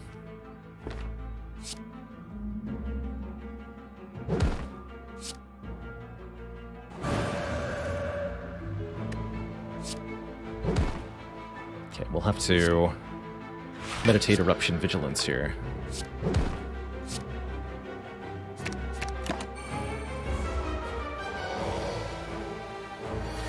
Okay, not being attacked for an enormous amount, thankfully.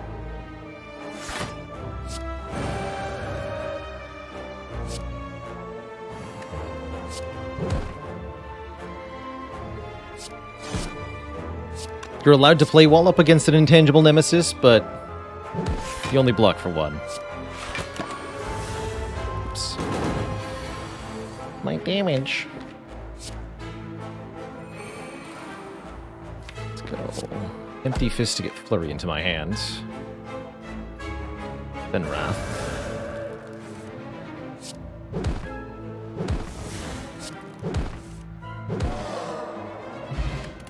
We're healing. We're scrolling. Draw cards until your hand is full. Yeah. That seems great. I have to say, this Duvu doll, honestly, pretty worth it, given what we've paid for it. I do love this Blessing of the Forge. And we have to go here. I'm going to recall preemptively so that we can upgrade anything we find from Reptomancer. I'm personally visioning Mental Fortress. Not going to take the magnetism in this fight. This is not a fight I can be nonsensical in. Okay, we get to scry 7. That's absurd. I'm going to play the Conclude this turn? Yes, to kill these daggers.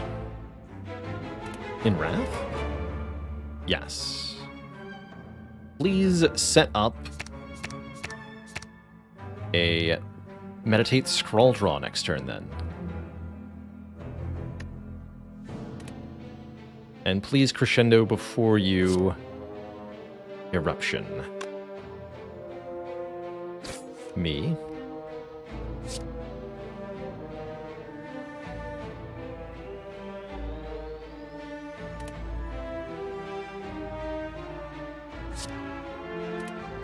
Flurry, Vigilance, Flurry, Empty Fist.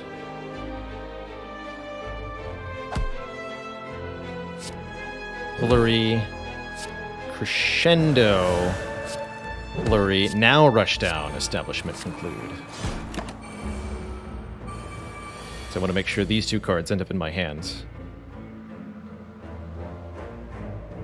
Could simply go Indignation, Wallop, Meditate here, but I think we can do better by playing the Scroll.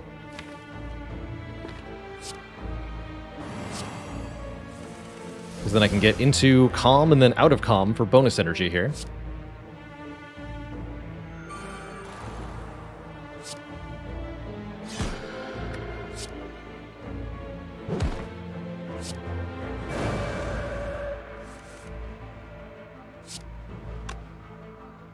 So I can Spirit Shield for 27 block, or we can Wallop for 39. And then exit with Meditate. Creating a 1-cost Wallop plus. Beautiful.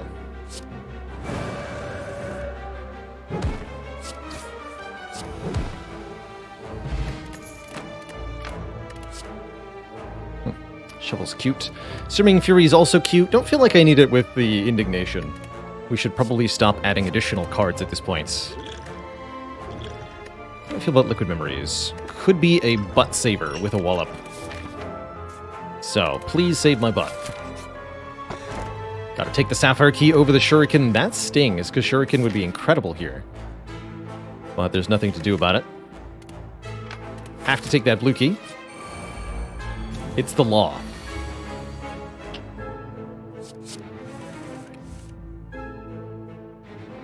You wouldn't want to break the law, would you?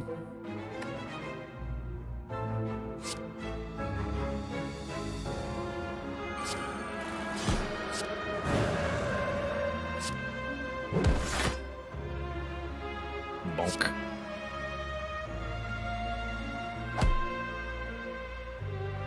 Keep that Tranquility, or I could actually carve? Keep the Smite, stay in Wrath. I like that even more.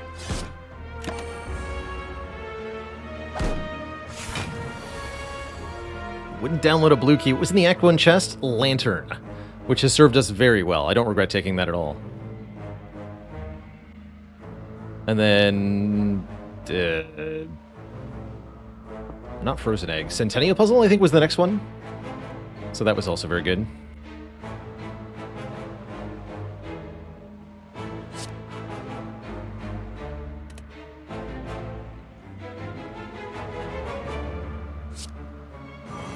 Just kill them. I guess I technically don't heal if I win now.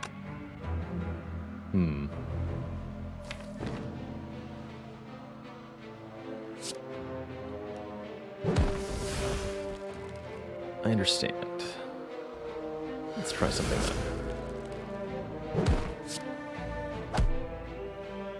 Oh, you die anyway? Alright, fine.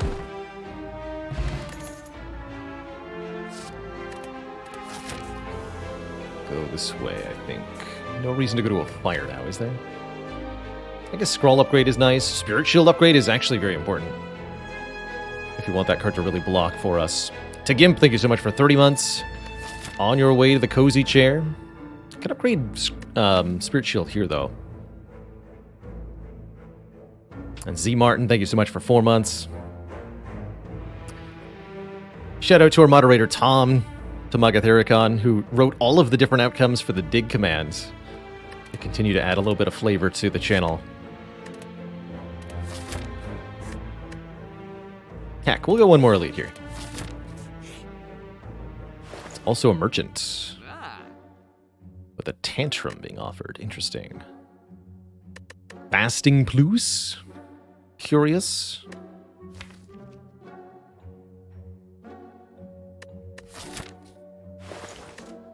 Not really sold on any of this, to be honest.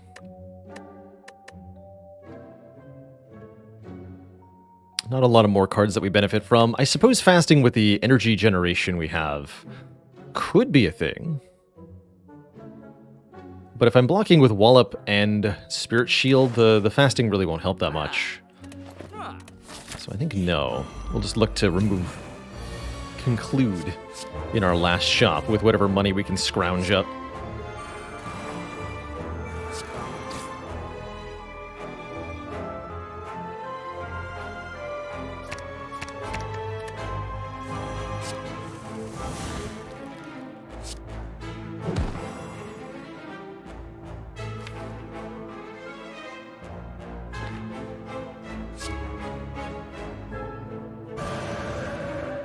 Perfect.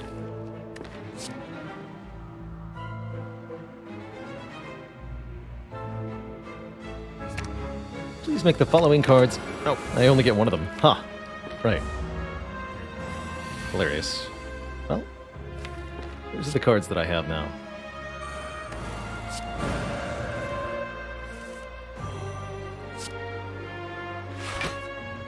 Yes to meditate. Yes to indignation.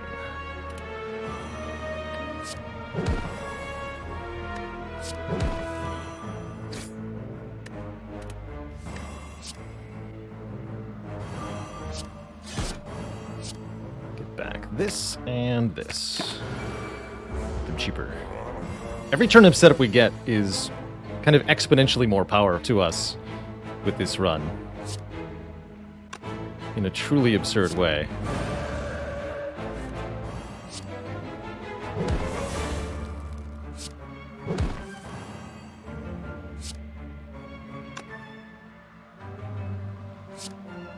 Wallop. Your naval eruption. Cut through fate. Bloody eruption again. I have so much energy I can just manufacture on these turns.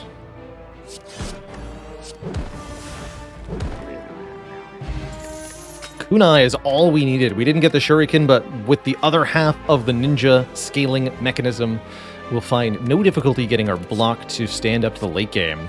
And I think that merits then the inclusion of a deceive reality, which is block that benefits from kunai, and then adds retaining block that benefits from kunai. Beautiful. Not taking that smoke bomb. Why does the money in Spire look like potato chips? Maybe it is potato chips.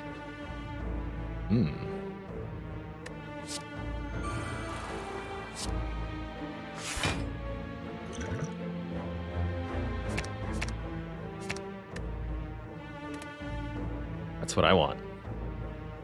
I want potato chip money.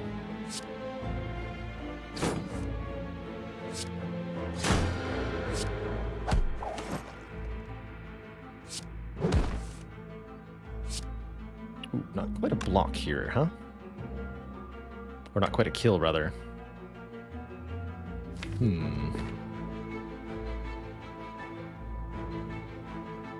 Carve Cut is also just shy of a KO. We do pretty well with Wallop per block, then I'll just draw more next turn. I guess that's fine. Not like I'm not replenishing my health resource, you know?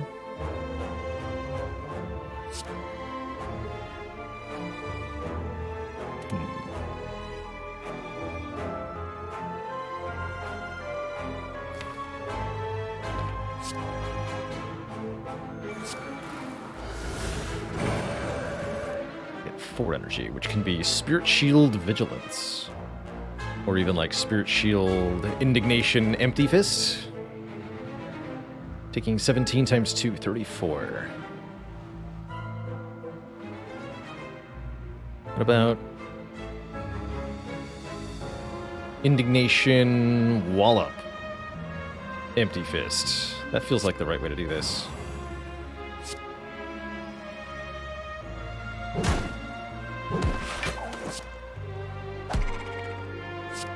Yeah.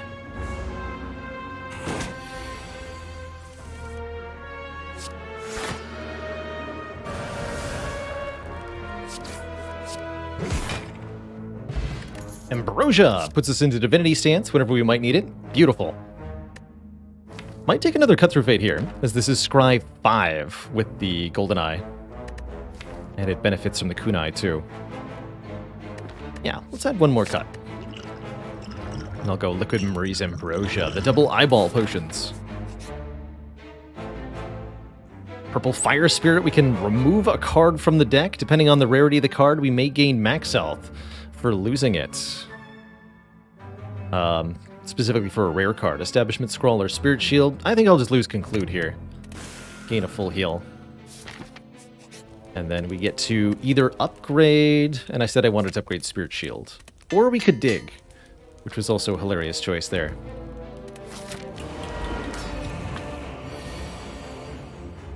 What's with all these Hand of Greeds? I feel like the toolbox has at this point paid for itself.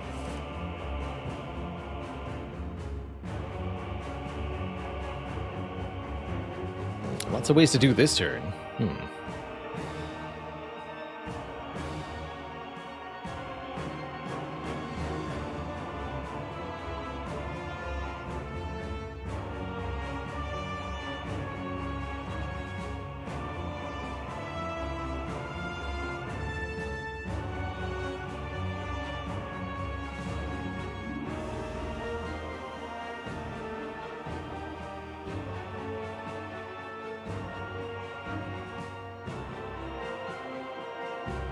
If I'm willing to take some damage, I can just do Establishment, Eruption, Wallop, Meditate. That's the easiest choice. Okay.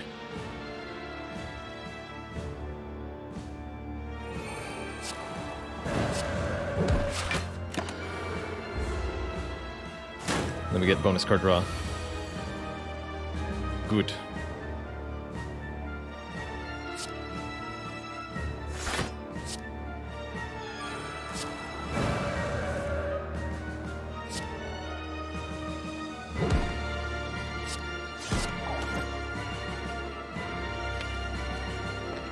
Scry. Get that in play. It's card number 11. Discard that. Have that next turn. Oh, I also wanted to play Deceive Reality, though. Oh well.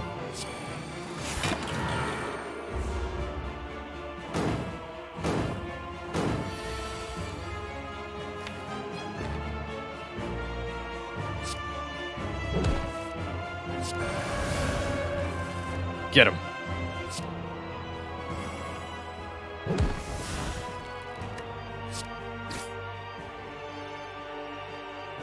I can keep this turn going with Vigilance.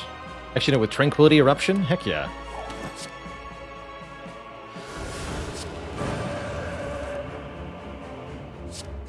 Keep him coming, Time Eater. Put him below half.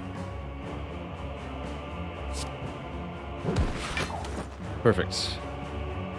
So then, Deceive, Meditate. Next turn's going to be weird. Don't worry about it.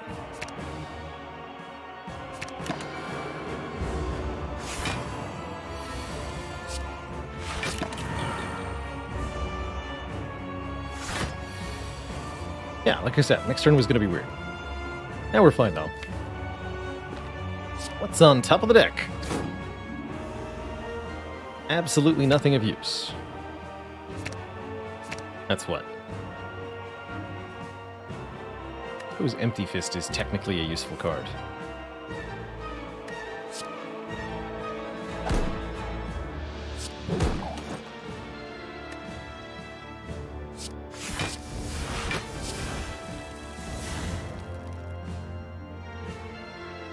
Should have gotten rid of those safeties.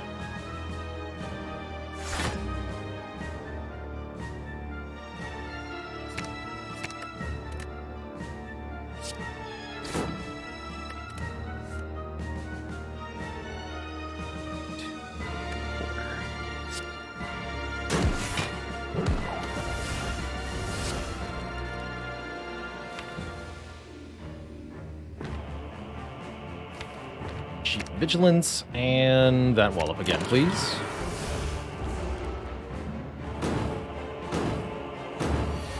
There's a bunch of different ways I could be going through this fight, I think. Lots of different ways to play this.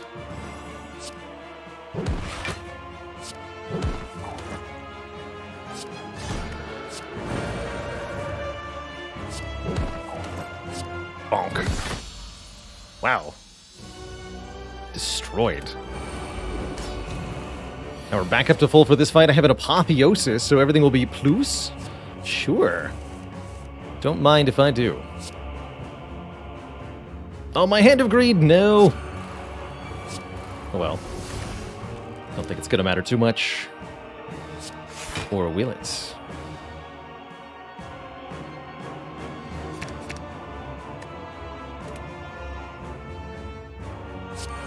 Just manufacture energy this turn. Tranquility, Empty Fist, Fear No Evil, Eruption. Now I'm back up to 4 energy from 1. Easy.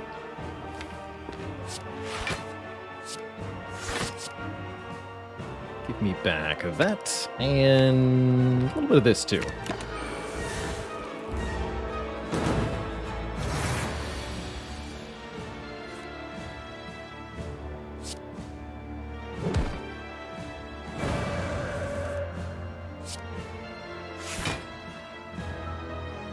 Indignation just feels like a waste.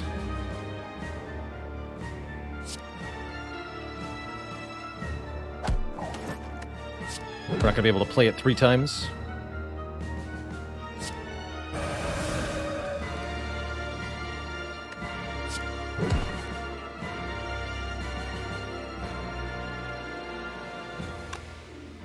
Could go Vigilance Indignation. That also doesn't really seem like it helps.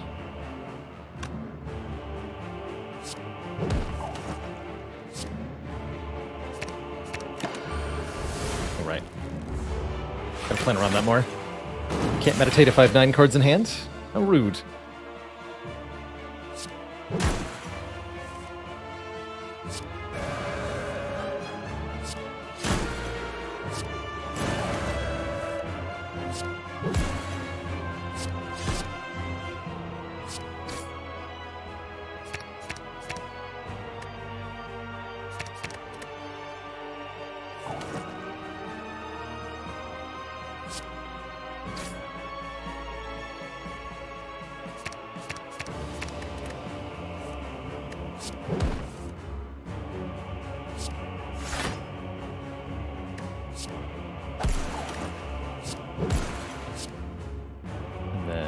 This wheel kick and this cut through fate. Alright. Pretty easy fight overall.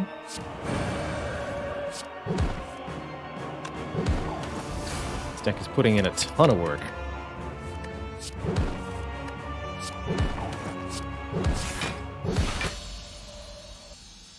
GG.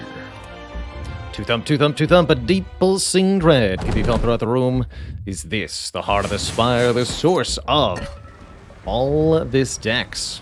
And will we be 20 or 40 gold short of something cool? Digging. Gremlin Horn. Now that won't drop from the elites. Ha! Was another rushdown here the whole time? Yes, I'm short of rushdown plus card removal, which I don't think matters much. Now that I have 2 rushdowns, I really don't need the third. Do I?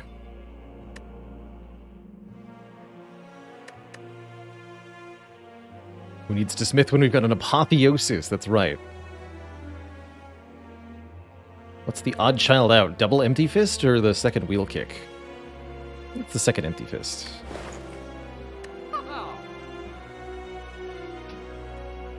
Not a terrible good instincts either.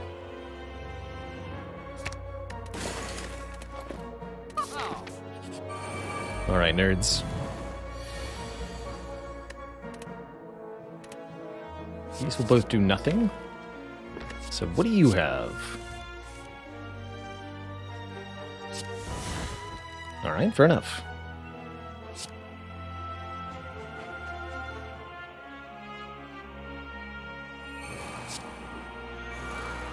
Might use our Ambrosia here on this turn of this fight, depending on how the draw goes. Third rushdown equals almost never good. That's right, because the max hand size is 10. If the max hand size was 15, then the third one would be good. But you're ultimately very limited in what you can make happen. This is increasingly looking like a good Ambrosia turn.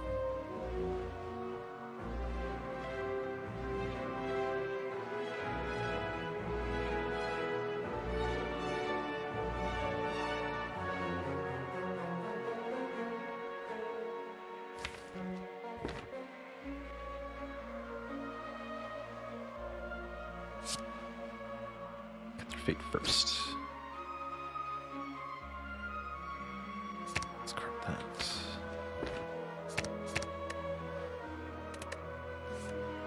Wheel kick is also here.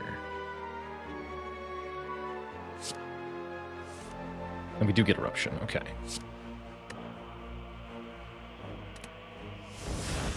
About 4.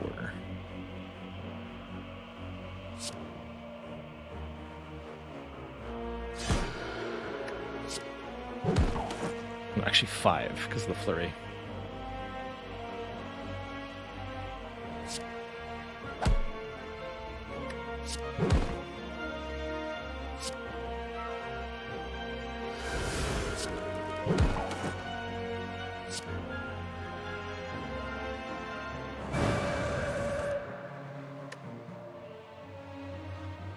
Okay, I think we actually saved the Ambrosia based on the turn now. What a beautiful turn it is, too. Block all of it with 1 play of Spirit Shield.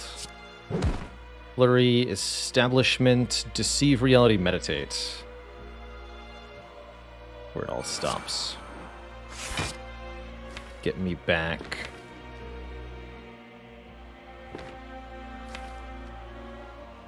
The Spirit Shield is really good in this deck, in particular. Yeah, I'll actually take back Spirit Shield and...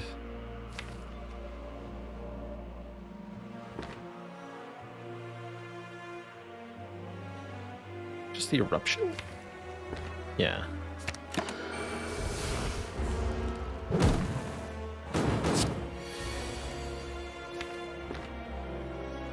Yeah.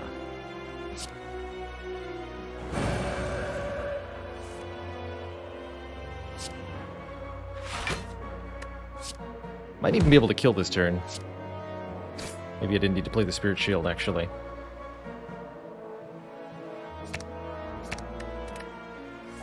Looks like yes, for sure.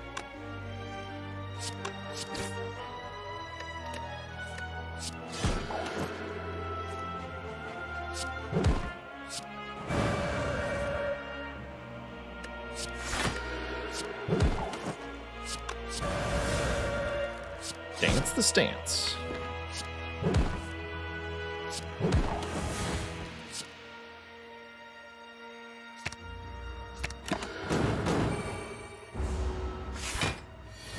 Okay, ultimately a beautiful fight with not a single potion used. Get a boot thingy, a new liquid memories if we want one. Foresight, which scries 6 per turn. Is going to be a probable from me. Might be a little overkill here. Heals me too as well. I mean, it seems like it's helpful. Yeah. And we'll refresh that potion, why not? Alright, Mr. Hart. I have cards that end turn, I am not playing Mayhem. What about Metamorphosis for this one? I mean, we're already able to make our good cards free with Meditate, so... I'll take a Panic button, I guess.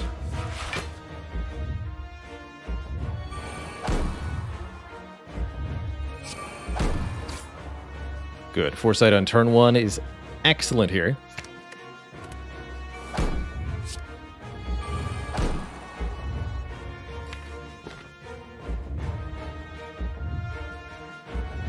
Play the Vigilance.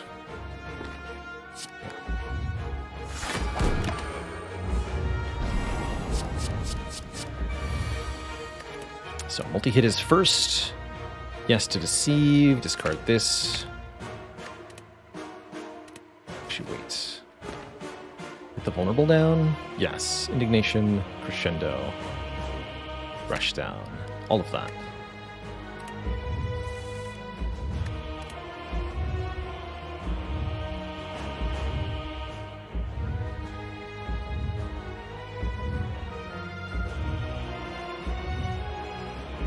Guess I'll just waste the 2 health. Get the draw that way. Any other order of play is weird. Flurry won't come back. Might be okay with that. Kunai says Flurry's a little iffy anyway. Or Beat of Death says, rather. Not Kunai. Perfect hand here. Spirit Shield is enormous block. Indignation applies vulnerable. Wallop is block and damage. And then I leave Wrath.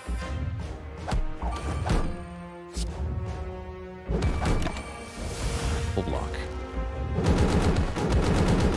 How does Mayhem work with Foresight? You scry, then you draw your hand of cards for the turn, then Mayhem plays whatever the new top card of your deck is.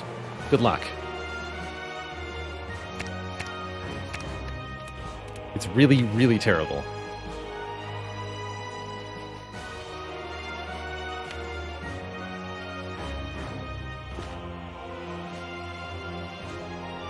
Let's lose the scroll, actually. So the third eye scries properly.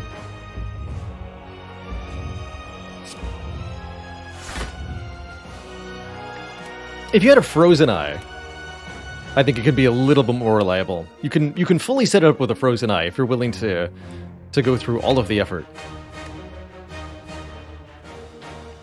But it ain't easy. Okay, Got 67 headed our way. This is a good turn to panic button, assuming the wallop alone isn't enough block, which it totally might be.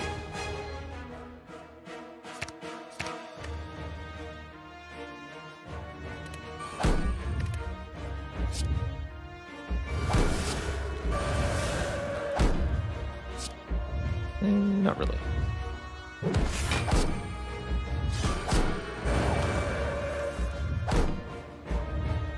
Getting there.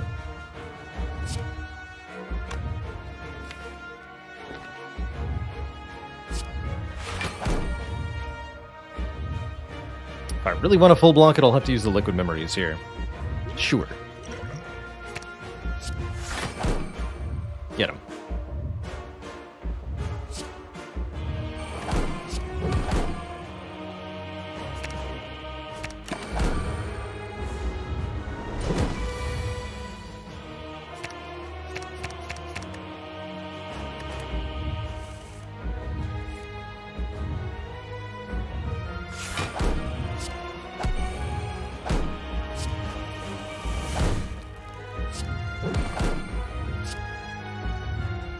Be able to third eye wheel kick into meditate here. At least guarantee that I draw the meditate. Yeah. Perfect.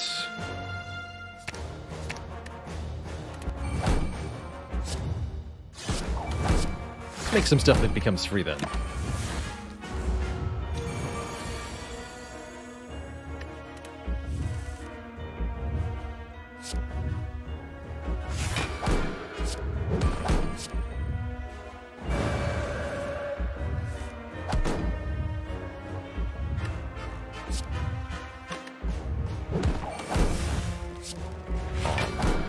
Wrath.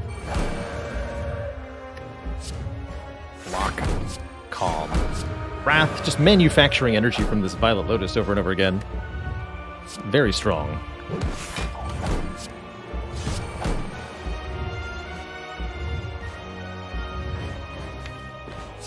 Very, very strong.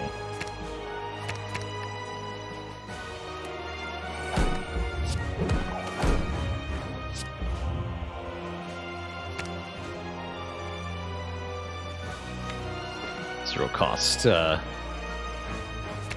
cost Spirit Shield seems pretty cool.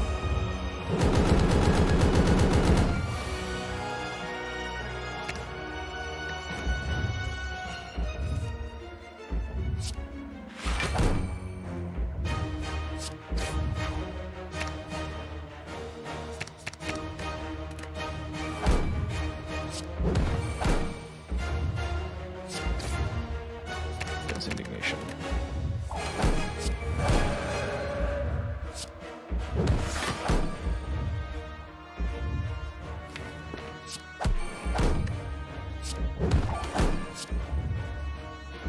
Probably should have played Smite somewhere in there. That's okay. Get me back. Wheel Kick Plus and the other Cut Through Fang. Make those free as well.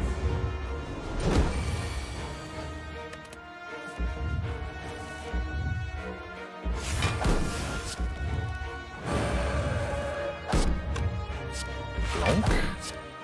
And bonk. That's the combo. First you blonk, then you bonk. You show me meditate. Thank you.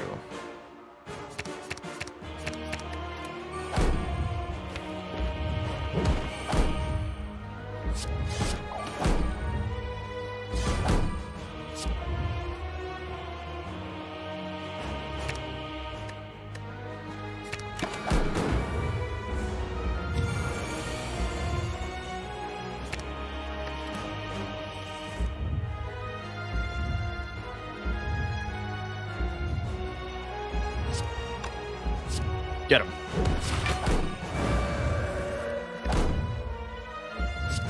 GG, Mr. Hart.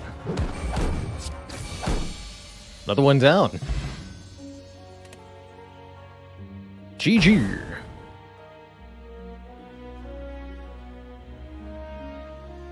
But Inspired Growth says, would I say Watcher is the easiest character to consistently build good decks with?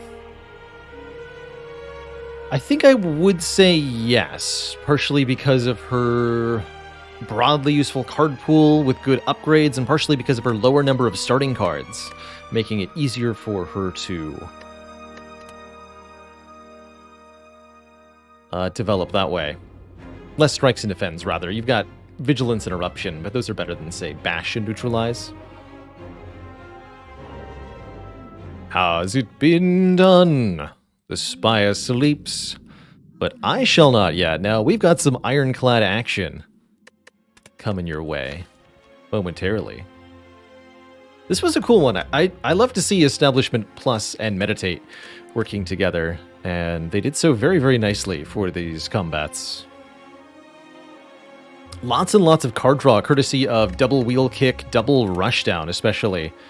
Paid so much money for that rushdown just because of how good it was.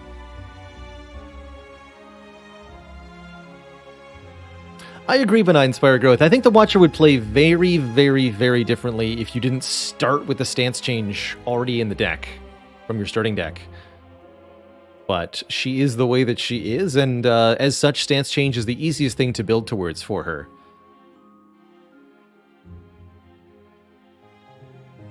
Alright, quick break here. When I return, we'll play some Ironclad and go for our third win today. BRB, everybody.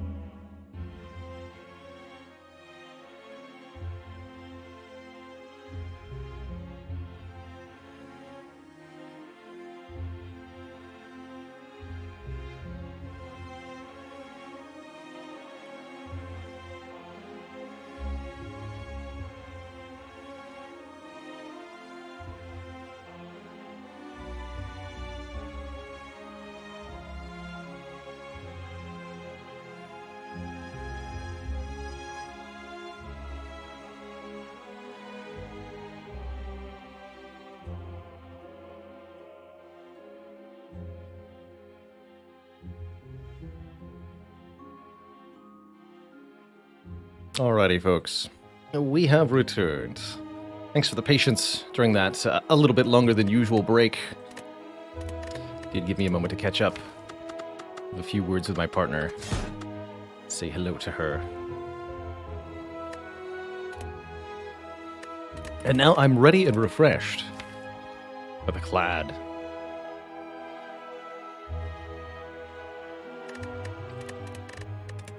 I'm really excited. I've been having some very cool ironclad runs lately. And I'm curious as to where this one will go.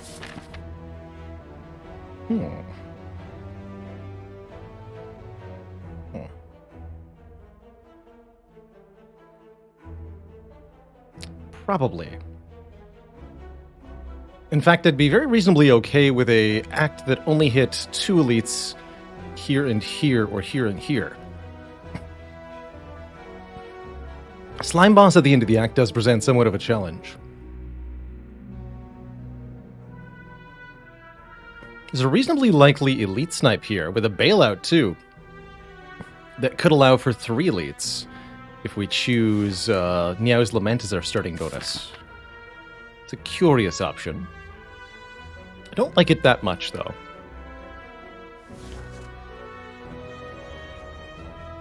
And I don't think that I'm in the mood to boss swap on the clad. We just did a watcher swap run, and that went lovely with the Slaver's Color.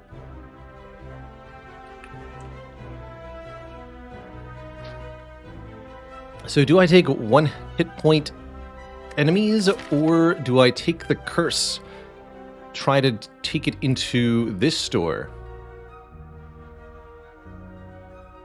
and spend a lot of money to get strong quickly, so that we can tackle Act 1 and the slime boss with little difficulty. Generally speaking, I don't like curse darts that much. They can be really, really damaging to you in those first couple combats. But I do love 250 gold. What could possibly go wrong?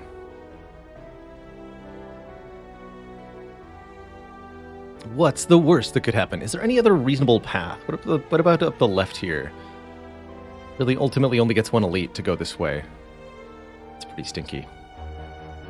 There is Fire, Elite, Fire, Fire, Elite, Fire. It's an intriguing option.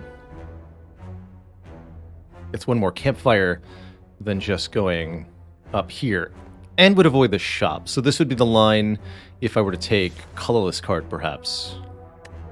Let's do a money start.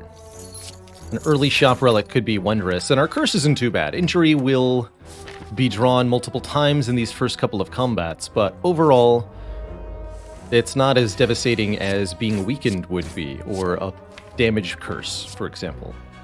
So we should be relatively okay in our first couple fights, as long as, well, uh-oh.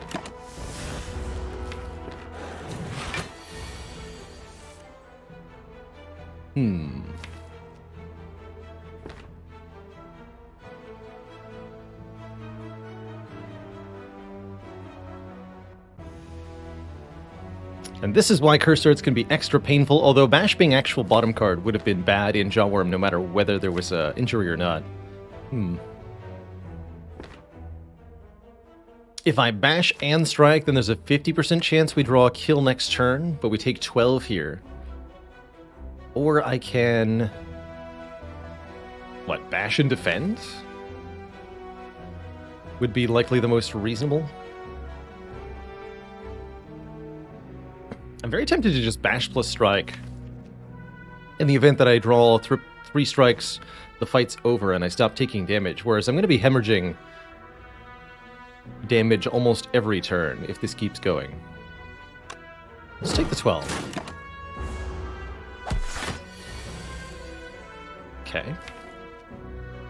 Unfortunate that we did not get all 3 strikes. However, what now? I think we have to play at least 1. Play a second one, take 7? Question mark? Probably double defend now. But that prevents me from killing next turn, no matter the draw.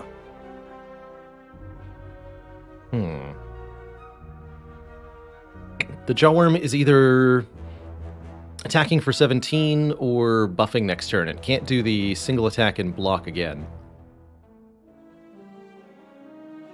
But I could calculate the odds of it. And I guess I could calculate possible hands? Let's just not have a chance of disaster. Take a little bit more now. Ultimately 5 we could have saved. But we get a block potion. And our choice of Evolve, Havoc, or Power Through. Evolve first card in a Slime Boss Act, I think is reasonable. I've had a bit of difficulty with Evolve lately. It often struggles to pay for itself quickly enough. But I don't totally dislike it. Maybe you just take the floor 1 Power Through first, and then you can take the next Evolve you see. Or even the next Fire Breathing you see. I think Power Through is an incredibly efficient block card. But it can really leave you trapped against Lagavulin if you take it. As the wounds that it adds can be crippling.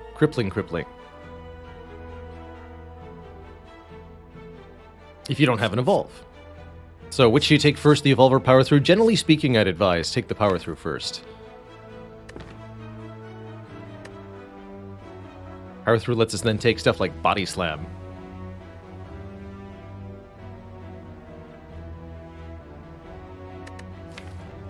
Whereas the Evolve is solving sentries for us.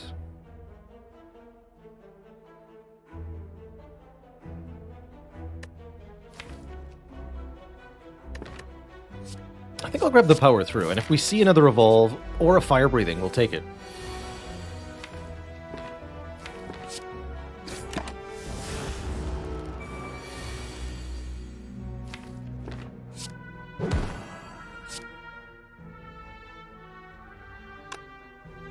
Puts him to 27, which is a guaranteed kill. If I'm willing to take 6 here. That's probably the best we can do, given our turn 1 draw. I'm just going to take the hit here. I think to allow this fight to go longer would be foolish. Very foolish.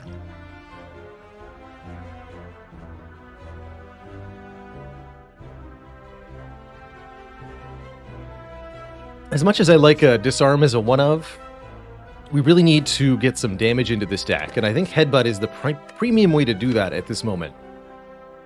In that it also allows us to redraw a card of our choosing, helping us deal with the very problematic elements of Stinky Card. Don't have to deal with Stinky Card if you can just draw your best card twice. Okay, we're finally at the shop. There's no more injury. Or, well, let's see what's in the store. We might actually choose not to remove an injury.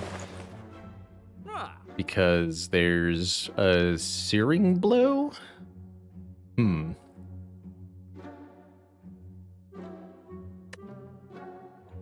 lot of defense here. Shrug it off. Art of War. Curious.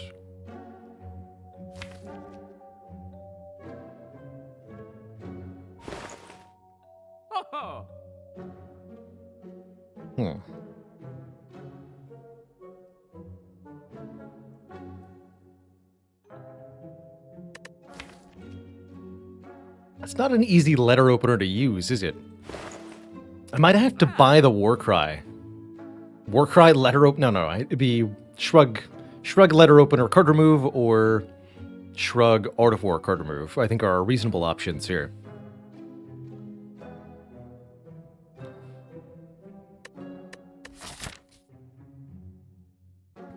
We're not going to be fighting this elite. We're going to be heading this way and upgrading.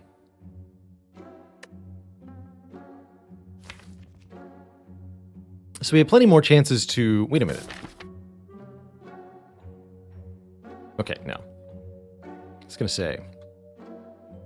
If we could get 4 upgrades from here, I might actually take the Searing Blow with a Headbutt. But no.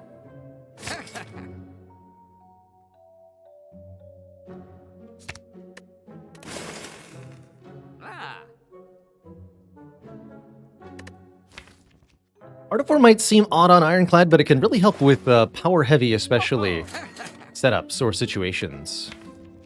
Wait, do I take this Dark Embrace? Question mark? Hmm.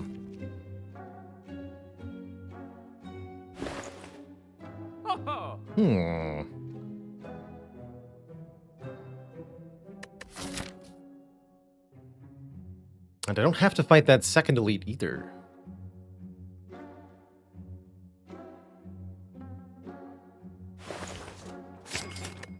Okay. I have plans, so many plans.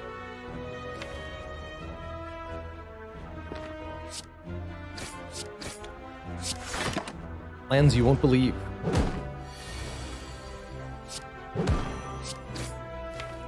That's a kill.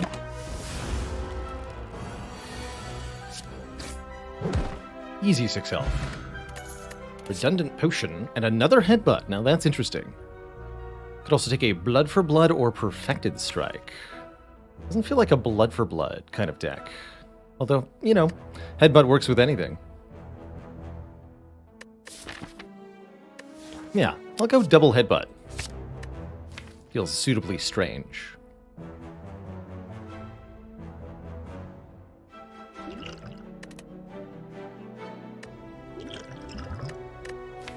I think the power potion's better than the speed potion.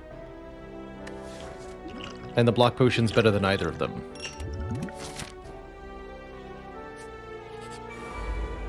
Definitely going to be avoiding elites, at least for the brief moment now. Guess this is my block potion? That lets me play the bash and the headbutt.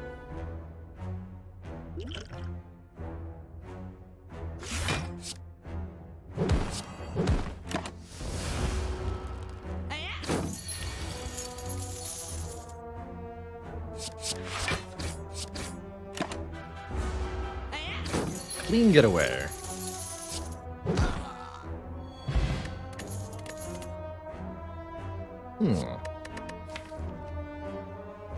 Shockwave is interesting. Shockwave is very nice with Art of War, too. 3 turns of weak and vulnerable. And we can upgrade that to 5.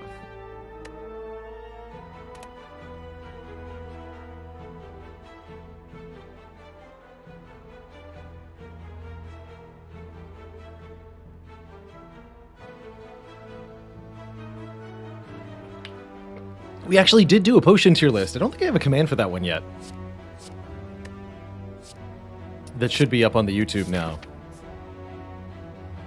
That was also attempting disarm, for the record. But I don't like disarm as much against Slime Boss. Do I upgrade the Shockwave immediately? No, we should upgrade either one of our damage cards, honestly the Headbutt, or we should upgrade our block, the Power Through or the Shrug. Maybe the Shrug. That becomes Shrug Plus and Shockwave is a very good 3 energy turn. Or Shrug Plus and Dark Embrace.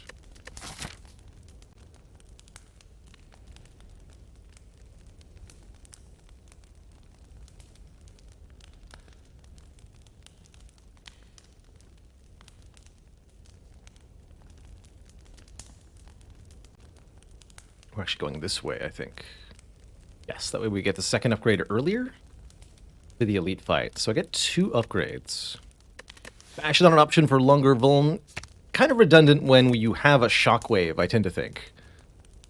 And notably also a little bit awkward because you can play Bash for exactly 8 damage to not wake up Lagavulin. Which I think is ultimately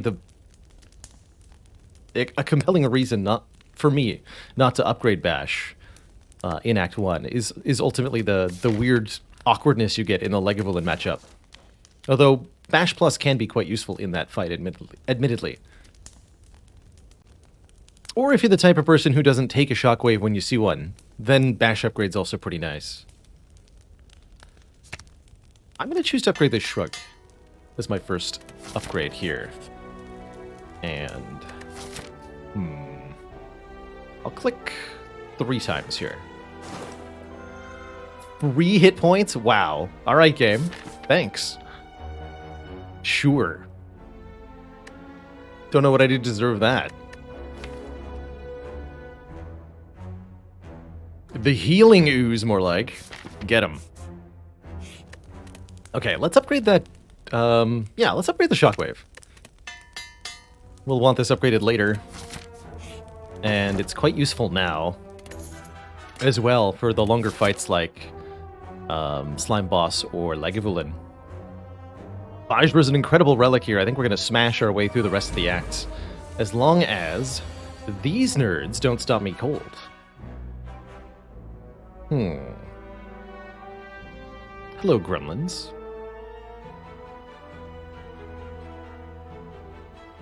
Got a fat gremlin here, being a bit of a problem, or I could shockwave them all. We can we can headbutt strike the fat gremlin and KO him, or we can play the shockwave here. Weaken them all, would make them 3/3/3 each turn. Unfortunately, the headbutt would only be 15 then. We wouldn't be able to kill the fat gremlin with it. But if I then play defend, I'll have 4 energy next turn. Even though I'll be weak and frail.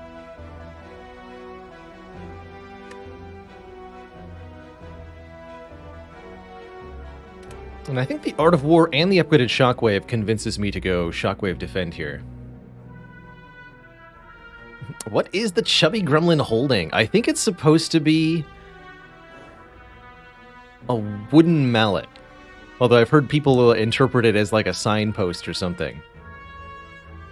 He was holding it straight up over his head. A little bop. It's gonna bring it down. Right on top of your noggin.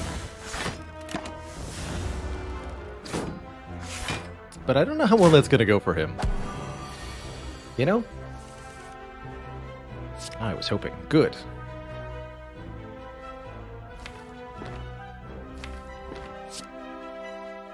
Seven plus 11 kills.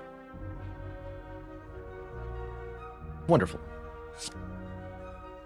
Do I headbutt the power through? I don't think that's necessary. Give me the headbutt. With that again. We actually didn't even end up using the energy from the Art of War. Go figure. A real tragedy. Headbutting headbutts in an endless cycle of bashing my head into things.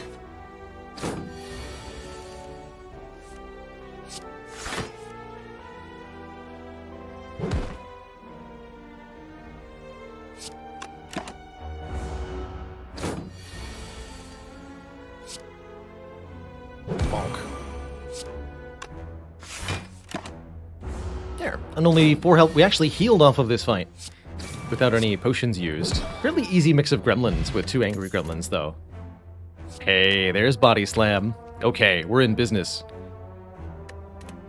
Yes. Not only is Body Slam an incredible card alongside a Shrug Plus and Power Through, not only is it great with headbutts, but it's also a great Dark Brace abuser. And I think, especially with an upgrade, is going to be crucial here. However, we do have to beat this lad first. I think the Knob is the only really scary foe that we have to contend against, so I'm just going to go ahead and use this power potion. Ooh. Juggernaut versus Inflame. It's a fun choice. Probably Inflame, but the Juggernaut does offer a fair bit of damage this turn. That gives me 3 strength, which should be plenty here. To destroy this fool.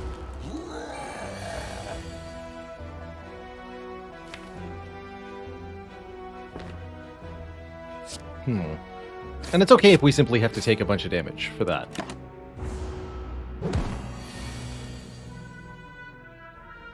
Although Power Through's gotta be worth playing. We can even headbutt the Power Through to go with the Body Slam. So, Power Through. How much damage can we guarantee next turn? That's the question. Currently we're doing 21.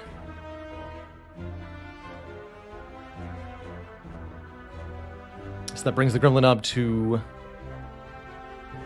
25. Power through Body Slam will not be that much damage next turn. What about Bash plus Headbutt? How much damage is that? That would be... We have 3 points of strength, so it's going to be 11 from the Bash plus 18 from the Headbutt. That's more than 25, so just Headbutt the Bash. Sorry, Headbutt the Headbutt, and we're there. That's the way to do it. That way we both win the fight and save ourselves a ton of health. War Paint upgrades 2 random skills. I don't care what they are. Although Power Through and something else would be great. Feed? Pretty incredible here. Dual Wield could also be fascinating with Body Slam, allowing us to make multiple upgraded Body Slams at a key moment. Or Dual Wield Dark Embrace. Also interesting. But a feed this early is going to be tons of max health.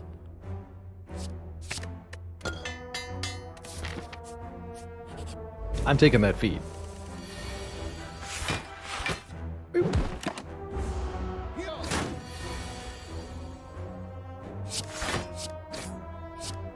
Especially with 2 headbutts, we can easily manipulate the feed into our hands. Basically, no matter where it is at any given moment.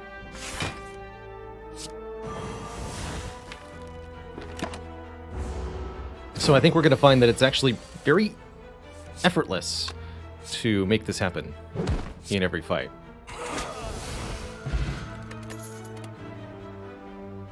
Ooh. I could see Bloodletting being okay here.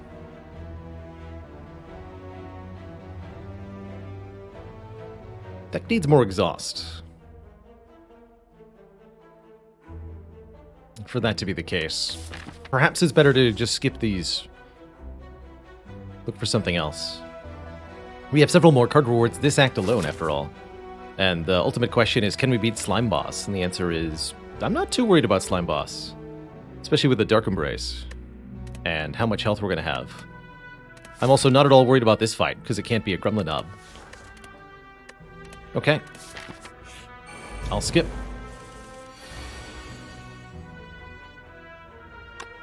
Bash Defend? Or... what about Double Defend, play nothing for Art of War? Let's do that. Take 0, have 4 energy here. Yes, good. I could even Headbutt the Bash, Shrug, play the Bash.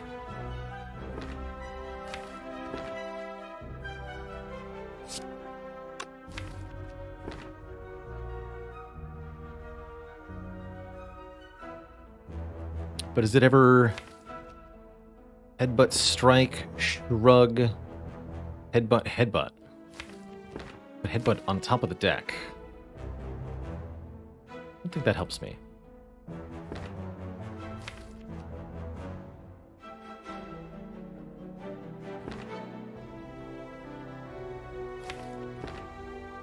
If I just do raw damage, I'll do 27.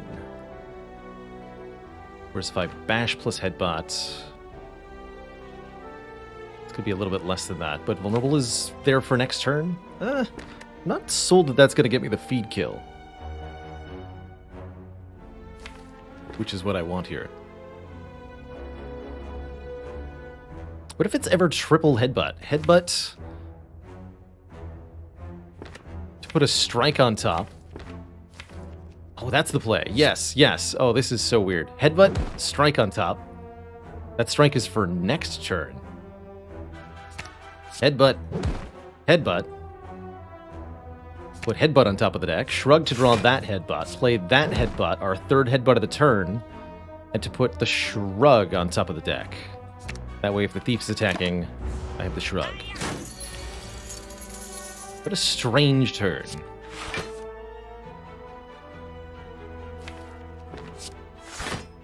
Oh, right. Wrong. Forgot about my Vajra. It's like, it'll be perfect to not kill him. Incorrect. Ugh.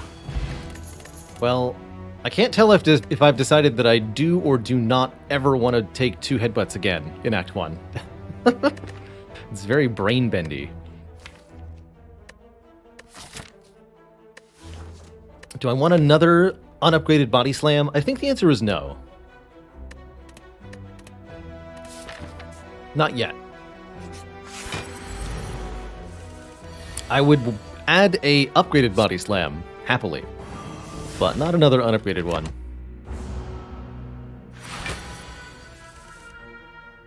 And we get Dark Embrace in play. That said, this is a pretty good opening turn. Dark Embrace is essentially just a curse. And I could do another weird triple headbutt turn here.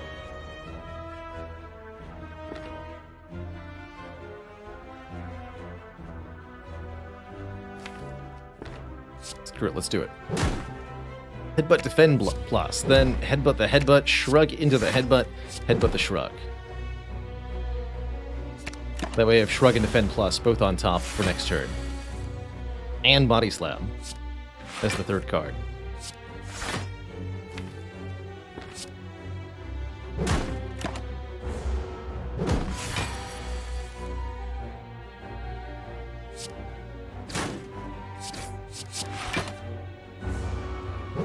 Fascinating.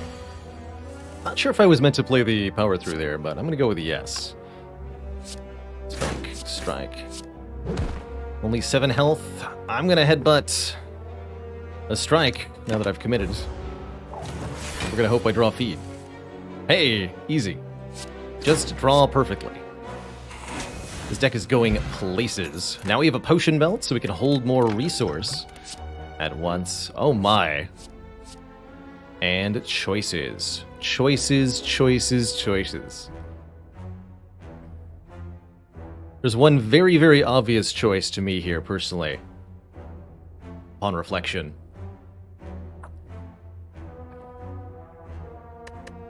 Because we already have both a Dark Embrace and a Body Slam, this second wind is absolutely mental, letting us exhaust a whole bunch of cards, gain a ton of block, and draw a whole bunch of cards, which is likely to include Body Slam.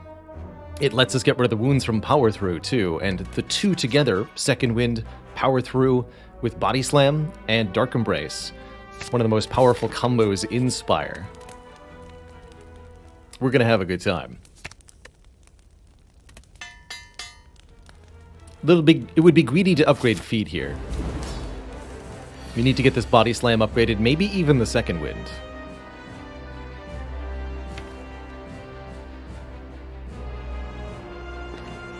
And we may end up just tanking the first hit.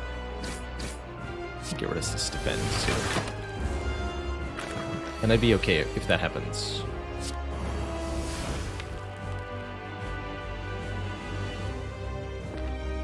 I'm going to refrain from playing a strike. So that I have one more energy next turn. Let's see what we get here. Yeah, so now I can play Dark Embrace, Double Defend, for example. And then we can go Hog Wild next turn.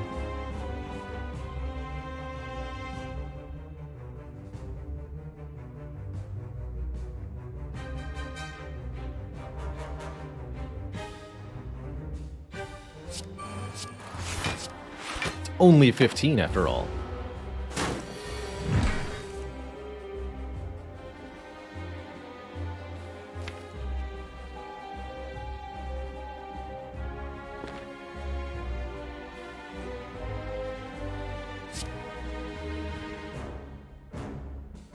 So we're getting a bunch of more slimes added. That's not necessarily a bad thing, thanks to the Dark Embrace.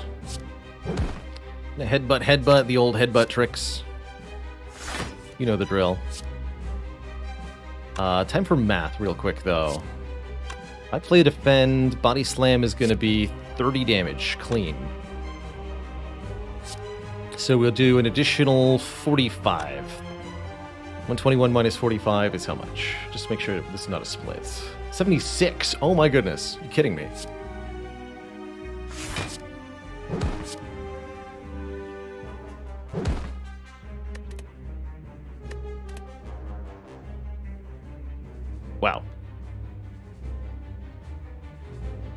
And what do I want on top? Second wind, probably, given what I'm likely to draw. We're going to have 10 slime in the draw pile. Quick maths. He's not even attacking me next turn. So we can decline an otherwise bad hand.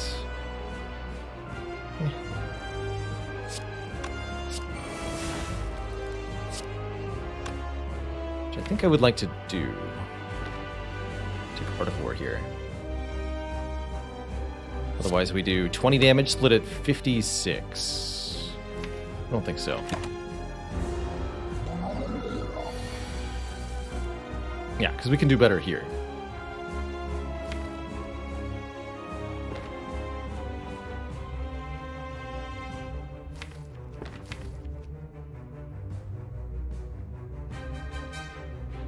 Just bash, headbutt, strike. And now I definitely want second wind on top.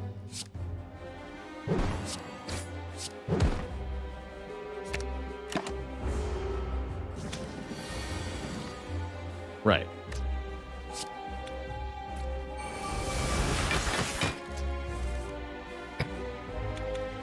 Okay. We'll just get rid of those. Can't believe we haven't seen Body Slam yet, but it's going to be a good draw.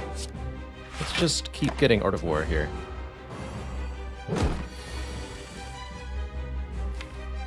Mm-hmm.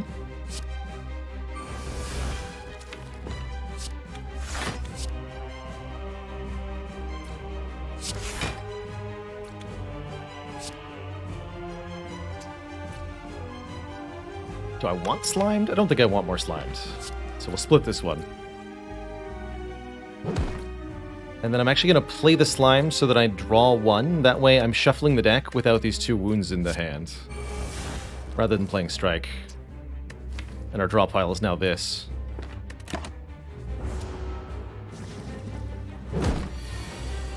This is our draw pile in the slime boss fight. Can I reiterate that? That's wow. That's crazy. A nice draw pile.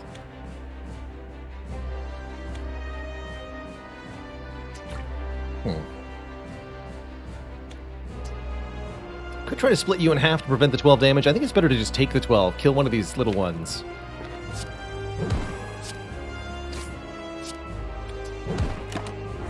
And progress the fight more. We've got health to spare. We should use some of it, probably.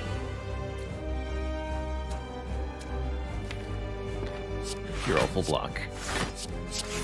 Art of War.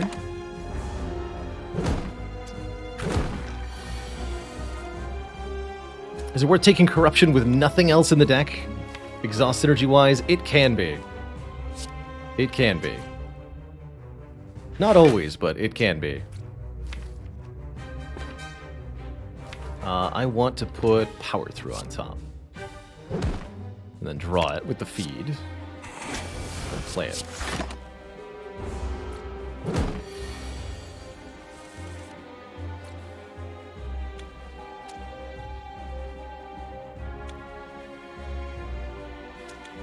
That's 19 damage, that splits, and they both have 19 health. Let's do a bit better than that.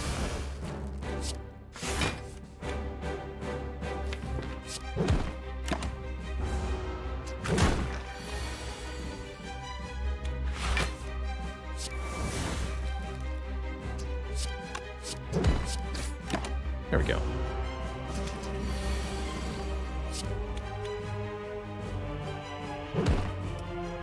Headbutt, you guessed it. Headbutt. Classic.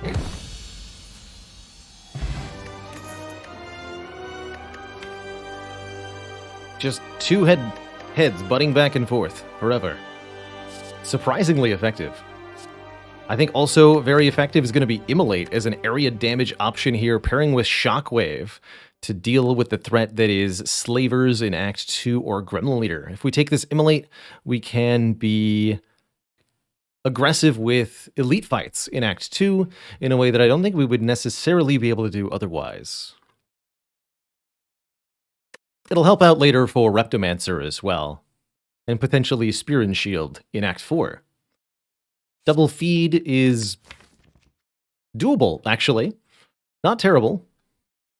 It's a half-decent attack in its own right. You're willing to just discard one.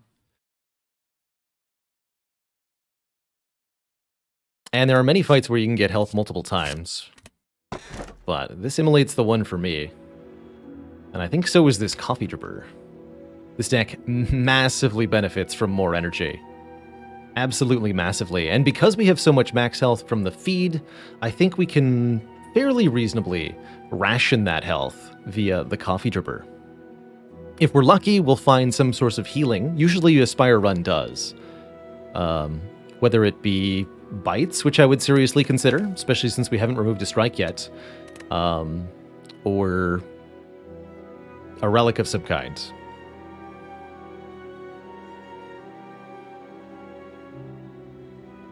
Sozu just a free relic? No way, not with these many potion slots that I could pick up. Potions are a very, very valuable resource in Slay the Spire, and I find it rather crippling to play without them, personally. We just had a defect run that won almost entirely based off of a potion belt and a sacred bark to double those potions in the Act 4 fights.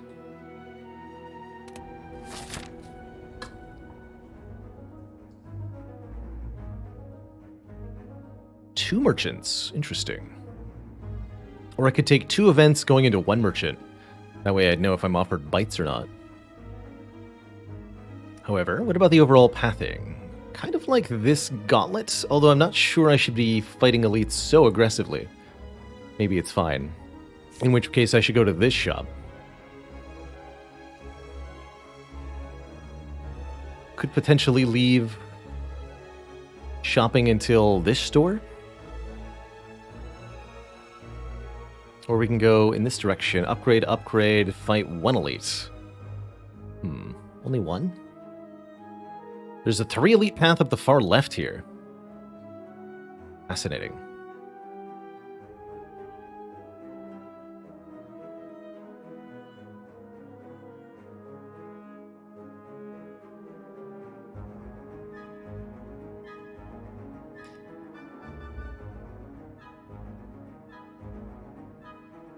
Tricky thing about the potions is that all potions are good in certain combats. It's just a question of which combats, and do you see those combats? Do you have the potion for the right combat at the right time? That could be the tricky thing. Or can you save your potion for the right combat? Is often another way you can phrase that question. For example, this attack potion is in my brain. This is how we solve a aggressive enemy with relatively low health that is attacking us early on. Our way to deal with 2 thieves if they show up, or a way to deal with the 3 slavers elite fight. I'm going to start over here, by the way.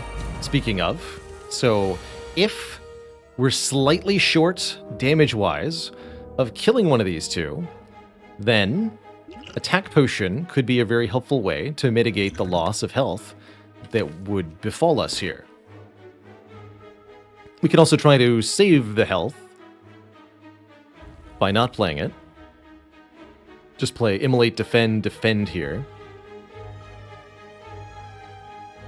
And try to save this potion for the slavers, which is more likely to be possible with the potion belt. So I don't dislike Defend, Defend, Immolate here. What am I gonna do? Also, wasn't sure I could find an attack that did enough damage there to be sufficient.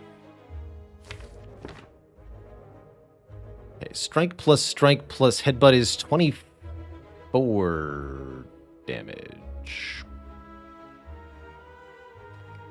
Blah. Alright, well, I guess I'm going to use the attack potion now. Because we are 1 short. Blah. Okay, what do we got? Free cleave or free blood for blood? The blood for blood's actually more total damage than the cleave is. Cleave lines up numerically better. Less overkill.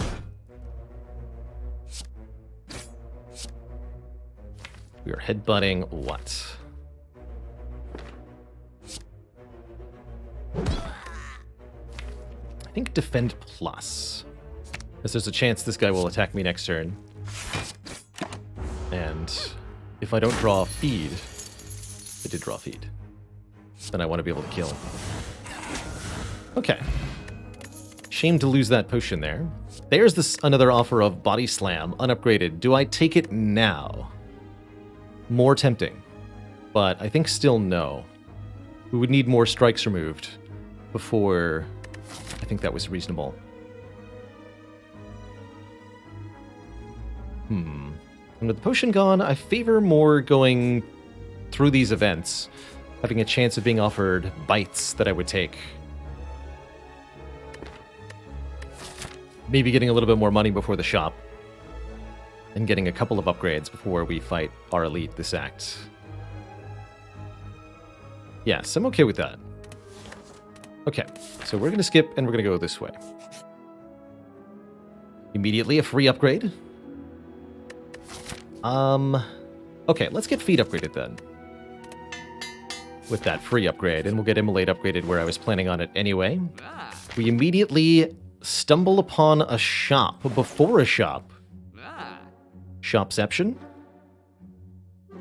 And I notably see that there is a Feel No Pain here.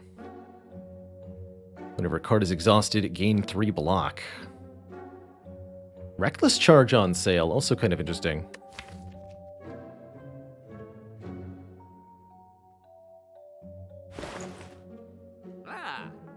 And a Dolly's Mirror.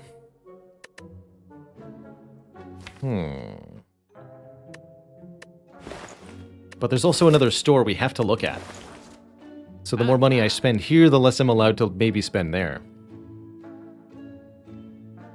I think I'd be insane not to take Feel No Pain. And I can still afford a Shop Relic if I buy the Reckless Charge. Mirror Immolate ever a thing? It would be if I had upgraded the Immolate. But I did not.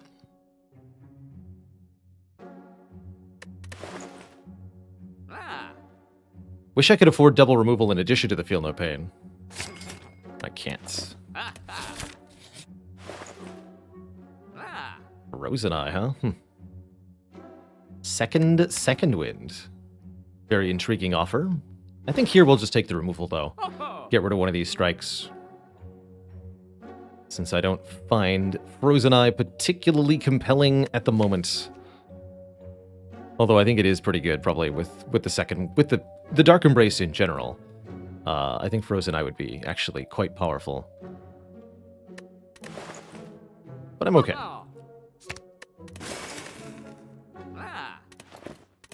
I can't afford a potion? No. Okay. How about now? Event or combat? I think it's combat time. It's time to start feeding on things.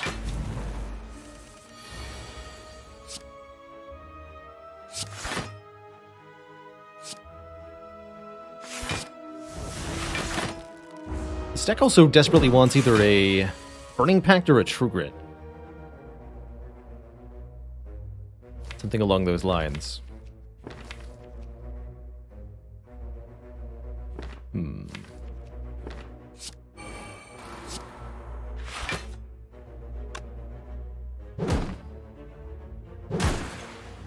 Give me the Power Through?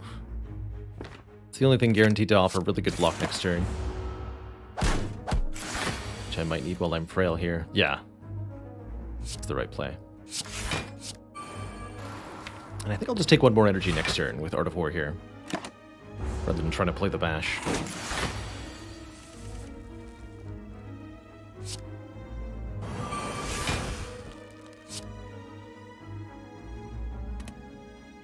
Can draw a card with the feed.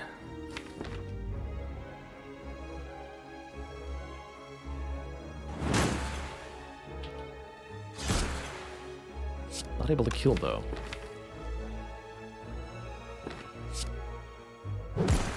But all I gotta do is... Well, I can't headbutt actually either, so...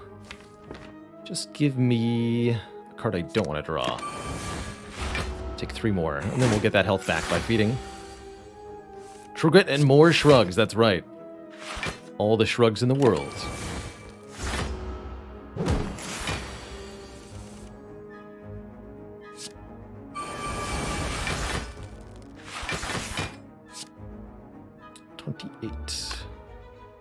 That would kill you.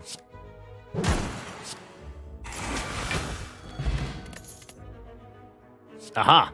Okay. This one I take. I knew we'd be offered an upgraded one. I think. I didn't know that, but now I do. Easy. Easy, easy. We could actually opt into the 3 elite path from here. If we wanted to. That seems kind of insane. As I think, for now, we're still rather dependent on draw order. So let's not. We don't even have an upgraded immolate, after all. And we'll fight this elite.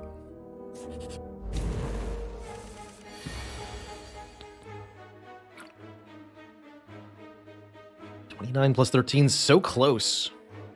Wait. Oh, it's only 42, right? Yeah, 42.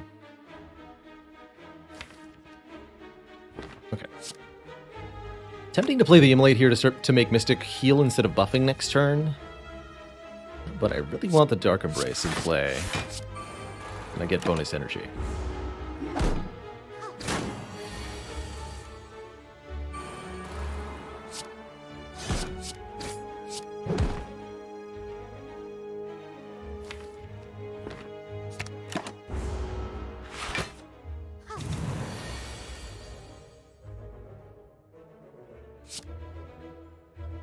No way to draw cards this turn. Just lots of damage.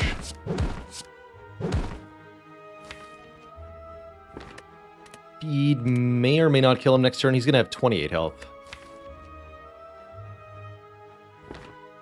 This does 13, so strike. Feed would not be enough. In which case, you should give me 10 plus. We should have just taken Immolate plus, actually. Looks like Defend worked out. The energy next turn.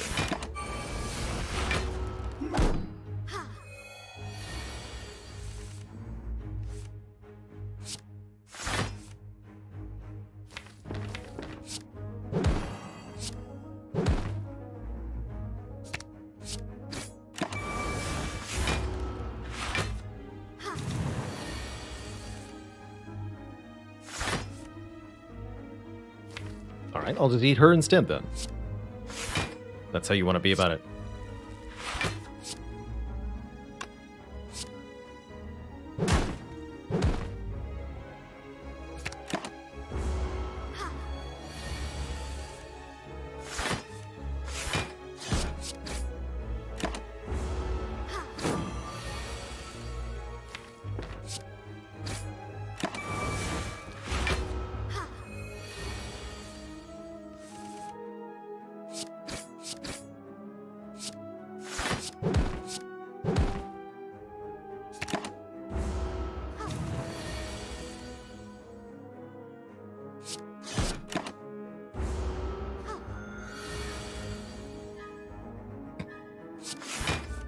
No.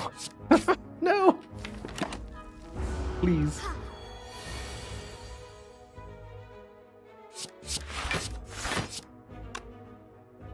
D4 plus 10.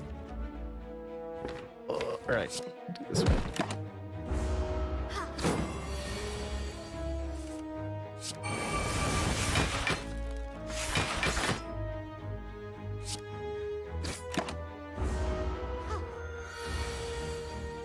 Okay. Meal successful. Potion acquired. Evolve acquired? Yeah, we have some very silly things that does, actually. Not taking a berserk here. Evolve will give me energy, card draw when I redraw the wounds from the power through and off of the reckless charge, as well as off of a few different enemies in the Spire. Also becomes a really good upgrade here. Making it Evolve Plus. I think I like that quite a bit. Love to see Preserved Insect here, making the elites a lot more manageable. Like I said, we're going to be going for this one. Or if I ever go this way, look for Thwack or something.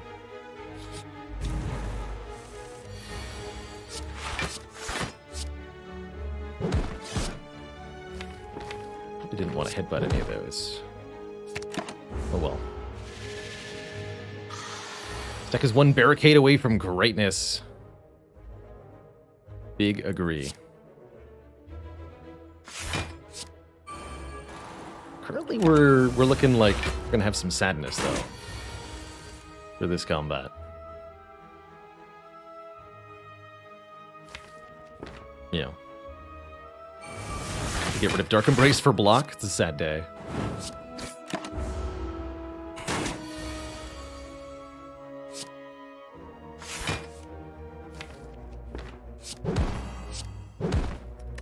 We're gonna be weak. I think Immolate still kills in one hit.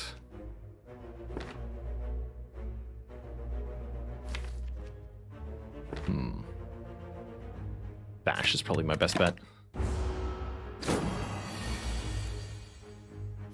There's also this option, which I've done to myself.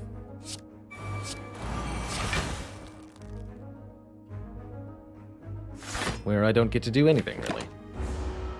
Perhaps should have simply taken the Immolate.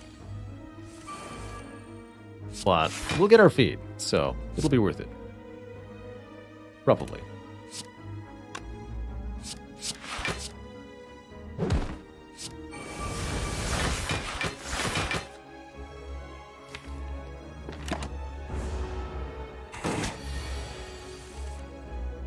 Maybe.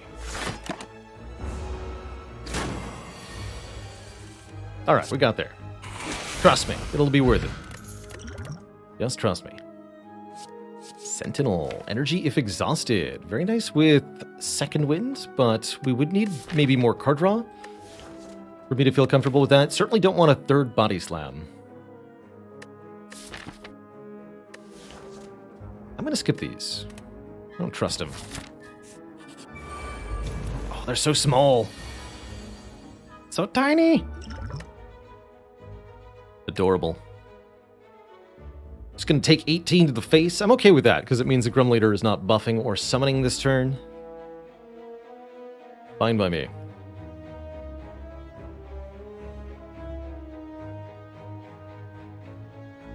No real reason to up... Well, upgrading would let me play the Dark Embrace and do a lot more damage this turn.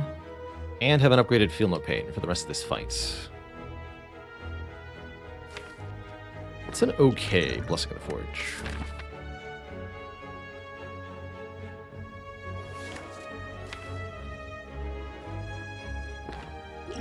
Alright.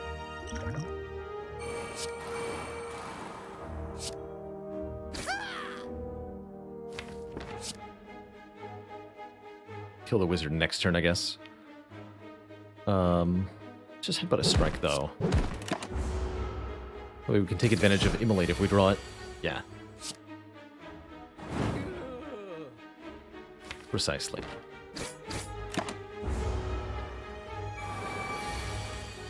Attacking again? You crazy?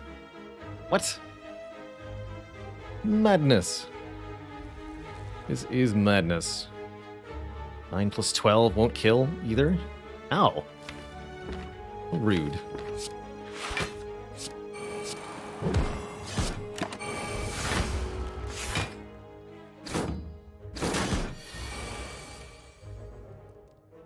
How very rude.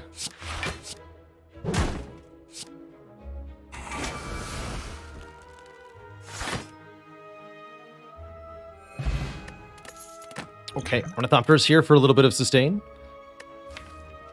I'd say Anger would be an okay addition if I didn't already have much better zero-cost attack cards. Get out of here, stinky Anger.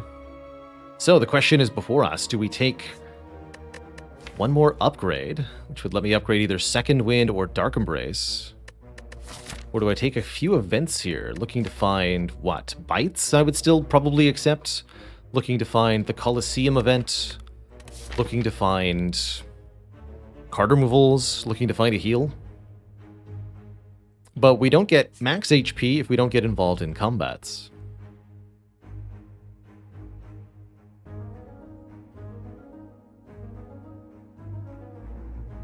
Also gives us some potion chance, too.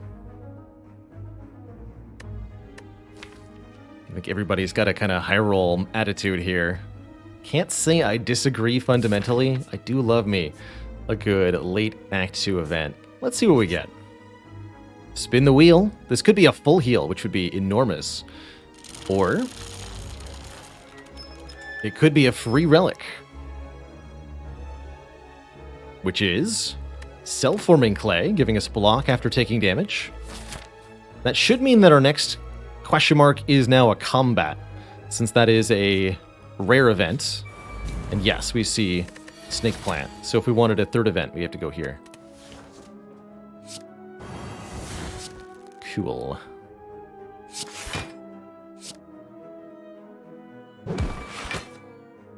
Just verify. This wouldn't let me feed, would it? We would do 43. 17. I have 17 health and 4 block left. No, that wouldn't kill. Okay.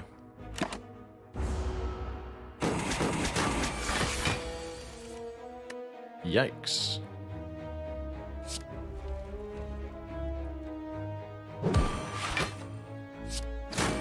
I believe the relic that you get from Spin the Wheel is totally random. There is no way to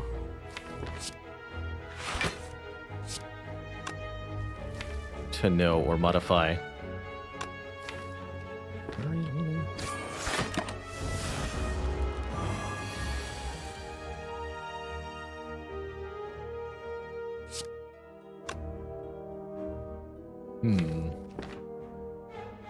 Not sure we get to land feed here, based on this draw. We need one more energy to do it, I suppose. We could headbutt the feed, Dark Embrace, Second Wind draws it, but without using the energy potion, we don't get there. And I don't really want to use the energy potion for this purpose, so I will just do that.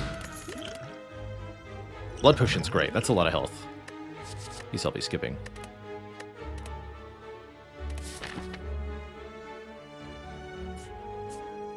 If you trigger future juice after triggering the apparitions event, it doesn't increase your health loss. Now that's interesting.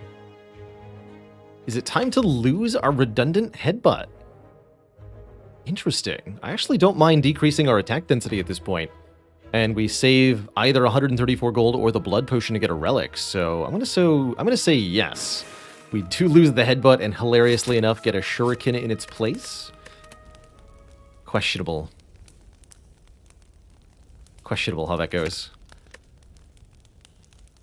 I think because I have an energy potion, I'm not going to upgrade the Dark Embrace. We're going to upgrade either Second Wind or Feel No Pain. Let's make the Feel No Pain better.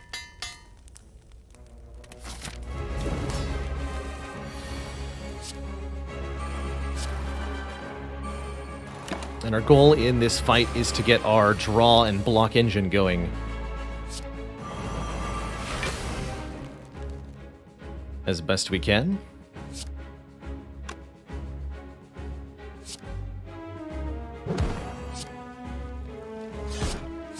Not quite a kill, okay. Maybe it was worth to take some hits there to get bonus block on this turn when I knew I was going to need it. Yeah.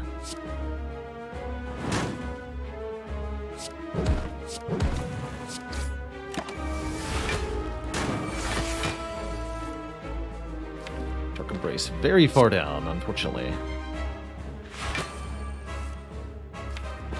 Literally bottom card.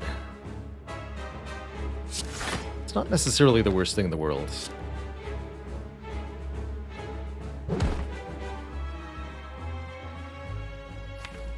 Shrug next turn. Keep these wounds around. They're very valuable to me with Evolve.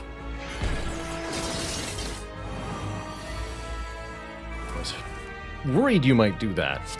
You stinker. Decent turn, though.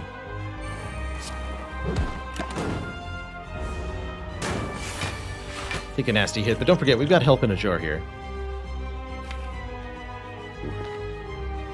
This defend has to go.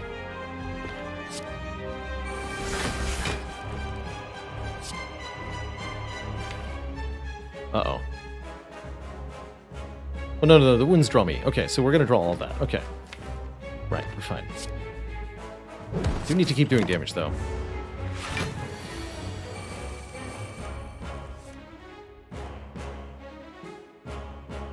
Yeah, okay.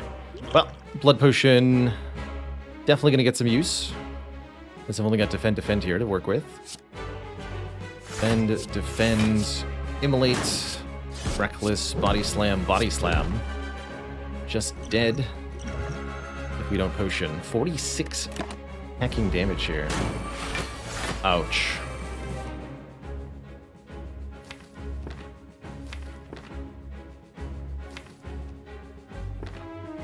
But here's the turn that wins this for us.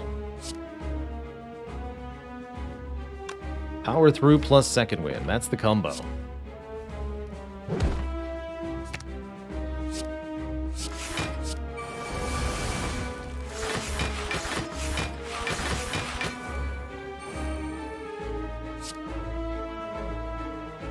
Ooh. She should have gone first. Still fine. Let's take the strength.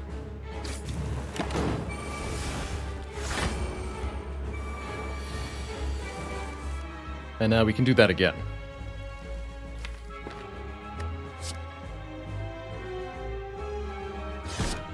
Power through. Second wins. Draw a million cards.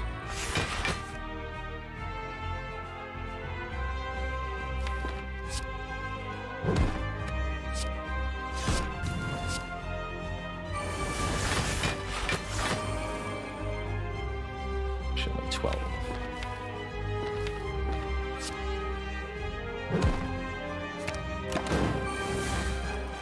Should have body slammed one of them. I'm just looking for the feet kill here.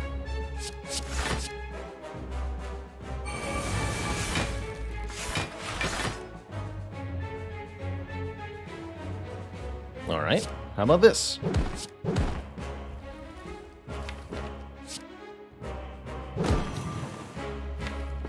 Now what? That's what I thought. Delicious.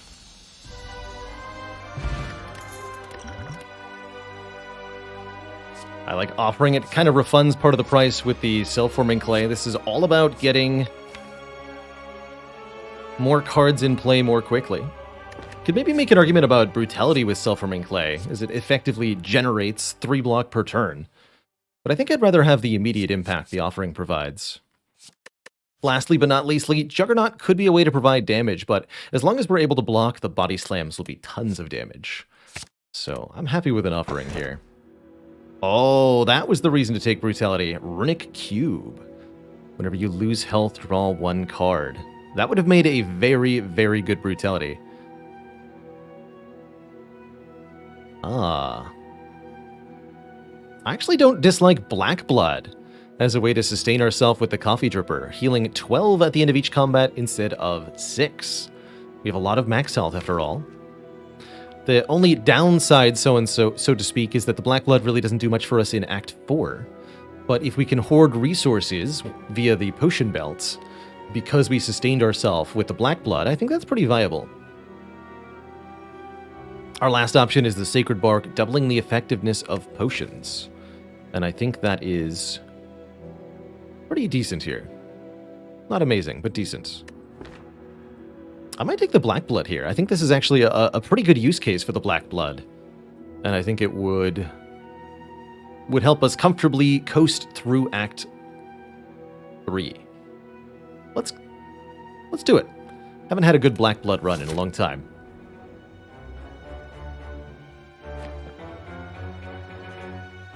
So the green key is already secured. How many elites do we feel like we can handle reasonably here? And how many more upgrades are essential? Second Wind. Maybe Offering. That's about it. Other than that, I'd really like some card removals. So if I can get 2 or more of them, it'd be awesome.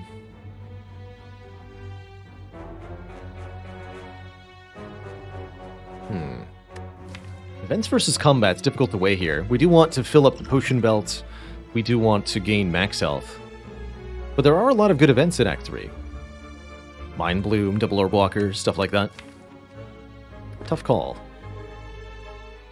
Let's start with a few combats here. Give us the option, as we path towards this elite, of more events, or of more combats or some events.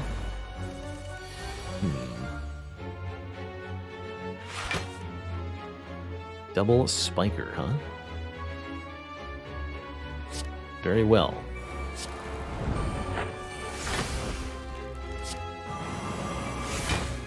I'll play your game.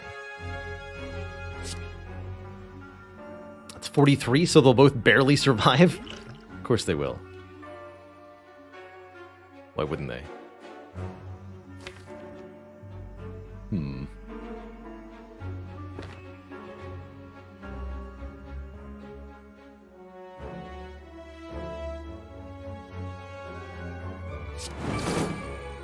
But I still think that's actually correct. Given what's in the draw pile. We take a little bit here. Kill one of them now. Feed on the other one. Hopefully I don't have to take too much damage to feed. Let's see.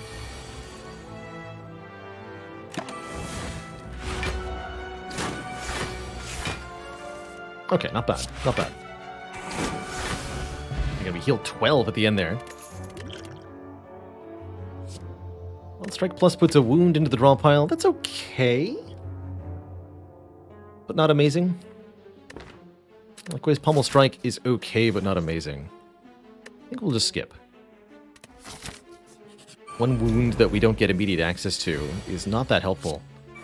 I don't think.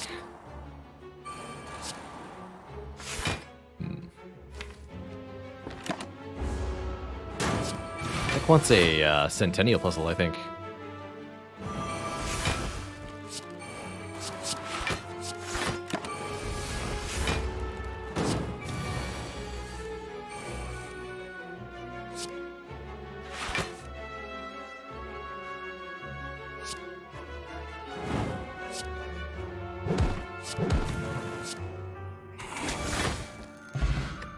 Alright, health is going up and not down.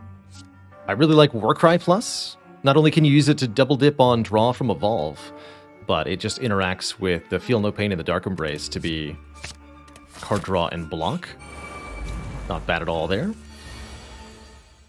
Not bad at all. Don't gain max health unless you finish this encounter by feeding. So we won't gain anything by killing one this turn with feed. Using, for example, the Flex Potion. Does this current deck beat double Orb Walkers?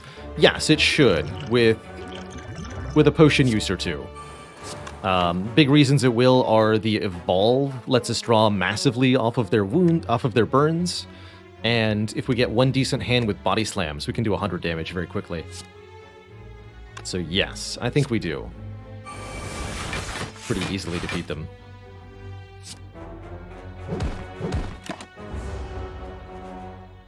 Might take a lot of damage in so doing, and that would be okay as well.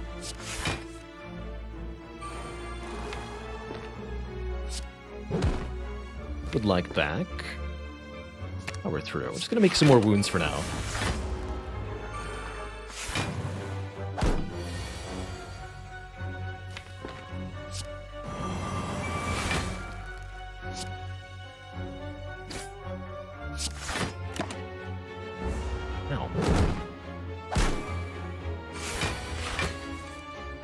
Dare. So for example here I can actually put the burn back on top to get more card draw instantly.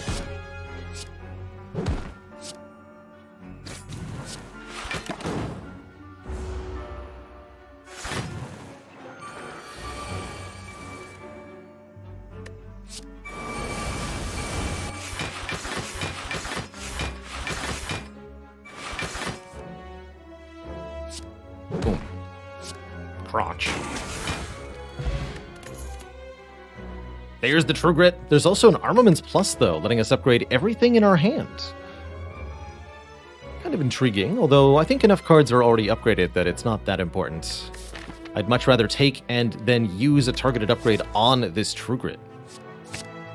Let's do that. And I think that I want some events. I want to show that I can beat double orb walkers if we encounter them. 2, I want to find Mind Bloom. Maybe that was play the defend twice, actually. How much damage do I have? Bash, headbutt, body slam is what? 9 plus 15 plus 20? Not enough to kill, so we'll do feed next turn then.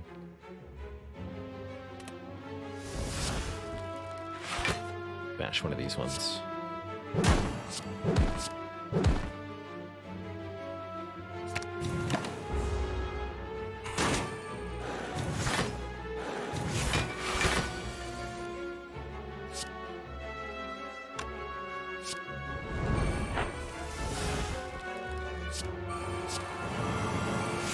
Get him.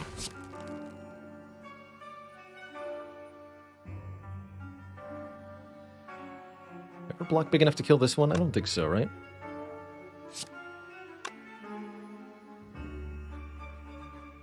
Actually, wait, I can play everything. So this does 25 plus 12 plus 21. Yes.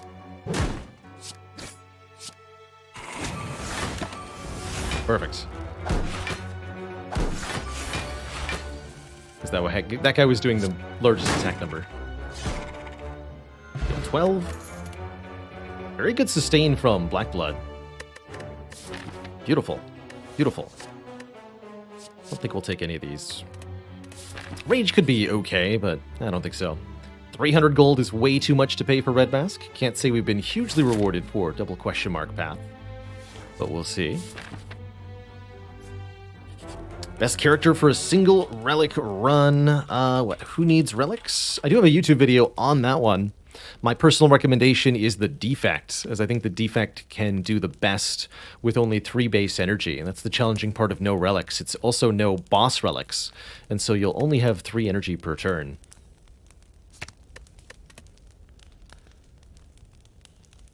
That video has me using Watcher to do the entire game, heart included, with only 1 relic. That was fun to make.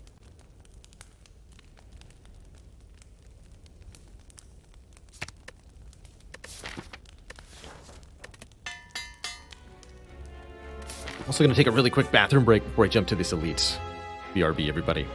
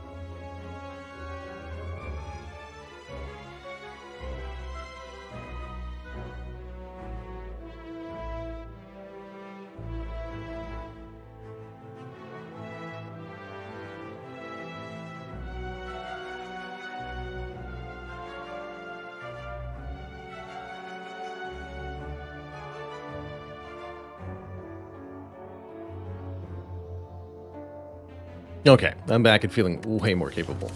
What do we got? Giant Head. All about that turn timer is Giant Head. Can you, in just a few turns, set up a deck that is then capable of dealing with this big stinky boy?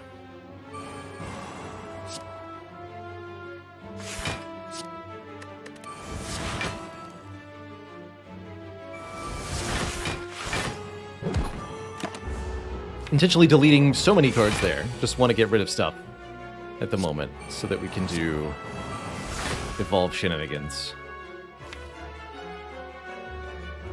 Sure, I'll take more energy next turn. Starting next turn, the big attacks arrive. Will I be ready? Hell no, is the unfortunate answer. I will not be ready for the giant heads question. We're one turn short here. One tragically short turn. Although, wait. I can headbutt power through. That will help.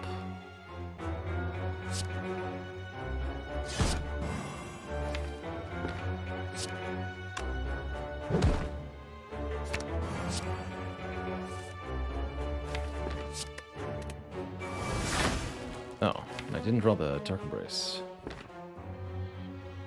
Either. Right, because I didn't have the... Shoot. Okay, what do you got? I'll take it. More power throughs will definitely help me here. Dark Embrace. Power through, second wind. Here we go. The shenanigans.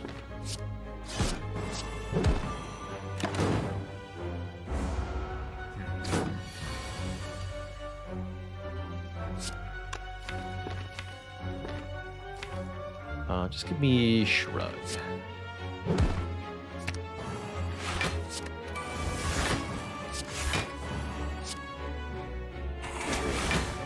Not too bad. Ornamental Fan will give us block in addition to strength now when we play an attack card, and I think this deck absolutely, positively wants second Dark Embrace. That's the missing piece of the puzzle here. Giving us 2 draw instead of 1 whenever a card is exhausted.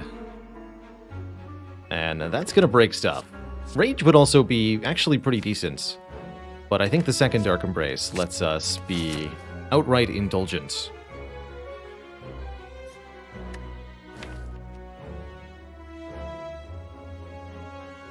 Now do I want to upgrade them? I think I'm going to be upgrading the second wind in the offering instead. We can afford the 2 energy thanks to Art of War.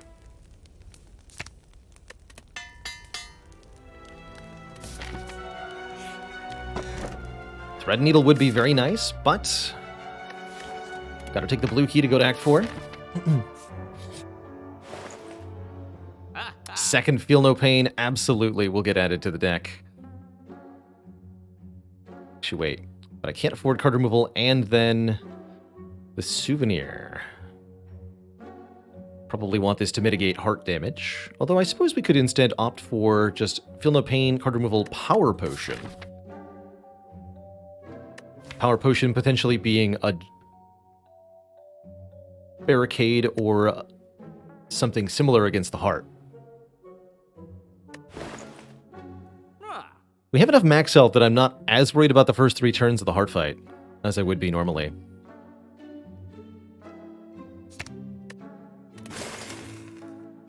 Quick 1-minute Ironclad Heart Guide. Corruption. That's it. Corruption.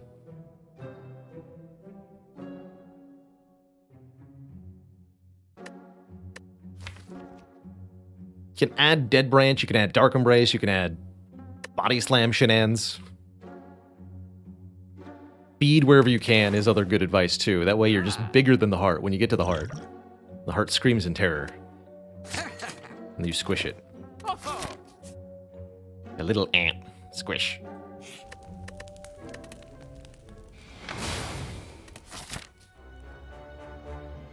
Alright, last chance events. Are you useful? Yes. Yes, you are. The Apotheosis? Maybe. That would make the Dark Embraces cheap. That's pretty good. Or Dark Shackles here. Panic Button Panache. Actually, I really like a Discovery tier. Or maybe a Jack of all trades, hilariously. I think with the Apotheosis, yes, I'm going to take Jack of all trades. Don't judge me. Definitely take a Panic Button. Definitely take an Apotheosis. I love colorless cards late game. They're so strong. We talked about unnecessary Reptomancers at the start of this stream. However, I will contend to you that this one is not unnecessary. Positively good for us.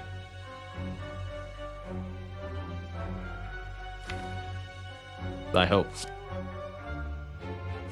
Definitely not playing Panic Button. That would be a mistake.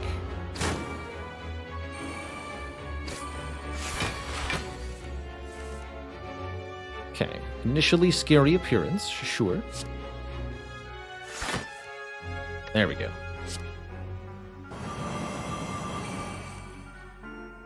There we go. Burp. Yeah. Call that pretty good.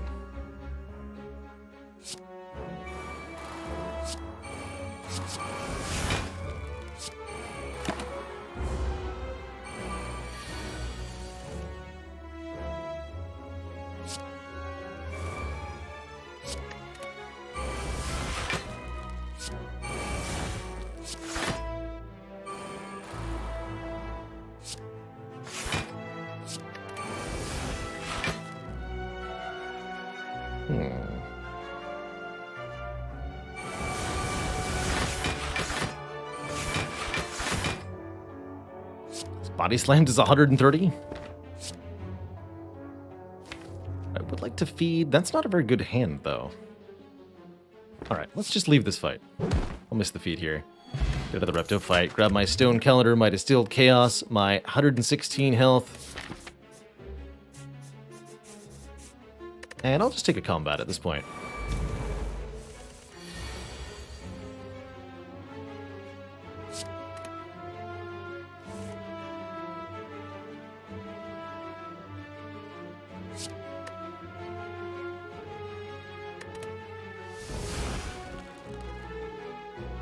Apotheosis, Jack of all trades makes 2 more cards, or I can just play the second winds. Interesting.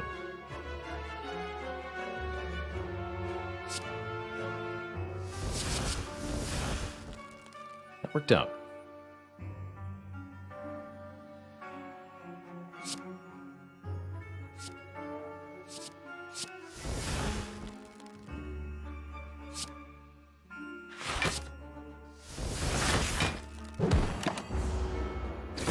Rather odd turn.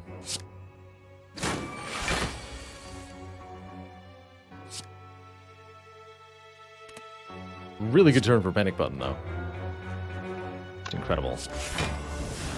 29 to all. 29 plus 13 is 42, so I have to do Immolate, Reckless Charge feed, or I can feed on you.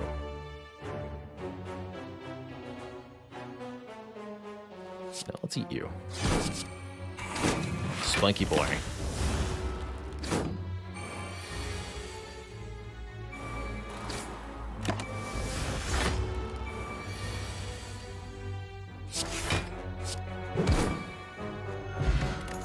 And we do get our potion slots completely filled. We also find ourselves a Burning Pact Plus, which is an incredible find.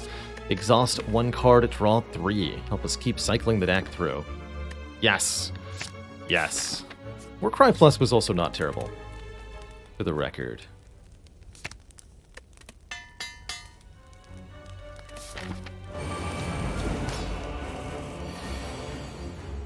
Alright, what do you got, Jack of all trades? That's fine. Nothing special.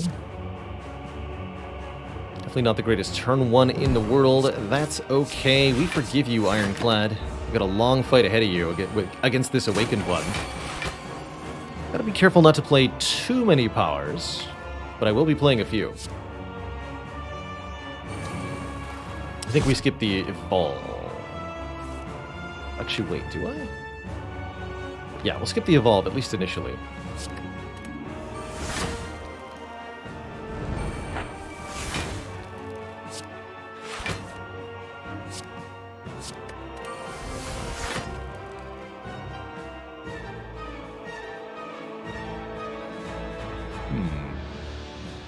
Dark Embrace, Panic Button, True Grit.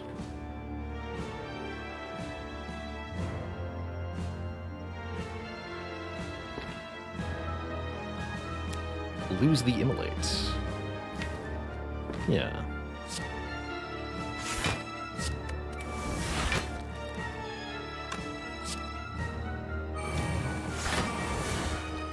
Uh-oh.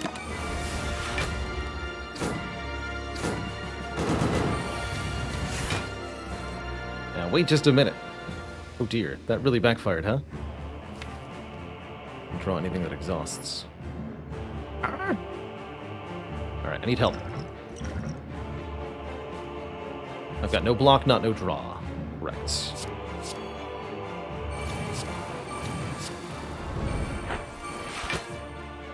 Good.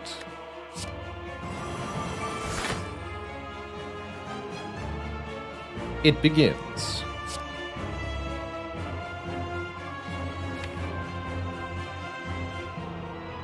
Am I okay losing power through?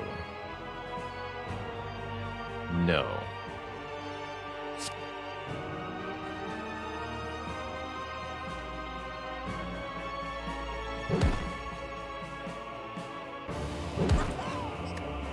Don't think I am.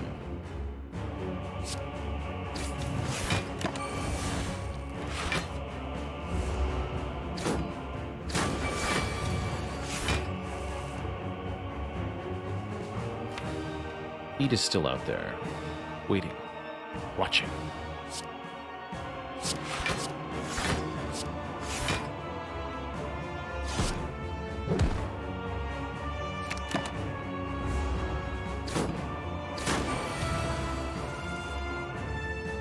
Now I will eat you.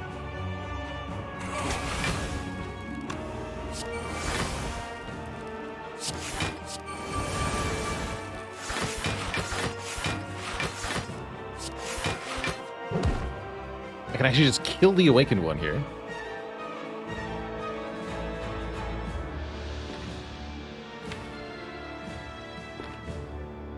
We're not set up enough for that.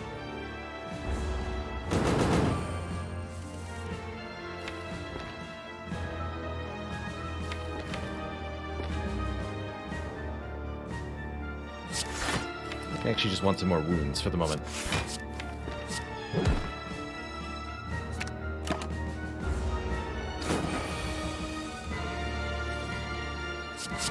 Get in there, Stone Calendar.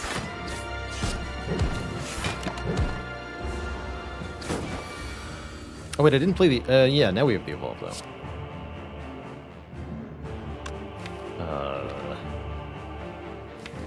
Let's see if I can get a kill.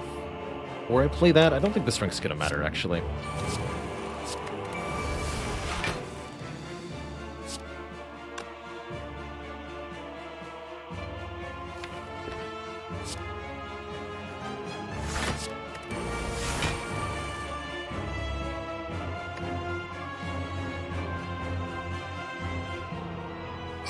Body slam.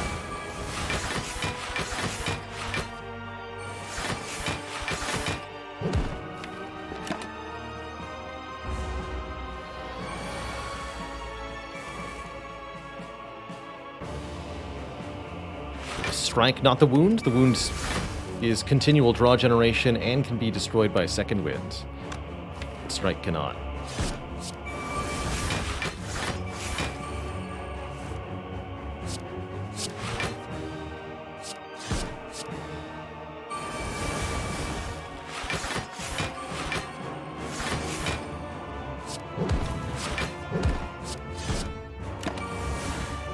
How's that for a turn?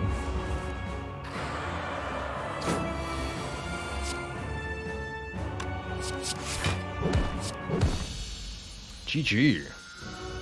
Alright, boss 1 down. Boss 2 is Donu Deka. These nerds add statuses to our deck for us, which is very convenient. So I appreciate that they do that. Blind and Trip, that's kind of cool.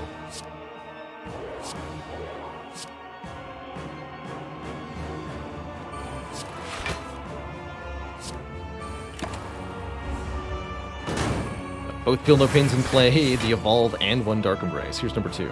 Easy.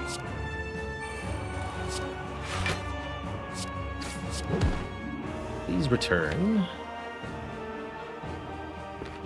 Shockwave. Am I worried I might get tired or bored of Spire before we get to 400? I don't think so. I've deliberately paced myself a little bit with a target that I thought was reasonably achievable. I'm not too worried. too worried at all. Let's lose the bash.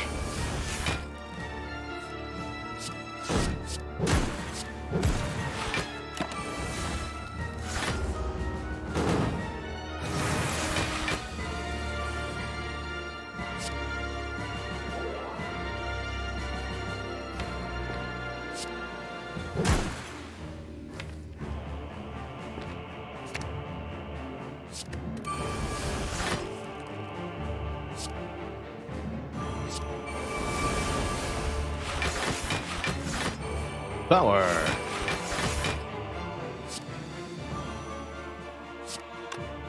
Did not find a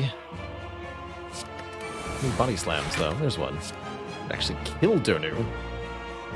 But I want to eat donuts.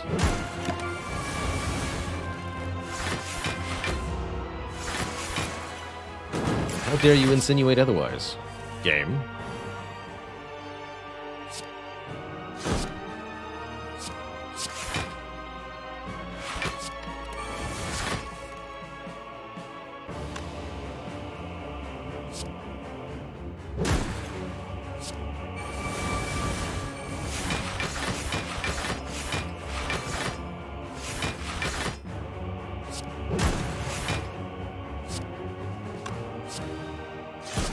Nom.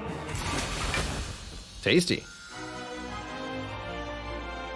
Does feel like the Black Blood really helped us sustain ourselves through Act 3 pretty comfortably. I'm overall quite happy with how it performed there. We're now easily into Act 4 with a huge amount of health.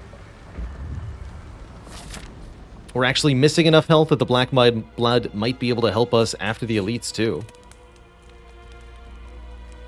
And we're going to upgrade Offering, because the main thing that matters is seeing the Apotheosis early. Likewise, probably a card removal, although we could maybe consider buying a potion here. I'll just remove a strike card, and that will make our life significantly easier.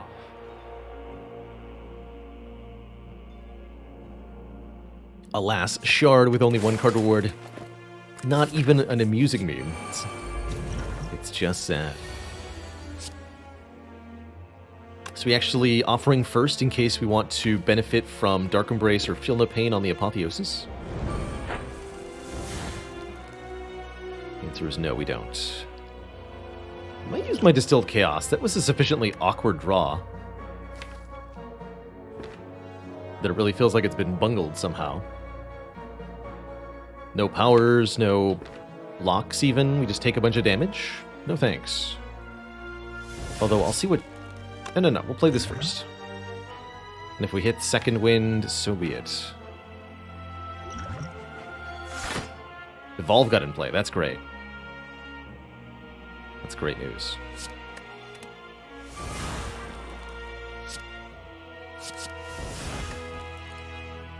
Purity would let me exhaust stuff in hand. Currently, I'm not getting anything from that. It's okay.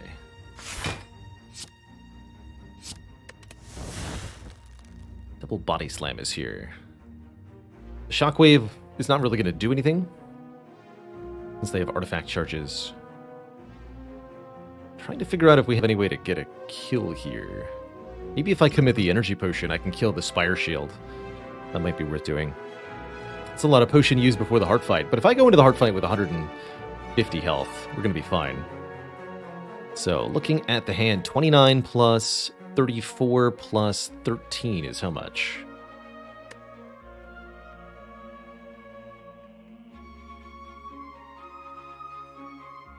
Calc says 76, so we're a little bit short there. But either of these potions would secure the kill. Let's actually just Flex Potion. That'll be nice and easy. Flex Potion, we go Immolate, Body Slam, Feed. Get rid of Metamorphosis, get rid of Bash. We draw a ton of cards off the Evolve here. Convenient that the enemy has put our stuff directly on top of the draw pile for us.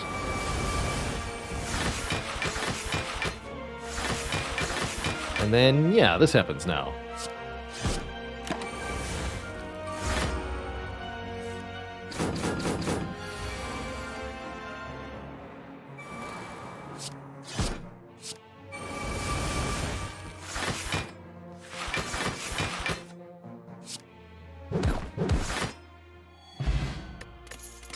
Full health and an Akabeko. Guess I'll take this Intimidate. Nice backup option for early weekend. Sure. Alright, Heart. If we can find a Revolve early, this is going to be a particularly easy fight for us. We're also okay with taking a bunch of damage to the Beat of Death here. There's also some weaken for us. Oh, yeah, and there's the Evolve. Get in here. Energy Potion. Actually deliberately taking more damage here.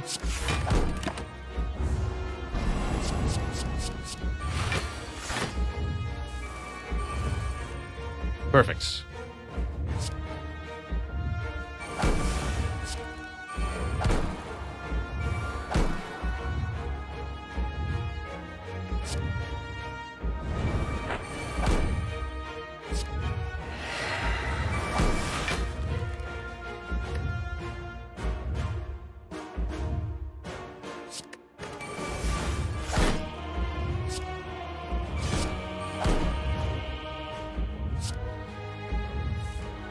There's second winds. Keep the True Grit at least. Alright, second wind deletes all of this nonsense. Oh boy. See you later.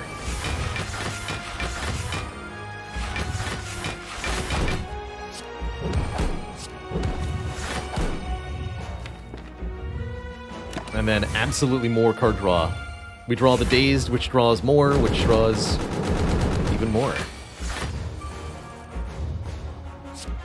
No longer need Blind with 7 turns a week applied to Heart. Ow. Hey.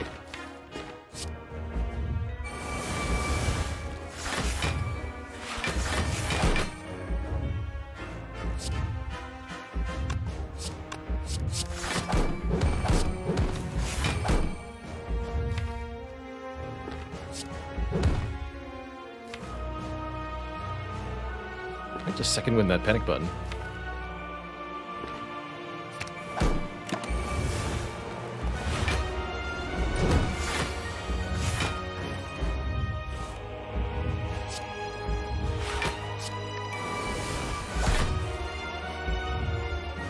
That's what I'm gonna do.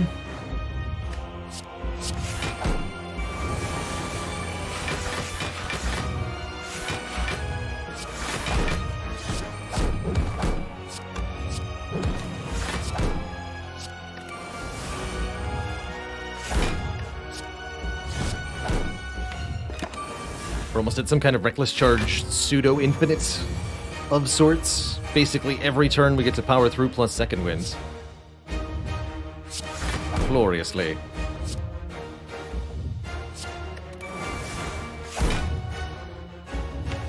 Nothing left to exhaust.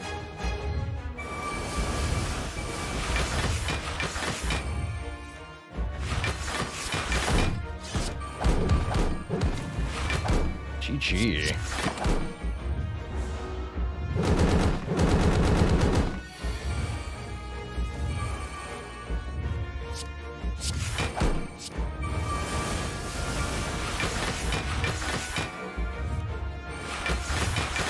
Clean as they get.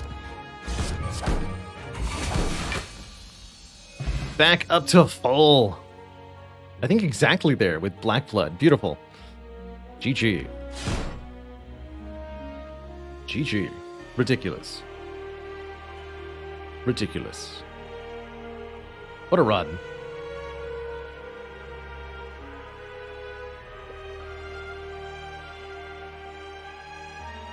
What a run.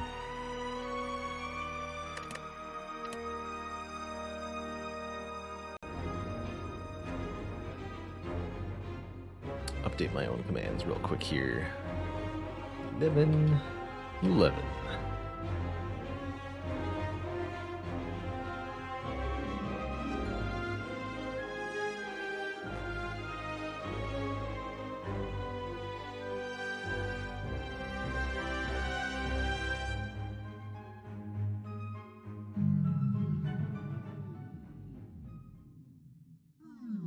Will we get a win on every character today? That's going to be the goal. Let's try to do one more with Silent here.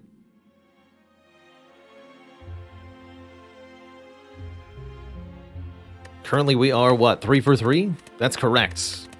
Fairly long runs on average, all of them, but not for any bad reason.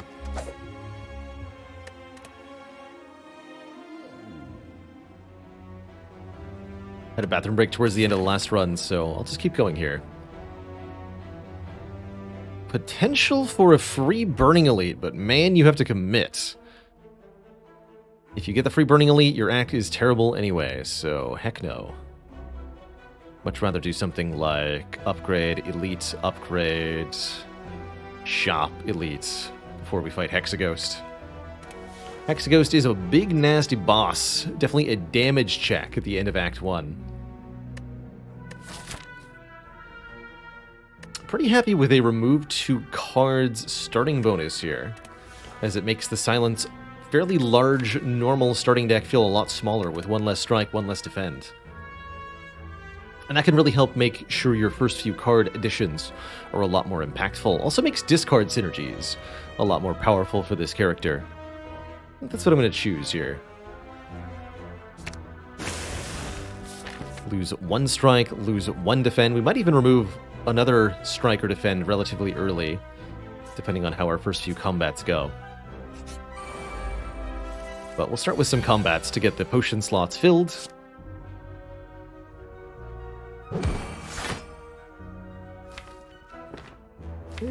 Heck it. I'll block for 11 here, even though I really ought not to. The payoff? Question mark.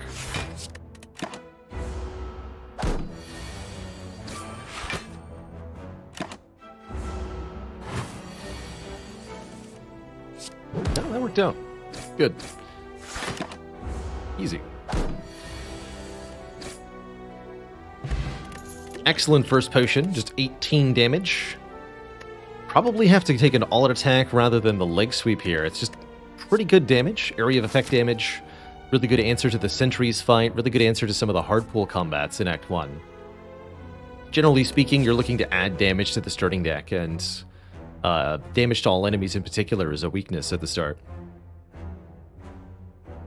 It has been a little while since our moment of positivity, Infidel Zombie, so I'll take the reminder and invite everybody to start one right now. Dearest chat members, what's going on in your life? Have you had anything positive, exciting, wonderful, good? Good news from a friend? Something that made you feel warm or fuzzy at the start of your day? What's going on in your lives that's good? My own personal positive thought, we got a lot of rain instead of a lot of snow. Although I was kind of looking forward to some snow, I am personally relieved to not have to clear said snow off of my property. Definitely feels like becoming a dad. So I'll be grateful today that it rains instead of snowing. Plus, I love the sound of rain dripping off the roof. Happy birthday, Midnight Heart. Ryerv is buying a house. Sorry, I thought you said a mouse. House is much bigger than a mouse, probably. Best of luck with everything that goes with that. House is always a big deal. Kanosh got a raise, a promotion, and more stock from your company. That's awesome. Leslie got confirmation that they could do their thesis at a very good institution. Congratulations, and best of luck with your thesis defense whenever that arrives.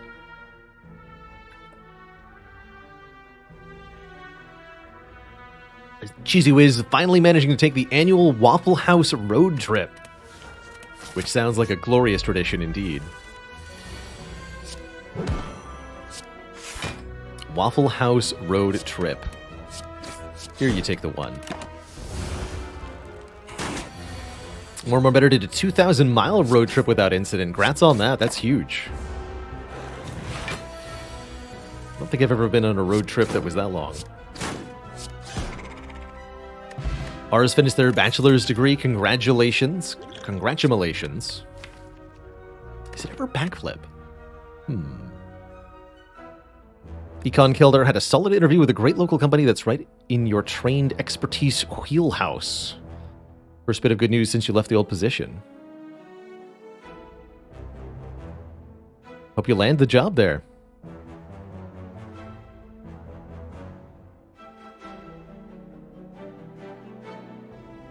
Yuba says, my father was like, damn, every winter was without snow. I want more snow. Now we get 3 times as much snow in the last 2 years, and he's, of course, complaining it is too much snow.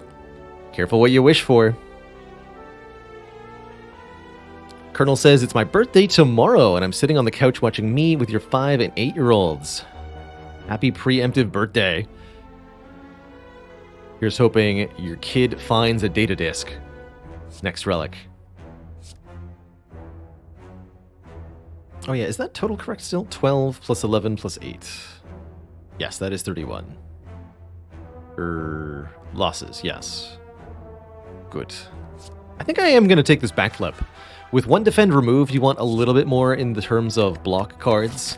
I feel because of these potions empowered to be able to take such a choice.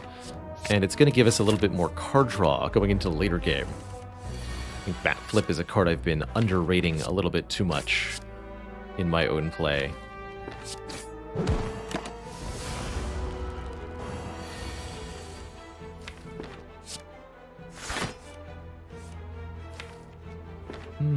Not sure I wanted to do that.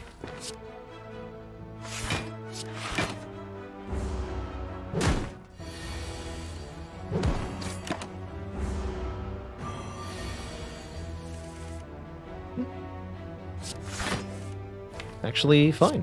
Okay. Good.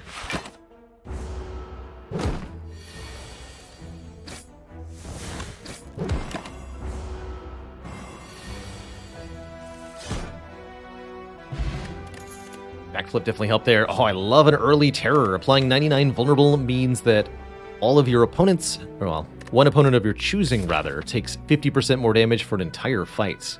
And a big stinker like Hexaghost is an ideal target for that. Just a really good multiplier to the starting damage that Silent has in a really effective way. And definitely makes me feel capable of tackling an early elite here. Maybe even 3 like this.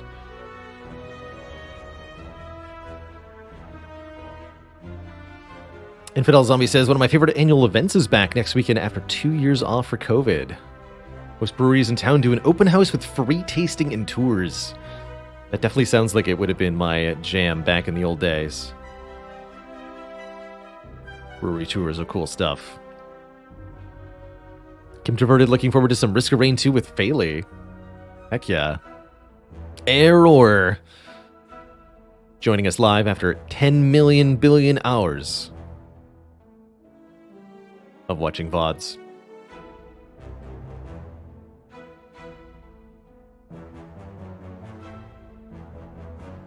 Heck yeah.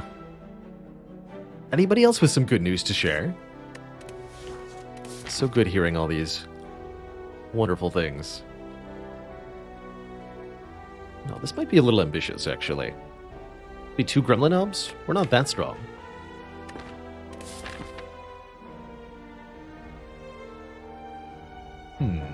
Do I go for double removals? Pop into the shop, remove a defend card, and then remove a strike at the next shop.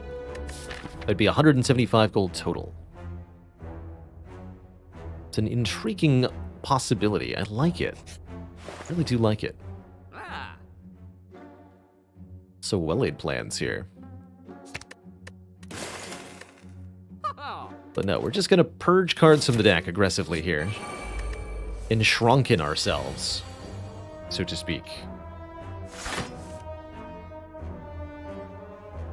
Terror alt attack just outright kills the front one.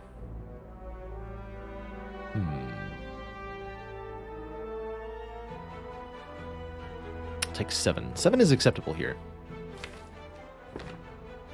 Since we didn't draw a survivor.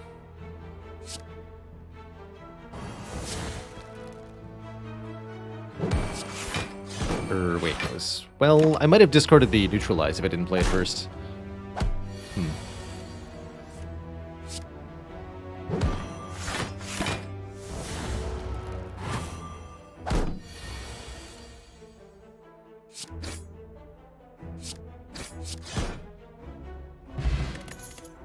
No potions, which is good.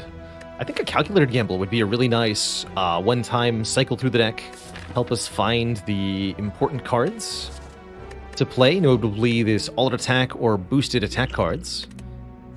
And I feel really capable going into this first elite, especially if we upgrade the alt attack to have a bit more oomph to it. Make that a 14, that's 21 with vulnerable. More if I use the strength potion. And I might. Kind of depends on how the turn 1 lines up. If I can kill one of these sentries on turn 1, I think I'd prefer to. So this is 18 damage, this is 14 damage, together that's 32. 38. 42. So I can actually do 42 damage on turn 1. Which would actually be enough to kill this one. That would let me strike here. Or I can kill this one, play Survivor. Block for 8. Probably the better choice. Alright, in that case I'll keep the Strength Potion. We'll use the Shiv Potion now. We'll kill this guy.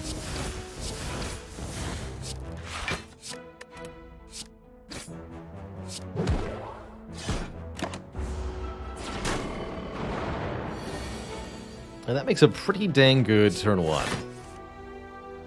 Here, let's actually reshuffle. Try to get back to that alt attack again.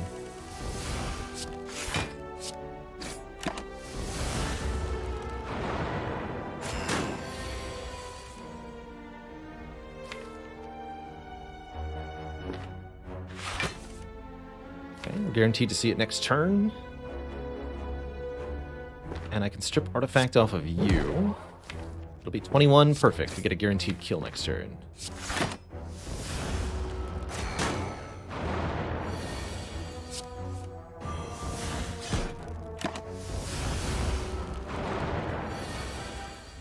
Two damage sentries fight after one potion used. That was really good. And we get very good rewards too. Preserved insect making further elites easier to kill. We totally could have gone this way.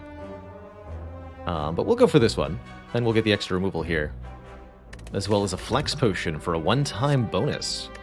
Do I take another backflip here? Is this a double backflip kind of deck? I remember the 5 backflips run. This feels like a similar circumstance. Currently planning on keeping Strength Potion for the Hexaghost.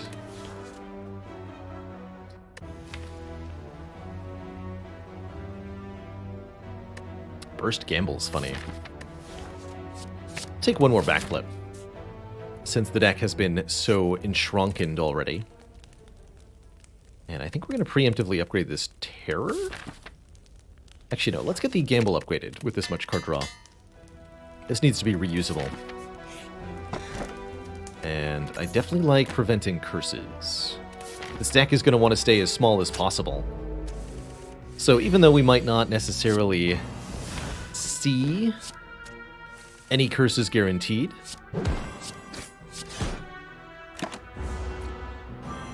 at any point during this run, I would strongly prefer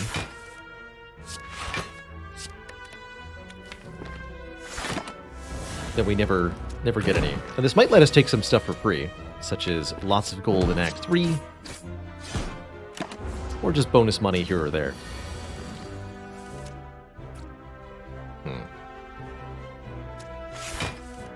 Ha!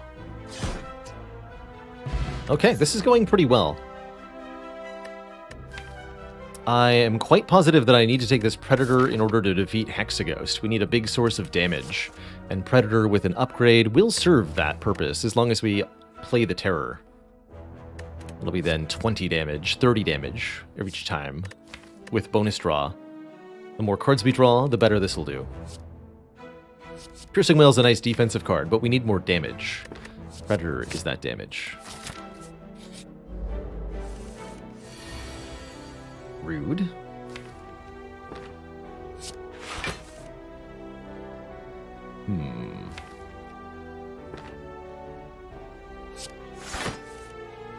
Okay, there's all attack. I'm just gonna discard and then gamble.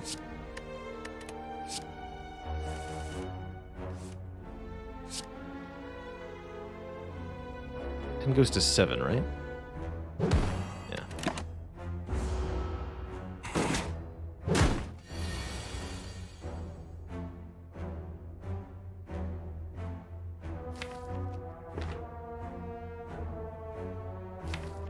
Gonna be frail next turn. Let's try to kill the Jawworm then.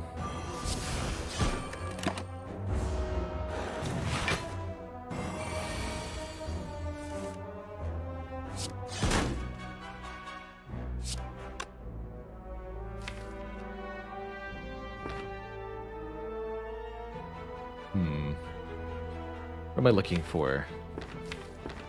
If I had used the Flex Potion first?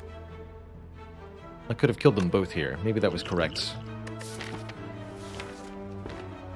Seems unnecessary against Hexaghost. Strike takes 10. That's totally reasonable. Just have the fight over with now. Okay. I'm fine with that outcome. That was a pretty deadly fight. Caltrops could further help with the Hexaghost problem. I think 2 Predators might be too much. Or a Piercing Whale. I'm going to take this Piercing Whale. I've got good offensive potions.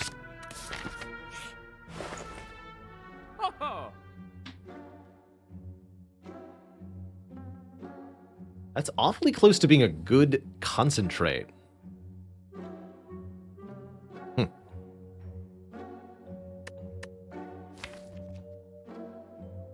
I really like the Sneaky Strike. I think that's what we're missing. It's even on sale. Shame I can't afford the Acrobatics alongside it. But we'll definitely take the next discard card that we see.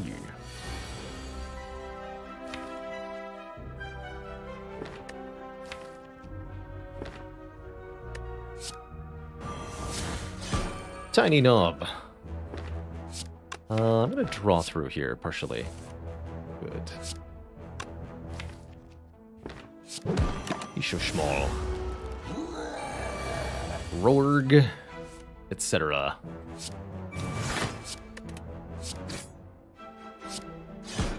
He's gone. Orichalcum's nice for some guaranteed block. Technically, this is the card I would say I said that I would pick. However, there's a Corpse Explosion here. How do I feel about that? Possibly not as good as I feel about taking and upgrading this Prepared.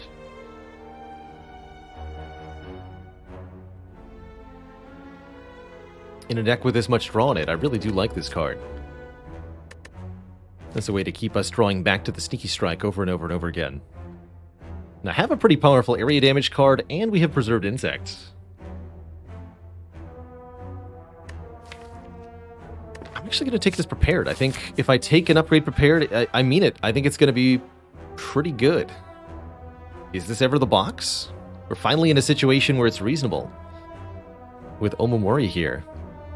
Or I can take 5 max health. Not use the Omamori. Get nothing. I think I should take a Relic. We've got it. Let's use it. What do we get? You grab the box. You really crave the donut. You are filled with sadness, but mostly regret at this happy flower. I don't think I'm going to regret it. I think that's excellent.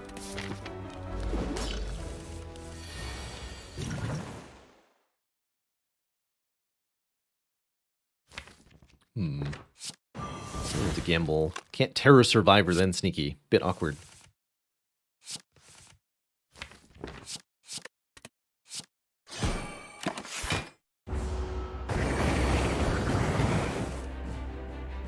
Get him. That was a pretty good use of the Piercing Whale. We should win before Inferno turn arrives. Especially with the Orichalcum allowing us to output more damage than we would, perhaps, otherwise. By not blocking, for example.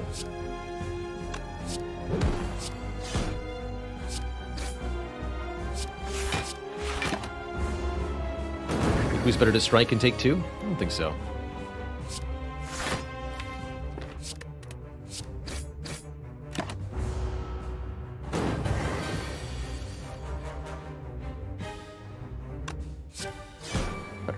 the draw pile. Fair enough.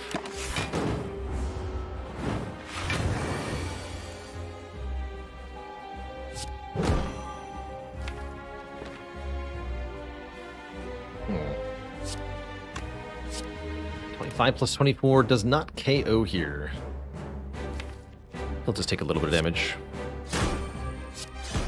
Solar System Wolf, thank you so much for that tier 1 and the 5 months of support, closing in on that half year. Thank you. GG for the Hexaghost. Now you're Hexa. Toast.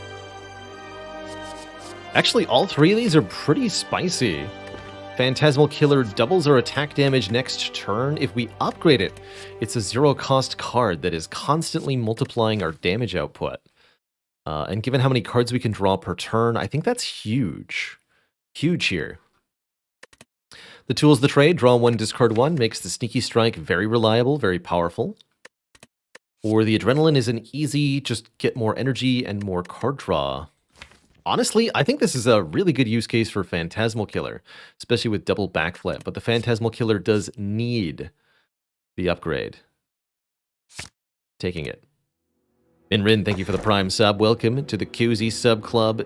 Is it another Ring of the Serpent run? That's what I want to know.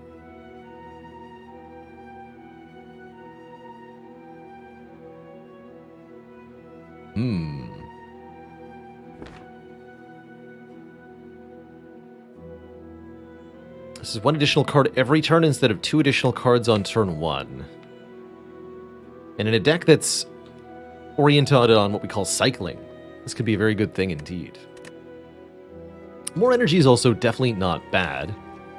Probably take the Slaver's Collar over the Philosopher's Stone. I don't really like the idea of giving enemies additional strength.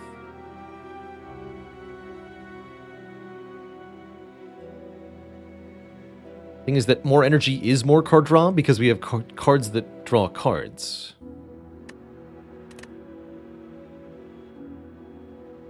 Yeah, extra energy is extra cycling. I'll probably take the Slaver's Collar. I also really don't want to lose that turn 1 draw.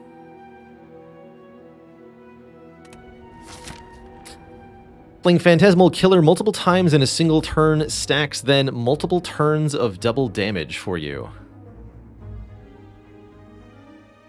Could actually go 4 elites here. I'll probably upgrade Phantasmal before we do anything fancy here. We'll also hit the shop and remove, you guessed it, a strike card.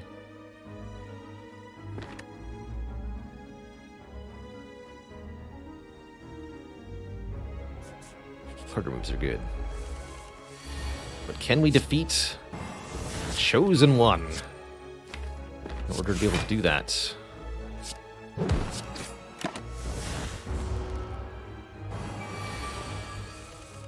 Oh, great turn for Predator. All-out attack. Wow. That's some damage.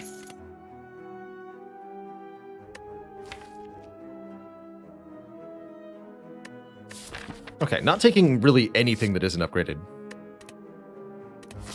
For now. You. Ouch.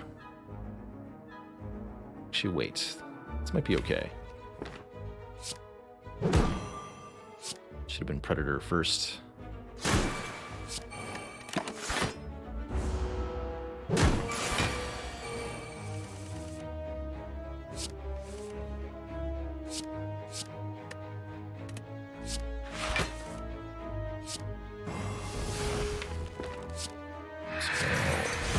Big blap.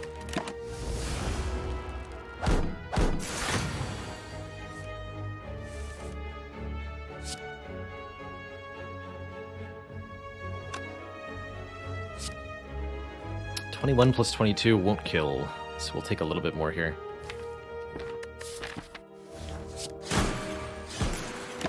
Ouch. It's not a good fight for us.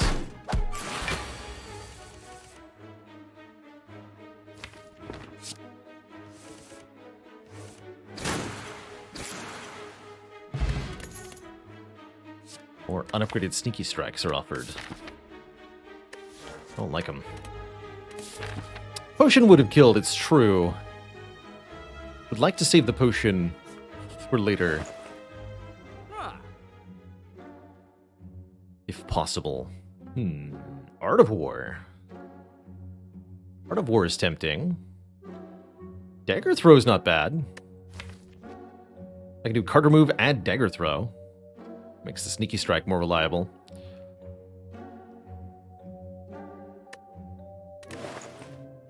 Could also take Clockwork Souvenir to block the first debuff each combat. That could help out in quite a few situations, although it's not likely to do much to the champ.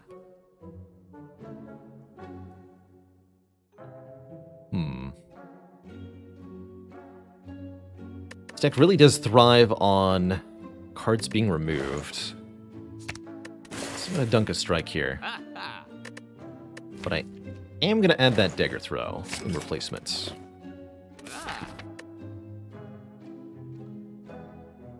And we'll take some events before doom befalls us. We have Omamori after all. I don't have a lot of health to spare, but I am absolutely reading the Cursed Tome because all three outcomes are fantastic for us.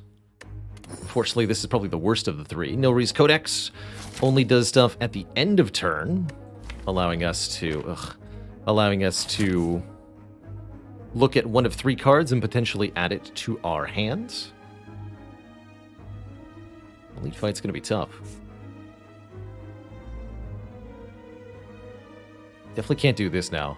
I was really hoping for Necronomicon there, as we could have doubled the Predator and the Sneaky Strike both for absolutely ridiculous gains in either case.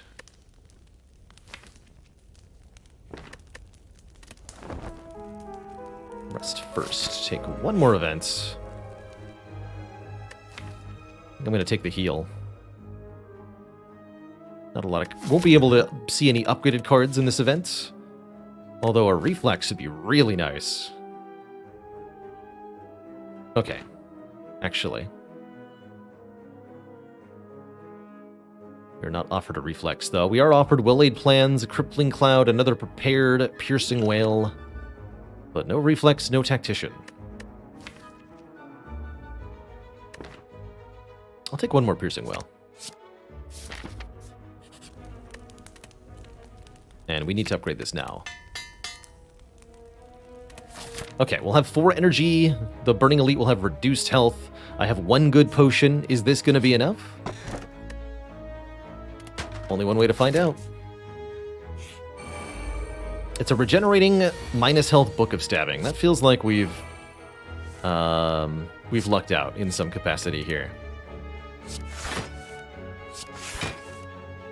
That's how that feels.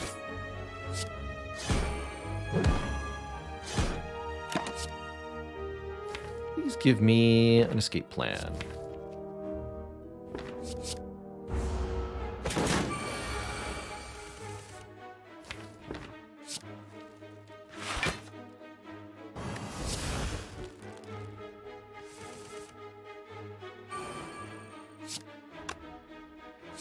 Let's see here.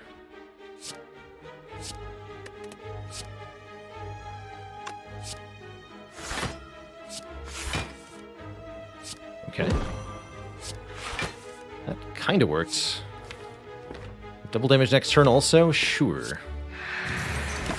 It's a weird turn. Don't have bonus draw. Can't play the finale. Noris could be absolutely critical for champ. That I agree with.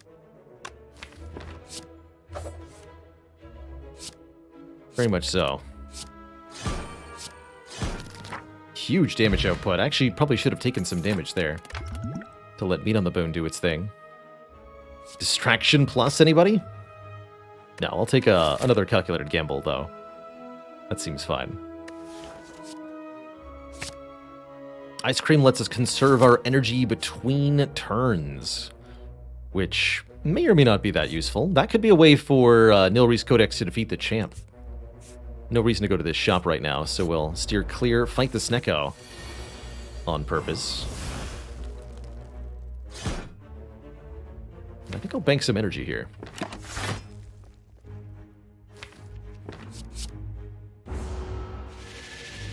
One more Sneaky will be good for this fight, because it can generate energy for us with decent rolls.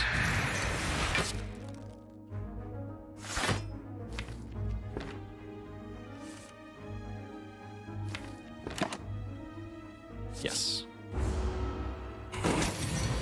I know that finale was potentially playable, but a Wraith form, though.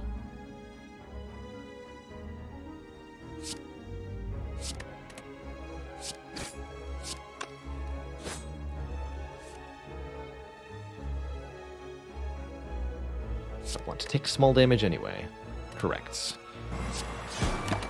Oh yeah, and I have that.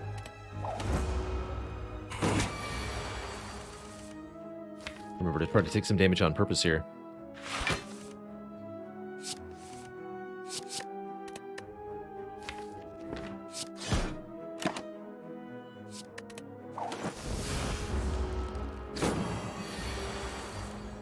The new cards are being generated by this relic here, Nilri's Codex, that we got from reading the Cursed Tomb.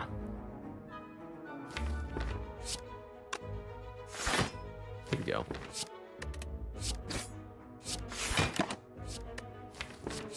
Taking damage on purpose here. To heal from the meat on the bone.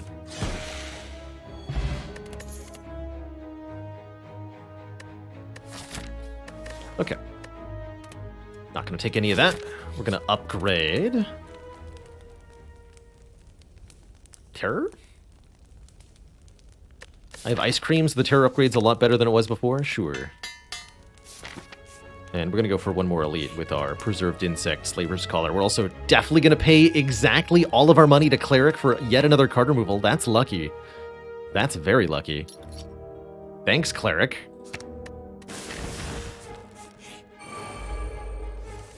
Beautiful. Just beautiful.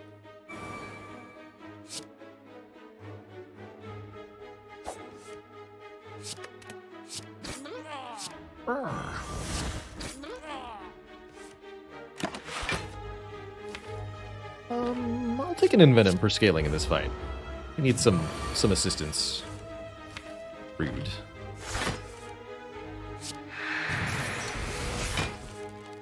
How dare you?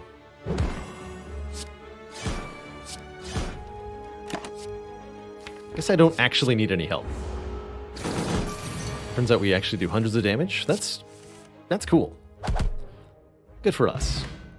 Gambling Chip is absolutely mental, letting us discard any number of cards on turn 1. I think it's all starting to come together now. Unfortunately, Crippling Cloud is not what we're looking for, I don't think. Poison is not really a useful scaling mechanism for us. Not when Terror Phantasmal Killer is tripling our physical output. And it's quite expensive, too. I actually think this deck now wants to upgrade Neutralize. It's our only weak source, and we draw into it a lot. So let's keep the weak up time significant with this upgrade. We're looking to remove a lot of cards, not add more. From here, what does this deck want, you might ask? We want to find Dexterity, if we can. We want to find Energy Dumps. Maybe an Eviscerate.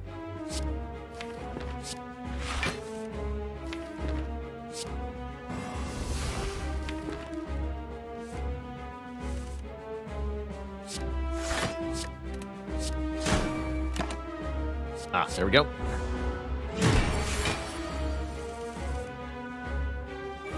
That's how we turn the champ into the chump.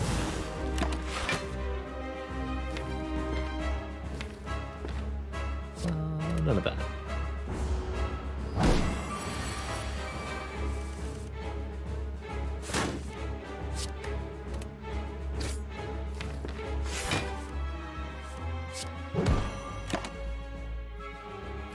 Outmaneuver is technically okay with ice cream, but we're already banking more energy than we need. Now we can wait for, like, Skewer or something to show up.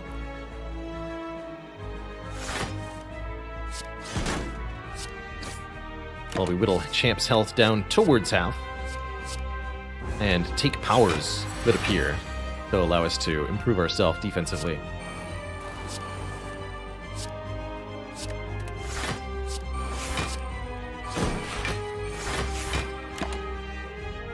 First.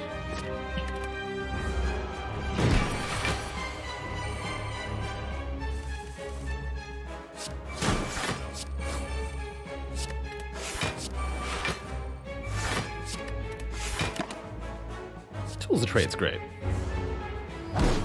Just slowly accumulating more powers and more energy to eventually be spent on... I don't know, something? Theoretically, we'll find something. Blur? Sure. Let's just retain block. But I don't think I want to put Champ below half health until we have some kind of actual answer for the execute in place. Champ can buff strength all he wants. He's really not going to get anywhere. Starting from -9. He'll purge it all when he becomes angry anyway.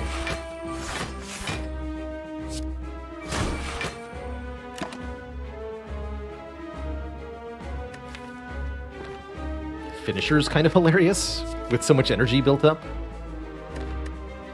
Okay. We'll include you. JDK, thank you so much for 18 months of support.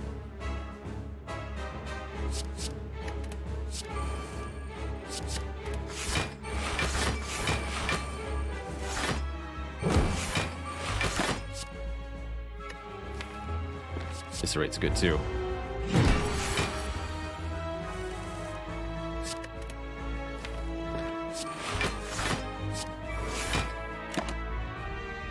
Footwork? Or nightmare? So footwork.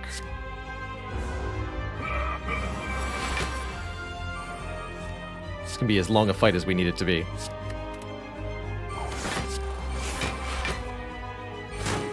Not such a big deal.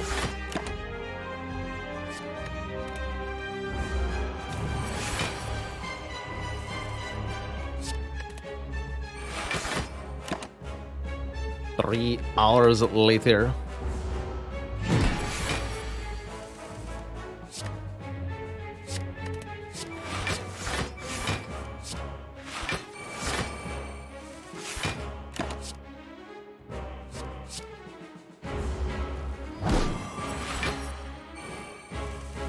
Alright, we'll give him a few more turns.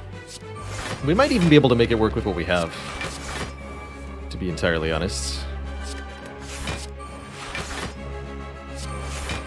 Actually a pretty good turn to go on.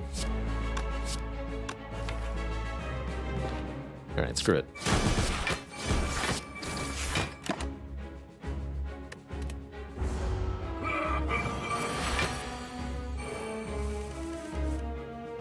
I get to blur up. Keep this block for the execute turn. Play all this with double damage.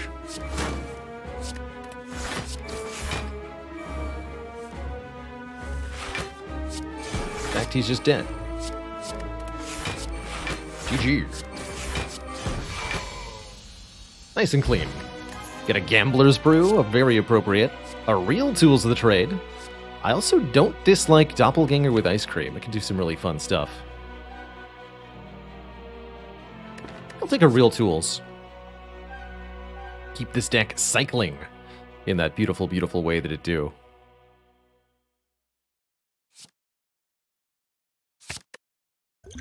And we'll go Lex Potion, Gambler's Brew.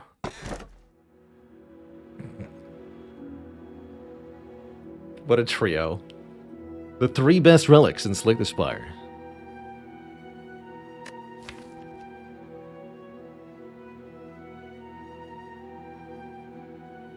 Pretty easy runic pyramid for me here.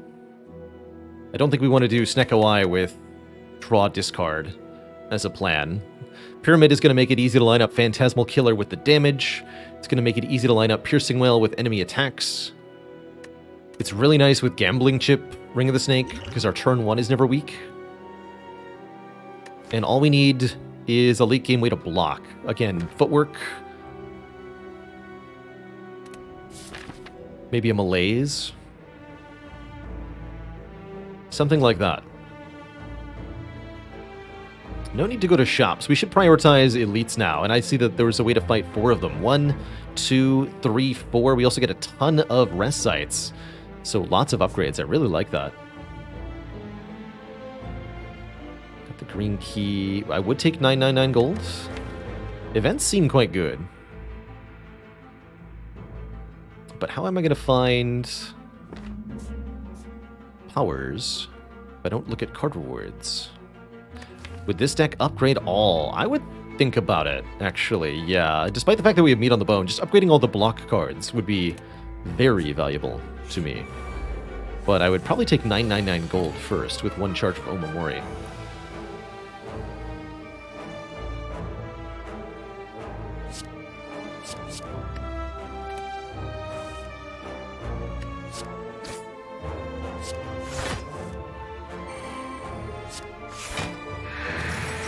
Free energy per turn in the non-elite fights, though, is going to be very challenging.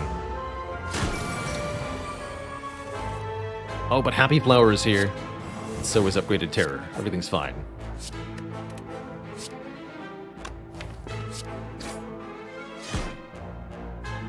Good. Dash plus or Bouncing Flask plus? I actually really like the Dash.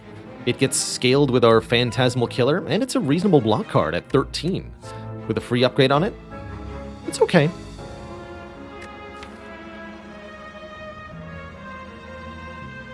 I could see this deck doing something weird like scaling with Enlightenment too. And that would be beautiful in that case.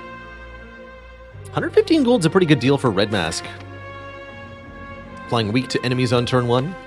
That said, I feel that getting card removals, making sure we can spend money on that, is the most important thing for keeping this deck strong. How about Madnesses? Make a random card in my hand 0 cost. In a deck that cycles redrawing the same cards over and over again so much, this is impeccably powerful. And I think we do want these Madnesses. We're going to want some more draw positivity to go with them. An Acrobatics perhaps, but I really like them. I really like them a lot.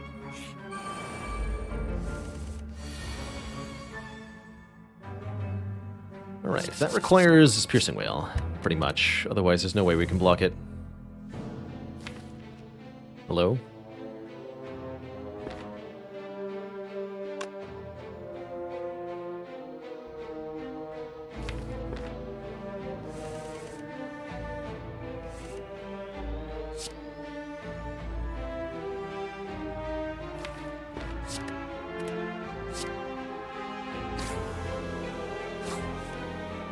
Fair enough.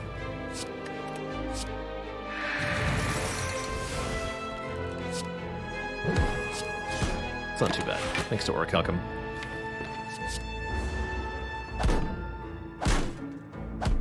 And I'll try to take 6 more on purpose if I can.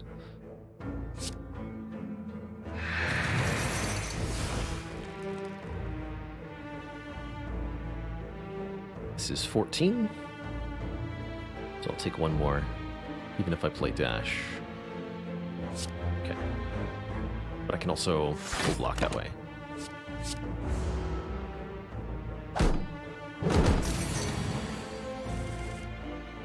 So ideal is 6 more.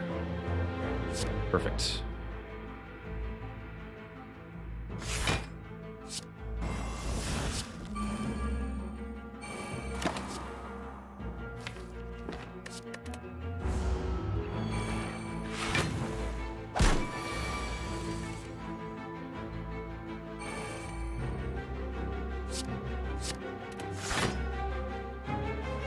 Four? No.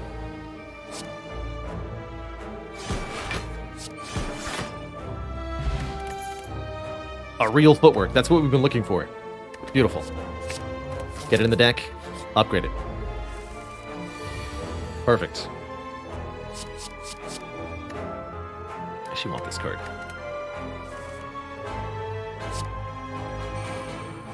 So there's no reason to actually play anything, because we can just keep it for the Phantasmal turns.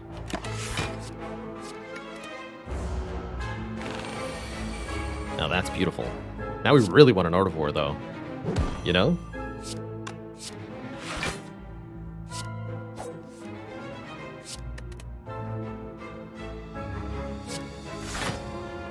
It's 18 plus 12.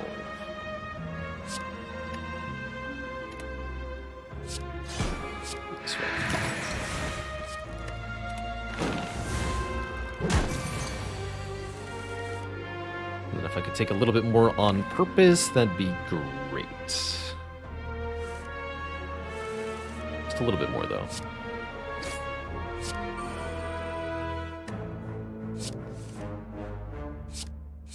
Well, this is where I'm at. So, yeah. Help!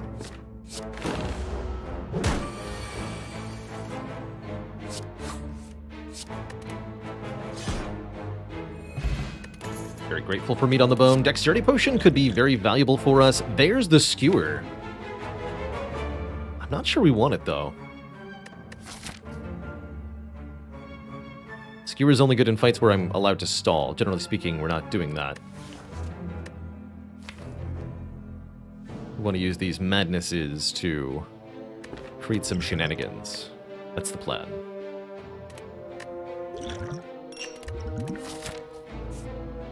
Am I brave enough? I am. First up, Nemesis. Shouldn't be a problem.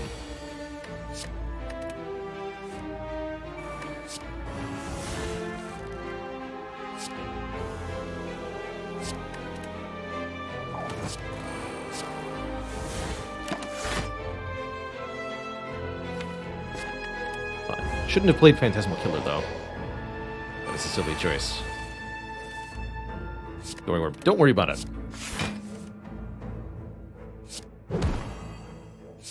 Just act natural.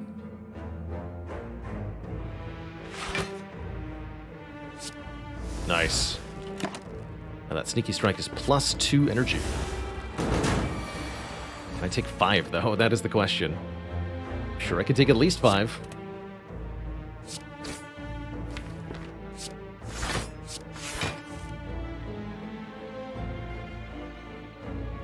Play this, I block for a little bit too much, so Piercing Wail's got to be correct then.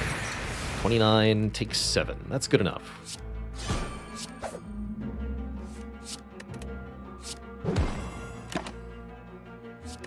So deliberately cutting my turn short to get meat on the bone. Back into range.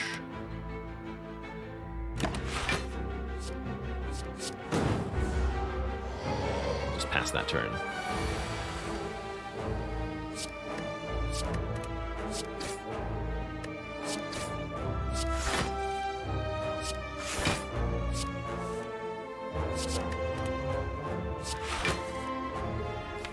Well.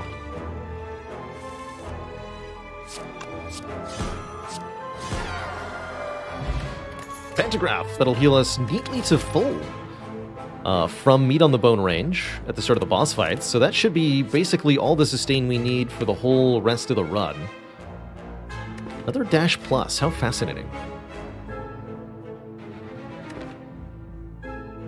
Okay. I'll take 2. I will. Seems odd, but I will. And we're going to get, first and foremost, this footwork upgraded. Now it's elite bopping time. Again. Part 2. The sequel. Perfect. 2's not odd, it's even. You're right, random chat member. You are factually correct. Alright, a free dash. That's part of why we took 2 of them, to make that more likely. Heel hook seems hilarious here.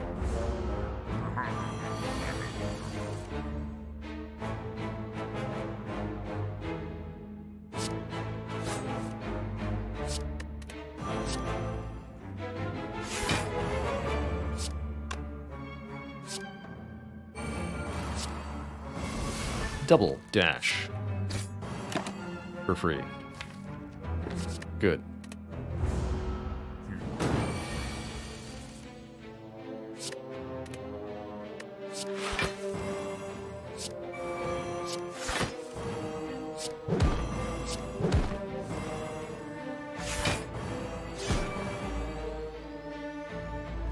Spin to win, baby.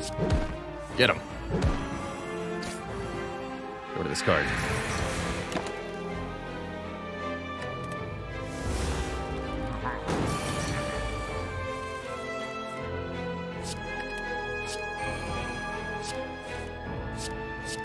3 dashes, can you believe it?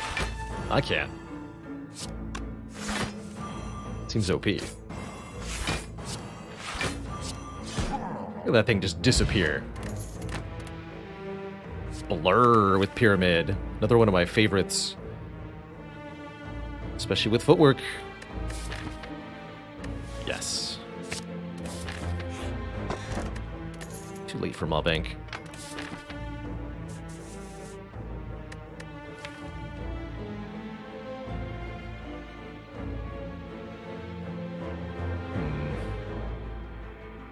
Backflips want upgrades.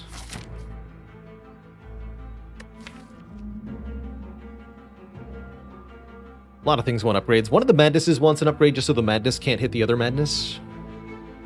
It also saves me in energy. We'll do that.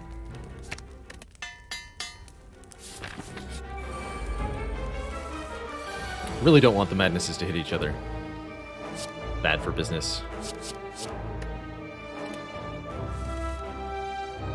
Uh-oh. Okay, good.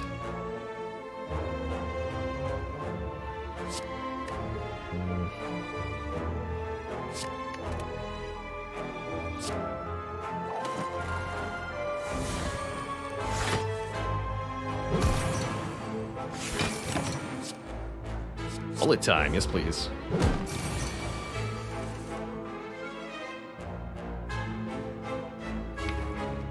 Yes please.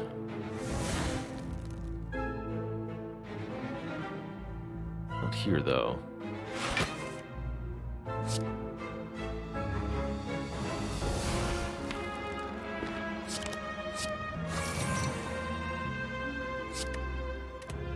Not yet.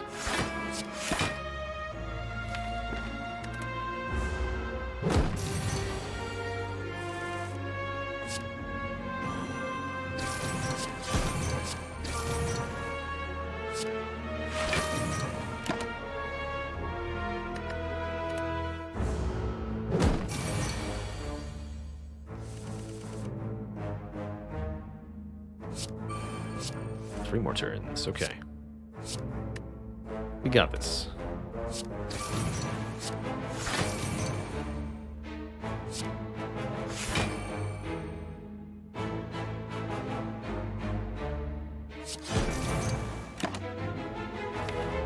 I'll take this backstab for the final turn with, well, 2 more turns. For the penultimate turn with double damage. And then we have the bullet time to help us out on this final turn. No double attack damage this turn, though.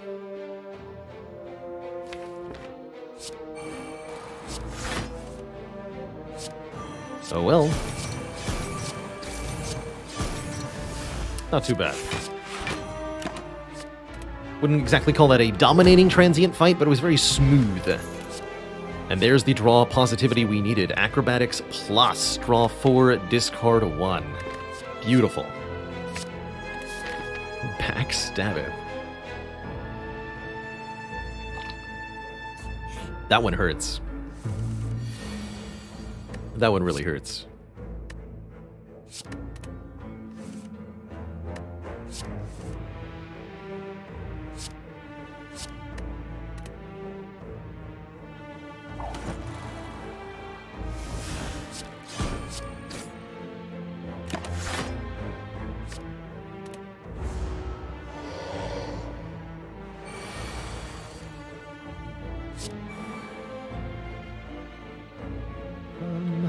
Let's not play this madness yet.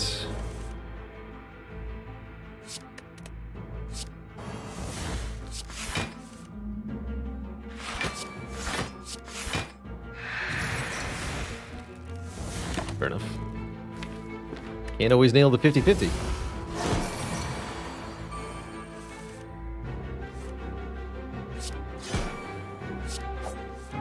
At least I correctly played the Phantasmal Killer this time. Ish is gold per card added. That's not going to be very useful this late in the run. Another chance at Skewer here. Another rejection by me. We have no need for it.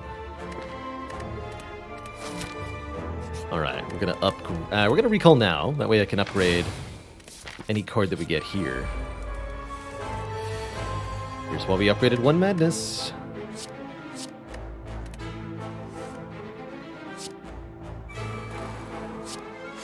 So play the unupgraded one first, then the upgraded one. Life is good.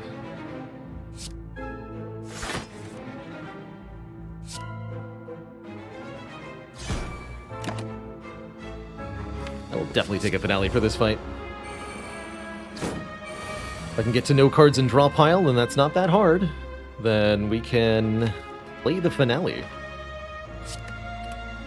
fact, I'm just going to gamble right now.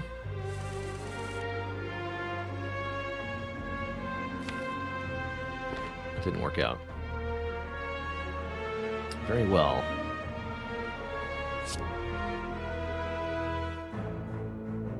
Unfortunately, Akira would draw 3 here.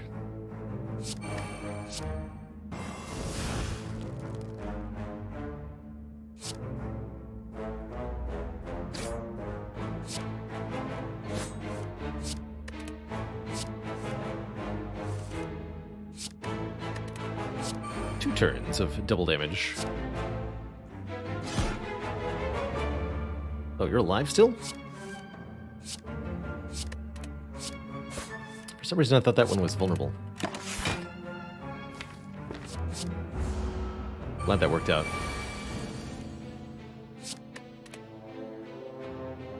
Very thankful for the additional energy this fight with a Slaver's Collar, making my life comparatively simple.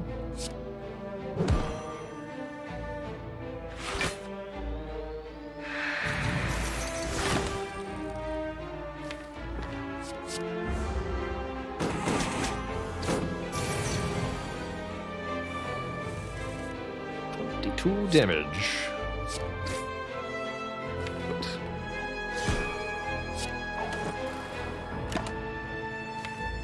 None of the above.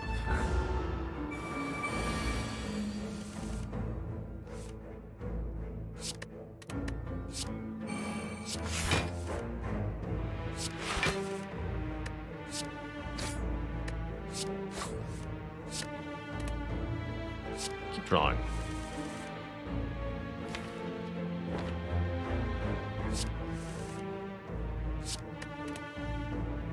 Almost a finale. Not quite, though.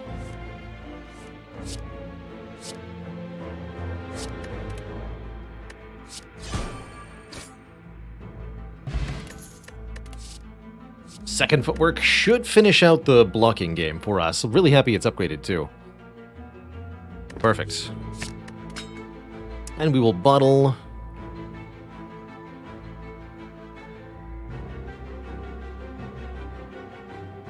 Bottle Calculated Gamble Plus, so I always have it.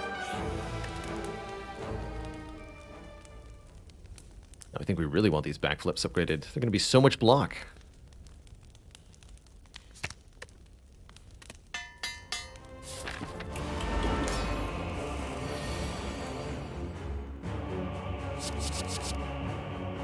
Should keep that backflip.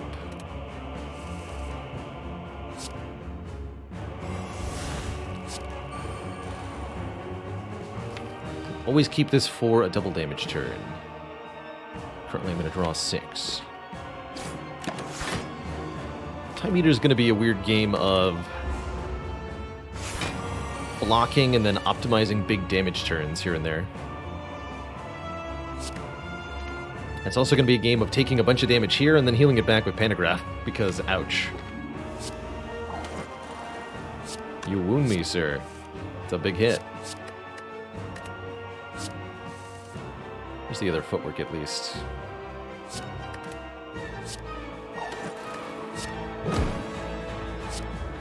Oh, we actually full block this? Holy moly, we can block well.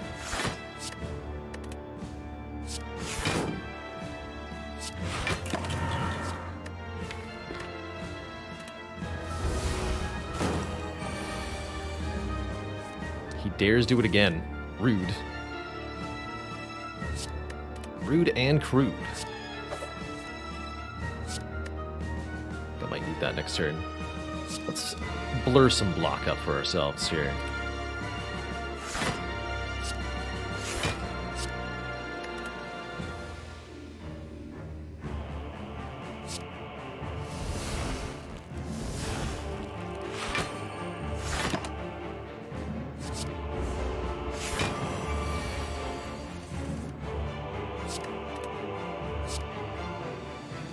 Be 12 cards. Time Eater automatically ends our turn, which can absolutely be awkward here. Happens at the wrong time. Alright, let us set ourselves up sublimely now.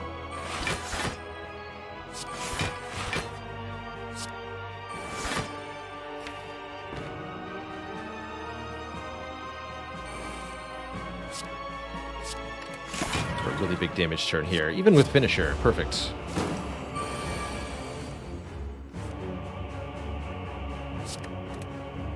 Get him.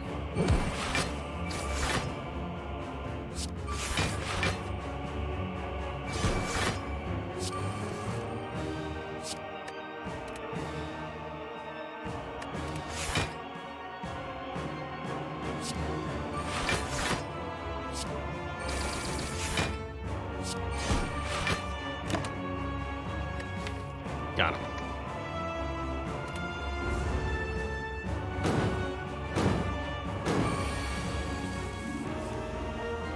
Won't be able to do any killing this turn. That's okay.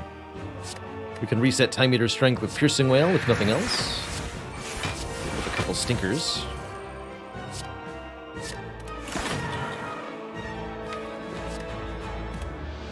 And be deeply satisfied for phase 2 here.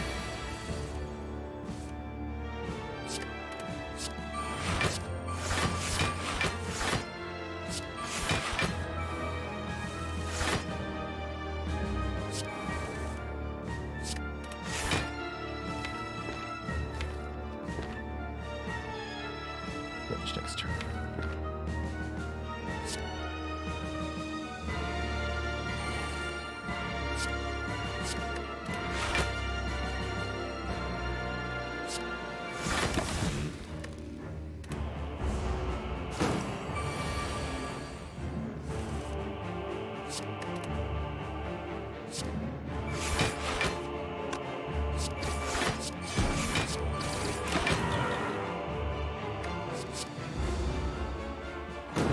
Blur is another card I'd love to have an extra copy of for real in the deck.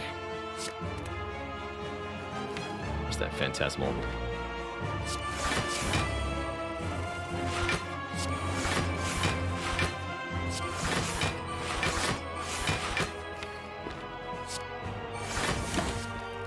More. That's right, Sir Rex's Time Eater removes the effect that gives it back its strength, because Piercing Wail applies a debuff, strength down, along with a buff that says regain the missing strength at the start of the next turn. When Time Eater clears its effects, it removes the strength down, but not the effect that restores the strength.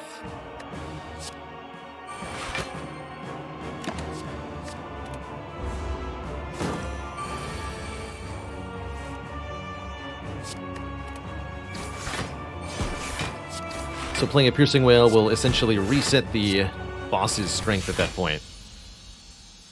Works on the Awakened one and on Champ as well. If you Piercing Wail on the turns, they purge their debuffs. 2.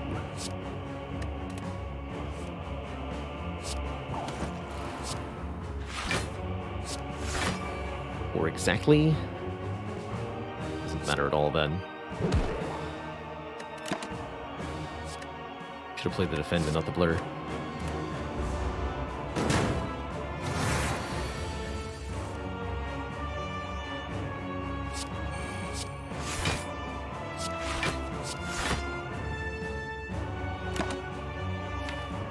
More if it works.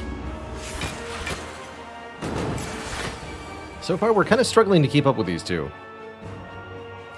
Definitely a bit of a challenge.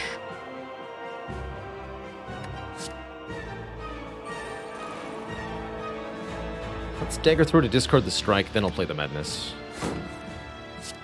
I don't care what this hits. Predator's great.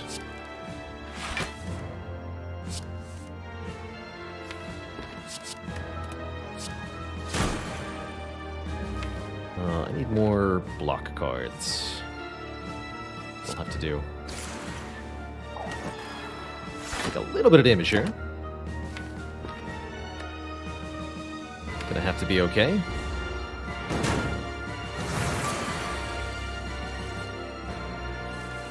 Desperate for real cards in hand at the moment. Oh.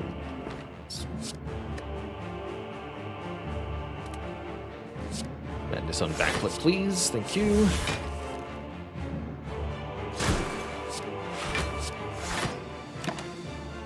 Leg sweep's good. But their strength keeps going up. Turn after turn here. So I'm going to need to find an answer. I need to kill Donu to prevent that, or we're going to have a bad time here. Okay, keep the sneaky strike for next turn. Don't play that.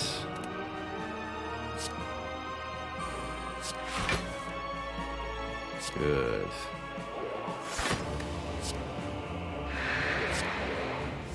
Okay, that'll help me finish Donu.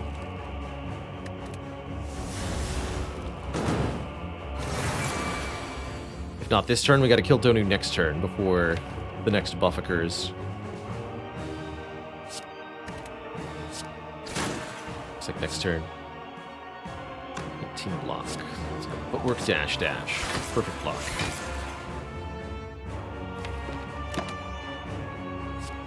And more backflips, please. This is kind of worrisome. We're only barely beating out these two. It's definitely not feeling comfortable.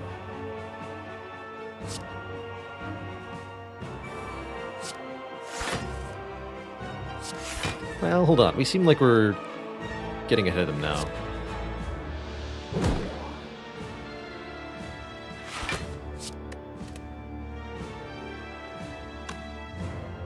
Okay. Looks good.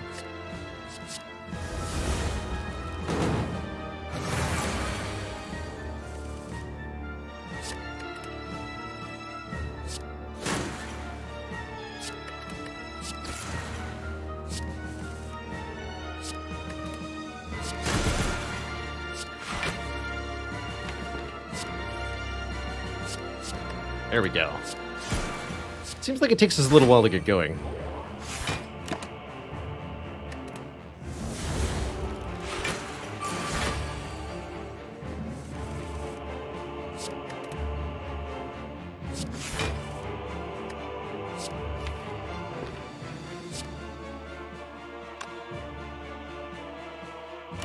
Alright, we'll just take our time now.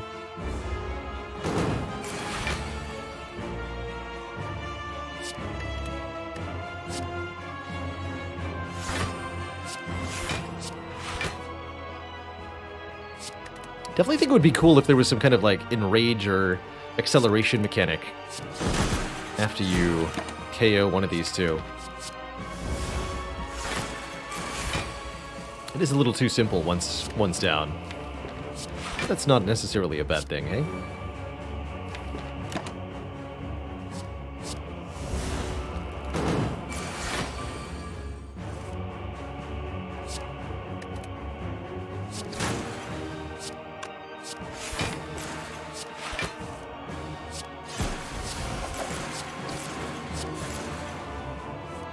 Yeah.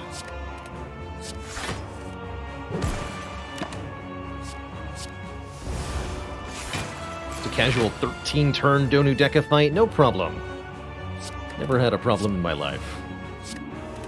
I don't do enough damage to heart. Might be something that I would be concerned with at this exact moment.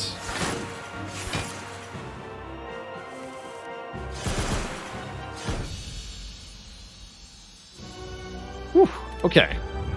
We're on to Act 4. Prepare our daggers, striking for quite a lot of damage there, 24-32. Heck yeah. Can definitely echo the sentiment that a Caltrops or something in this final shop would really help. Might have to upgrade Sneaky Strike or the Predator based on the paucity of damage that we're seeing. Probably the Predator. Although the Sneaky Strike gets played more consistently. Now, let's actually make the Sneaky Strike upgraded. Another upgrade that would be nice is maybe Tools the Trader Madness for -1 energy cost. But seeing what I've just seen, I'll take a little bit of damage here or there. There is a Caltrops in the final shop. Gonna take that. I think it's gonna help a lot. I'll probably take a third Piercing Wail also. Whenever you're attacked, deal 3 damage back. Yes, to Piercing Wail. Could upgrade a couple attacks with a Whetstone. That would provide a little bit more damage output to this deck. Or I can remove a card and add another Sneaky Strike, which would just be way better. Why don't pirates shower before they walk the plank? They just wash up on shore. I love that. I love that. Thank you. Metamorphosis could be an intriguing way to deal damage as well. 3 random 0-cost attacks for the fight.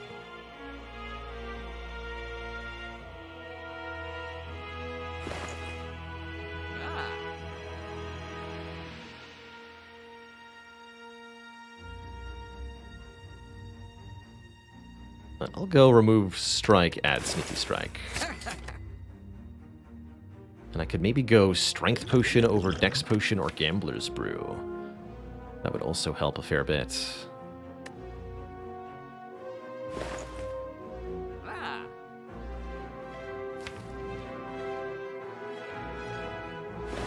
Let's go Strength Pot over Dex Pot.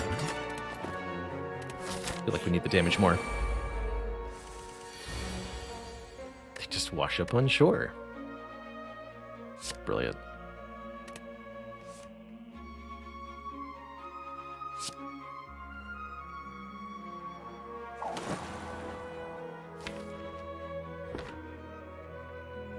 Dash here, neutralize here, maybe? Well, let's just go backflip, defend.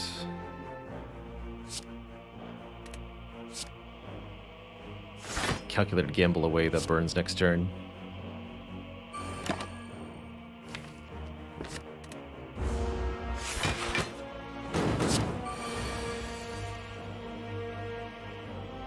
I'm hoping to draw a Piercing Wail or something. Perfect.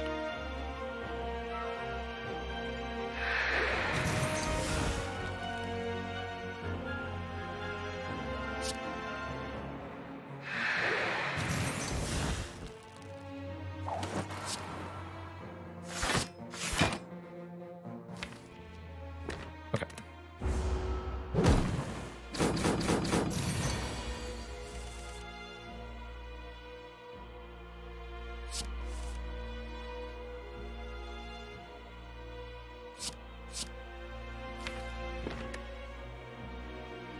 Those two. I'll be trying to play Madness on Dash here.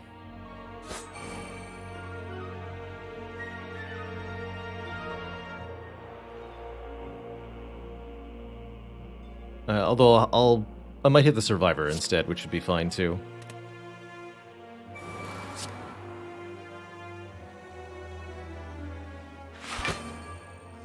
Yeah, that's fine. There's some more card draw. You have Pantograph, don't forget, so a little bit of damage is acceptable here. Not a lot, though. Next turn we have Piercing Wail, as it's the next multi-attack from Spire's Spear. Let's keep an Eviscerate here, too.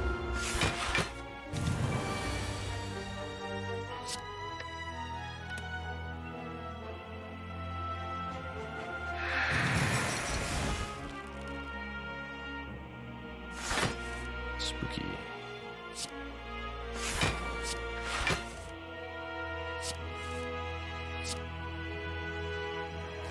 No point in using the Eviscerate this turn, though. Should have kept the other thing.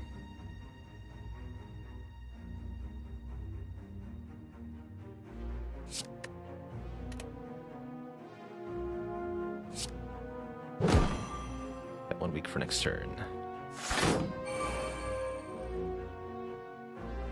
Okay.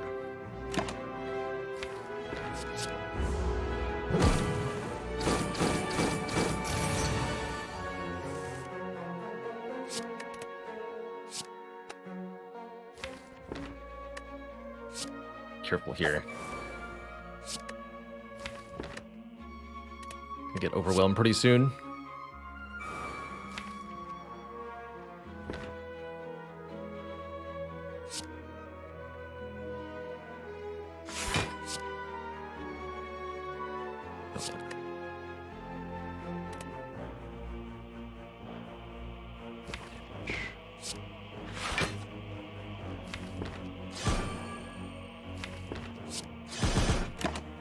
This while I still can. We're gaining a lot of block next turn. Brutal. And this is my double damage turn. I should have thought about that. Foolishness.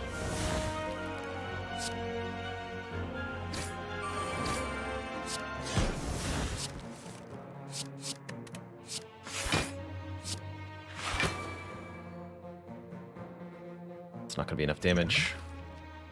Split my damage wrong. Fool. What can I do?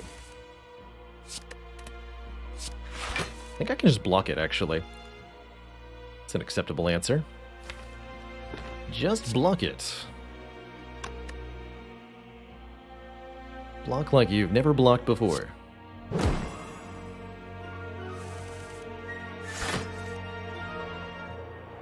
Yeah.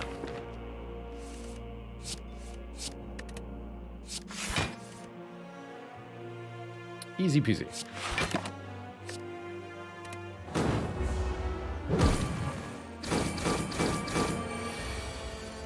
Alright, very strange Spire Spear and Spire Shield fight. Trust me, this was the right way to do it? Don't trust me. Love that we got to turn up. Love this Outmaneuver Plus. That's a reusable energy generator in the heart, which we desperately need. And I think I'll keep the current potions over this block potion. Here goes. Outmaneuver turn 1. Excellent. Keep that gamble. Keep all of this.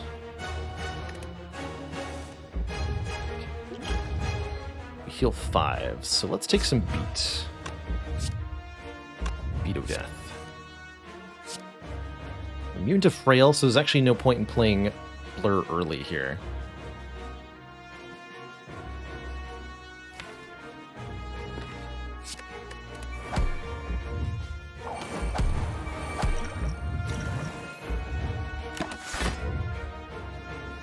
I think a second Blur. 2 should be plenty for this fight.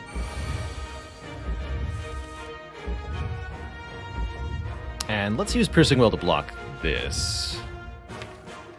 Got 3 Piercing Wails. I can reasonably use all 3 on multi-hit attacks. Although our access to artifact removal is relatively limited. We'll want to keep an eye on cards from the Nilri's Codex that can fill that role for us.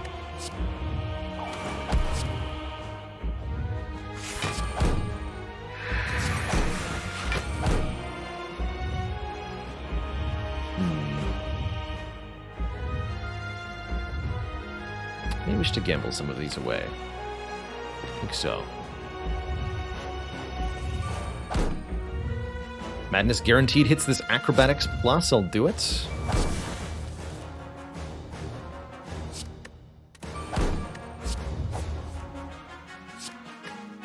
Okay, all of this stuff goes away at least. Yes.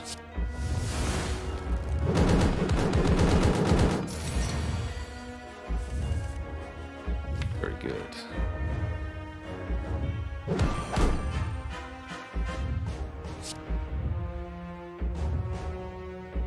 Take this in play. Madness on either of these is okay. Not ideal, but within acceptable parameters. Okay, we'll just take this hit.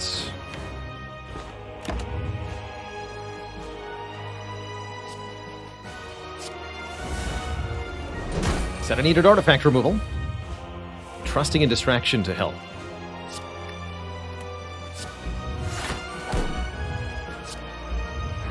So you have neutralize here. And I can double Piercing Wail in the event of an emergency.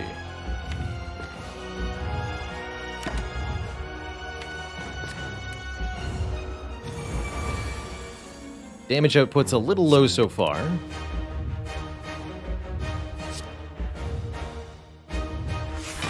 What are you? Blade Dance. Okay, that's not terrible.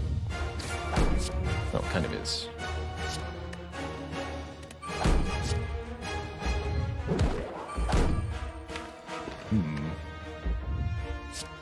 I'd be worried right about now if I was me. Okay, that looks a bit better.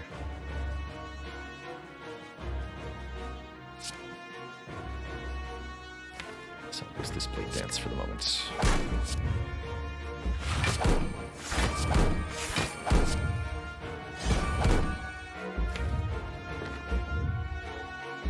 I need to discard a Piercing Wail yet. Err.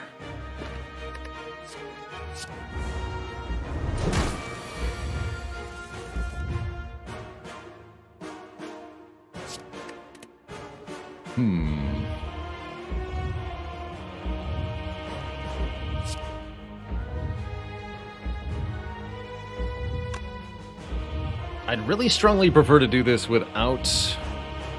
Well, hold on. I might be able to redraw into neutralize. That would be a huge deal here. Should make that the goal.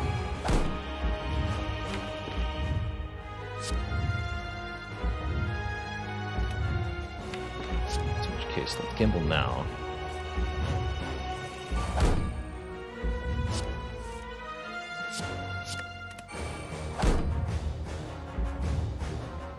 This looks like I can just block for 60.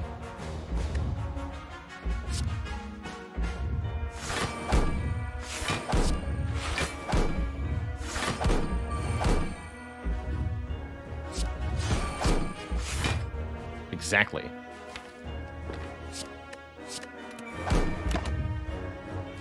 Nightmares here.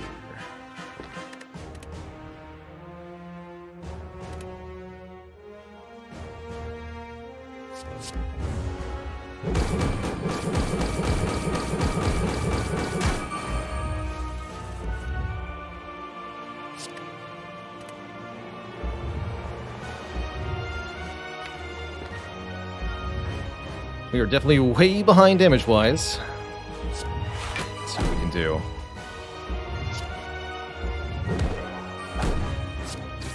Start playing these. Okay, it's also time for Phantasmal Killer to start putting in some work here.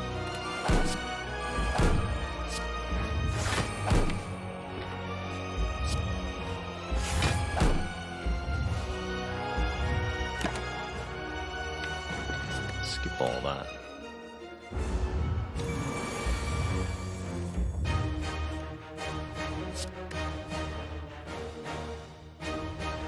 Already at 4 points of strength. Gets stronger and stronger.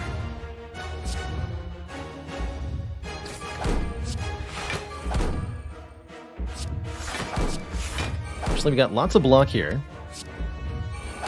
Although we're taking 3 damage per card we play.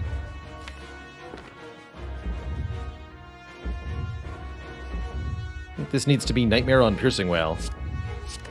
And then we don't run out of those.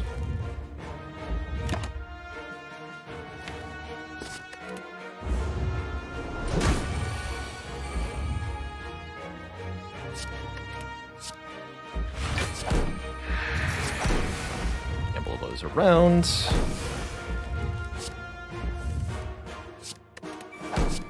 Do some damage.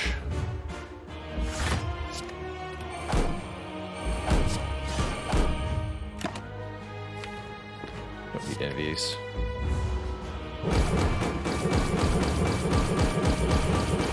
Maybe didn't even need to actually Nightmare the Piercing Wail.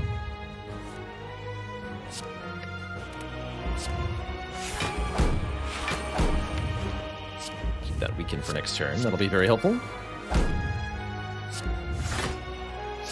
Blade Dance does too much damage to myself to be worth playing.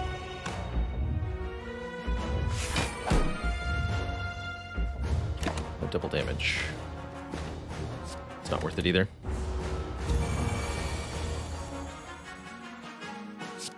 A long and slow battle against the heart.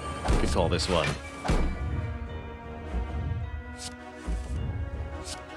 But the wound burn will discard itself. Taking venom? I don't think I need it.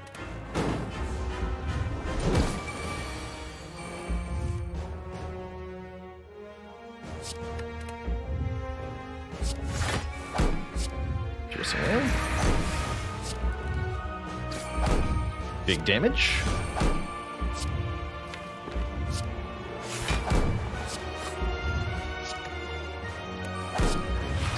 Really big damage. And we can turn all that strength to nothing with a malaise. Not that I think we need to. GG, I think. GG. Mr. Hart. Wow.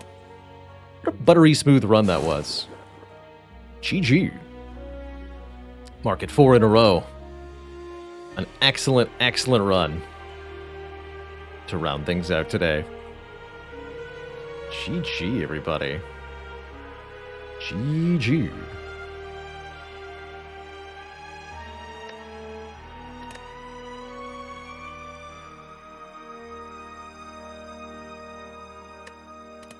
$32 ain't too bad.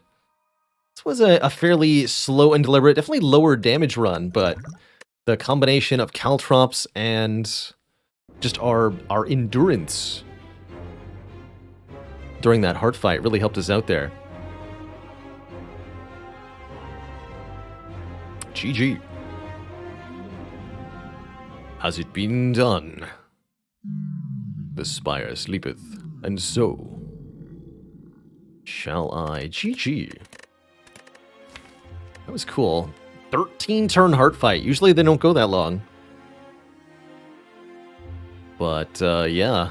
Basically all the boss fights in this 13, 13, 13. Cool. Lucky number 13.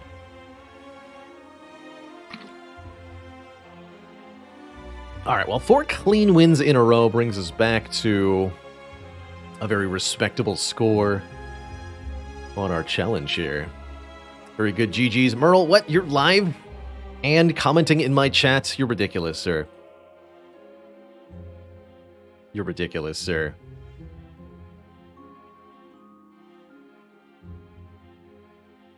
So Yuda asks, why did I avoid spamming Phantasmal Killer every time I drew it? Yes, partially because I did not want to take the beat of death damage. Partially because I did not want to remove it from my hand. Maybe I wanted to be able to discard it to calculate a gamble to get another card, or I needed to discard it to prepared or something. But losing one card in hand was a valuable thing at the time. So those would be the reasonings behind not playing it at all opportunities. If I wasn't going to get meaningful damage next turn, there was no point in playing it.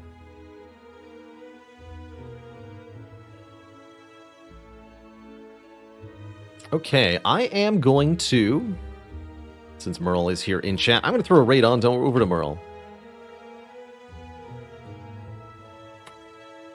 who's slaying some spires today. Hope you have some cozy times with him as he plays what looks like a pretty exciting defect run at the moment.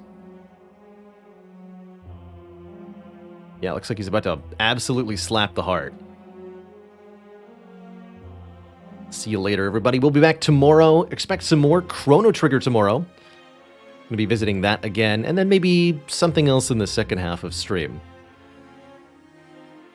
But we are going to be back to the Chrono Trigger for sure tomorrow. All right, folks. Thanks so much for watching. Ta-ta for now. And I'll see you all next time. Toodaloo, everybody.